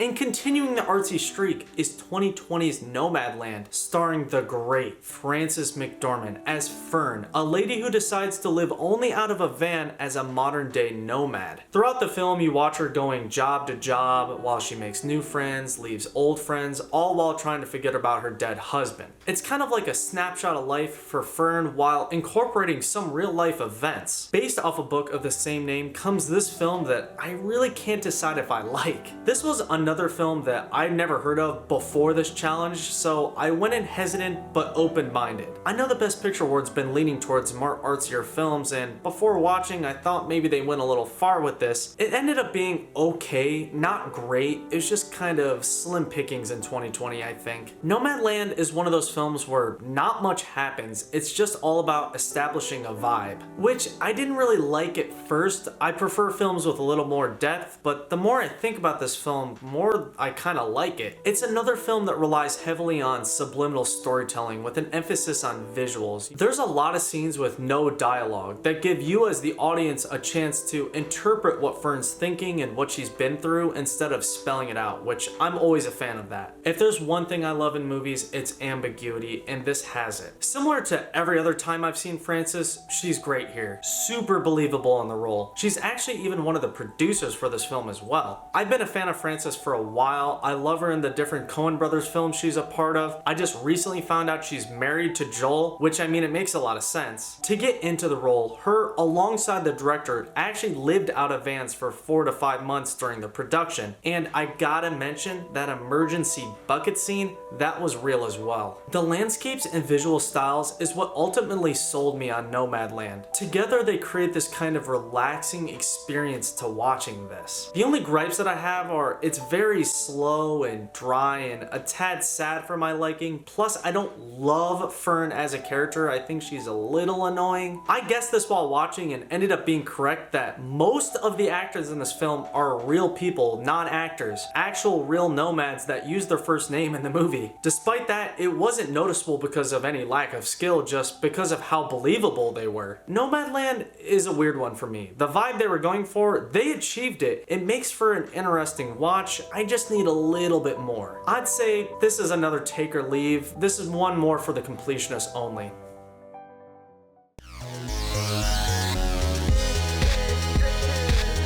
Coda from 2021, a film that on paper is not really my thing, but it has a lot of redeemable qualities. The story follows Ruby, the only non-deaf member of her family. She finds herself struggling between continuing to work for her family's fishing business or pursuing her love of music. Coda is actually a remake of a French film from 2014, with this version being way more praised because of its tone and proper handling of the subject matter. The title is in reference to a coda, or child of deaf adults, which obviously refers to Ruby. The name also ties into a musical connection which fits into the story as well. Coda is another surprise pick by the Academy. Like I said, those smaller, artsier films are winning more and more often. I mean, this was going against some juggernauts, even a West Side Story remake, which, hey, God, that didn't win. The super unique premise is what makes Coda stand out from the other winners. Of course, with the story centering around a deaf family, there's a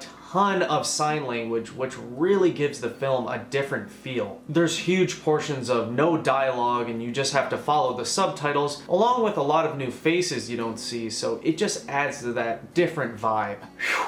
The main actress here, killer. She spent 9 months learning to sign, sing, and work on a fishboat. The dad too, he's so incredible. This is a rare occurrence of the on-screen deaf people being legitimately deaf. The deaf community praises it for that. They also appreciated the non-traditional take at a deaf individual visually as well. When I heard about Coda, I didn't think it was gonna be my thing. The sappy storyline, the coming of age, high school drama, Disney-ish plot, a very Hallmarky look similar to Green Book, and just a predictable story in general, but just something about it works. Like I said, with that heavy use of signing, that does lead to a lot of spoon-fed expository kind of stuff with them just explaining what's going on to help the audience, but I can forgive it for that. The film starts off a bit slow, but at the halfway mark, it really grips you. I mean, I walked away liking this way more than I expected. I really appreciate appreciated the editing here. It cuts off certain pivotal moments and lets you just assume what happens. Also, the writing is superb. The way the several storylines reference each other and come together in the end is perfect. The movie looks damn good. Like I said, the acting is fantastic. There's a good amount of humor. The ending is solid. It's a bit of a weepy one. And just, it comes back to that premise. It's genius. For some fun facts, it supposedly had the most expensive purchased distribution rights from Apple for $25 million for it to be an exclusive on the platform. The film was almost rated R for the characters signing too many F-bombs. Now that's ridiculous. They eventually talked their way down to a PG-13, and there's a future musical interpretation in the works. Prior to watching Coda,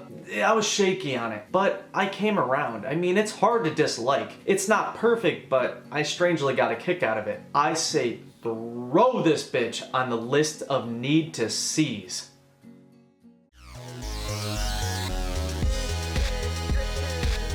Film 95 came to us in the form of 2022's Everything Everywhere All at Once, a truly one-of-a-kind film that I have seen before, but I was already planning on rewatching because, boy, there's a lot to this movie. The story follows Evelyn, a middle-aged Chinese immigrant who, while traveling through multiple parallel universes fighting to save the world, also has to deal with several family issues back at home that serve as the core of the plot. This is easily one of the most praised, beloved films of the last couple years, and for good reason. This is truly a great film. This swept the awards. The other films didn't even stand a chance. What makes Everything Everywhere so great is not only its incredible visuals, but its very well thought out, engaging story. That is quite complex, but actually simple to follow. When looking into the two directors, it's very clear why this film has such a unique feel. The Daniels, as they're referred to, have a very extensive history with making music videos. Knowing that makes all the very fresh feeling elements make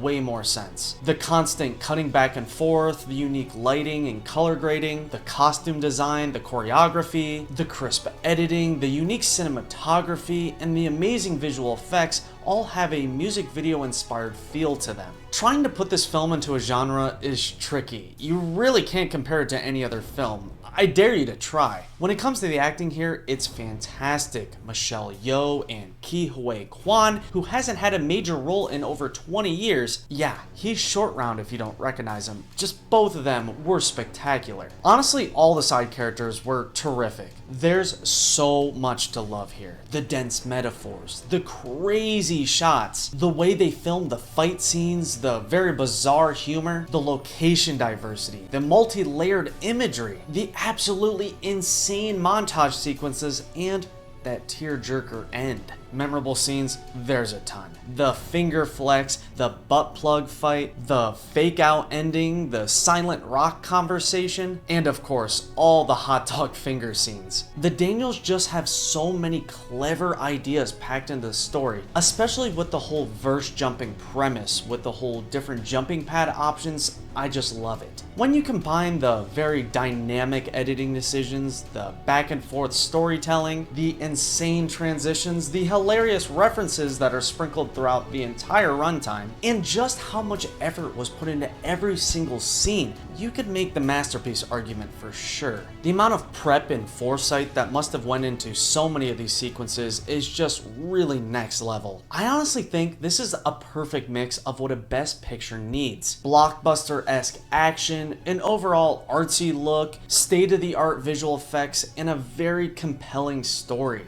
Bunch of interesting facts I gotta rattle off. This is the second A24 film to win, and it's actually their highest grossing film yet. Most scenes were filmed in a very high frame rate so they could slow-mo any scene they wanted after the fact. It's surprisingly banned in a couple countries because of the LGBTQ inclusion. It was nominated against a previous winner remake, which this is actually the third time that happened, and there are multiple cameos from each of the two directors. A huge element to why I love the film so much is how the extremely overly intense visuals are just representations of simple family problems. That's why it works so well, in my opinion. you need to give Everything Everywhere All at Once a watch. You've definitely never seen anything like it before, I promise. It's a beautiful, powerful movie that I have a feeling is going to impact the way films are made from here on out.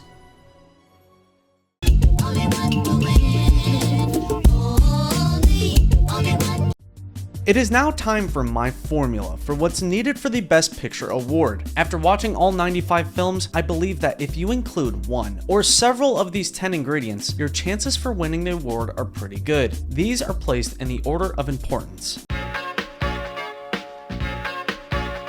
Sometimes just one over-the-top, captivating, memorable performance is enough to overshadow everything else. Not every actor needs to be great, just one needs to go above and beyond. It's sometimes just enough. A massive trend among Best Pictures is the feeling of large scale. Huge, cinematic, high budget, grandiose, epic, extra heavy scenes are enough to turn some okay films into next level status. Incorporate big battles, big wide open areas, or anything that elicits shock and awe. Now, you gotta commit to this one, but if you go the musical route, they have a good history of winning. 10 already have. What makes them hits are their catchy music, memorable characters, amazing choreography, and the entertainment value similar to watching a play. Seen time and time again is the focus or somewhat inclusion of war. Throughout the 94 films, there was depictions of World War I, World War II, the Cold War, Vietnam War, Iraq, Civil War, I mean too many to list. People's fascination with real war normally translates to the big screen. I said it once and I'll say it again. Make a film that is either visually, conceptually, or technologically ahead of its time. In my opinion, that's what should be the #1 rationale when picking a winner, but it isn't. Accomplishing one or all three of those is hard to do, but stands out when pulled off. If the film is centered around a person struggling with money, a disability, religious persecution, or racial prejudice, that's a winner with the Academy. If the story has someone overcoming a hardship in a respectable, eye-opening, informational, and sometimes just touching way, bingo. The audience loves an on-screen relationship. The story doesn't need to 100% revolve around it, but there almost has to be one despite whatever topic the film covers. Chemistry is key. You gotta sell people on the love, and you better throw marriage in there. Audiences are suckers for that. It's no secret some genres are ignored by the award, namely sci-fi, horror, fantasy, comedy, and animated. The more favored genres are drama, romance, action-adventure, biopics, and war, like I said. Stick to one of those and avoid the other ones and your chances are pretty high. Another way to get the Academy's attention is set your film in the past. People love to get immersed in an old classic period piece with the clothes, the vehicles, the locations, the slang, etc., and focus it on a historical figure, maybe in a biopic format because that's the Academy's bread and butter. By far, the biggest trend for the Best Picture winners when researching them is finding out the story is either based off of a book, a play, a memoir, or any pre-existing property. It's so rare that the films that take the risk and tell an original story actually win. And oh boy, you base it off a true story? Whew, that's basically a guarantee.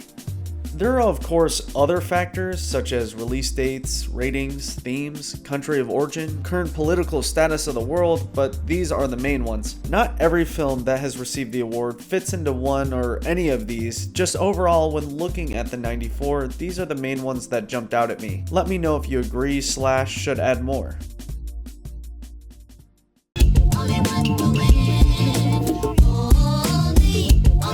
Here you go. The final final ranking of all Best Picture winning films, at least so far. As you can imagine, this was quite difficult, especially when trying to hold each film in an equal weight. My natural instinct is to side more with films made during my time, like the 2000s or 2010s, but I really tried my best to not do that and view each film as if I watched it during its time of release. Like I said in the intro, I watched these films in 3 chunks, which I deemed the 3 definitive eras. With those 3 chunks, I tried my best to mesh them as much as possible in order to again not favor the newer films. If you think about it, there's literally hundreds of factors to consider when putting these in a ranking. The visuals, the story, the acting, the technical impressiveness, how they aged, how ahead of their time they were. There's a ton of potential rationales. At first, I really struggled on how to rank them, but a method that worked for me was putting them in an order based on how willing I am to rewatch them. Using that made it a lot easier. Instead of viewing the exact number a film is ranked at, like which ones are below it and which ones are above it, instead view the position in terms of thirds, with the top third being filled with some real fire. Films I'd personally recommend, with that top 20 especially being God status, absolute must-see films. The middle third is fine, nothing crazy, but still super solid movies. And the last third being films that are a little shaky. Ones I wouldn't recommend, ones that I lean more on the negative side over the positive, and that bottom 20 being the real grindy ones. The ones where I think you should only watch them if you are a true completionist. I want to make it clear, most of the films were quite good. There were only a handful that I would deem bad / not deserving of the award, especially those in the bottom 10. And come on, any surprise that Gigi is dead last? I really don't think you could come up with a premise worse than the one in Gigi. Anyway, there you go. All 95 films ranked, 1927 through 2022. Let me know what positions you agree with, disagree with, but before you do that, remember that this is just my opinion. Please go easy on me. I did this for a fun challenge, and I fully admit that some of these films probably deserve a rewatch. Regardless, hope you enjoyed it. I'ma hand it back to Past Jeffrey with the closing thoughts. Well, that's it for the I Watched Every Best Picture Winner challenge. If you're wondering the total hours of films watched, here you go. I haven't seen the last one yet, but pretty crazy, right? I hope you enjoyed this super long journey. I did for the most part. It's just these Best Picture videos are brutal to make, but I'm glad I did it. Not only did I learn a lot, but it's a pretty cool flex being able to say you've seen them all. What inspired me to make these videos is I just think the idea of one person watching, researching, and forming connections and ranking, it's just way more impactful when you know the person has seen them all instead of the other ways blogs and news sites and other videos talk shit on movies they've never even seen and instead just regurgitate what the internet's established opinion already is. No shade, just for the challenges I do, it feels really good to actually consume all the media, no shortcuts, even if it takes forever. And in the end, it's just really satisfying. Plus, I haven't seen anyone do this challenge before, so I wanted to be the one to do it, and I wanted to do it in a way that kind of brings you along with me. I mean, hopefully I achieved that. While working on this series, it's hard to describe, but I kind of forgot other films existed. My brain was just always stuck in the context of the award. I guarantee if you repeat this challenge, you'll find yourself in a similar headspace. I'll repeat what I said in part 1. I don't wholeheartedly agree with the Best Picture award, despite making a 3+ hour video on it. The idea of comparing every film in each respective year, it just leads to issues. I just gotta think there's a better way to crown the best movie of the year that avoids all the snubs and the controversy and the favoritism. But you can't deny the Best Picture award serves as a great timeline, plus really good time capsules for the past nearly 100 years. It really allows you to watch the art of film evolve. Maybe one day I'll make another video discussing the other prestigious awards or breaking down the nominees for Best Picture, what should have actually won. I think that could be interesting. It's just these movie videos, they take a long time, longer than you'd think. Honestly, these 3 videos for this series have more time invested into them than probably anything I've ever done, but I do look fondly back at the journey. So, as always, stay tuned for future challenge videos relating to music, movies, and video games, or whatever else I think of.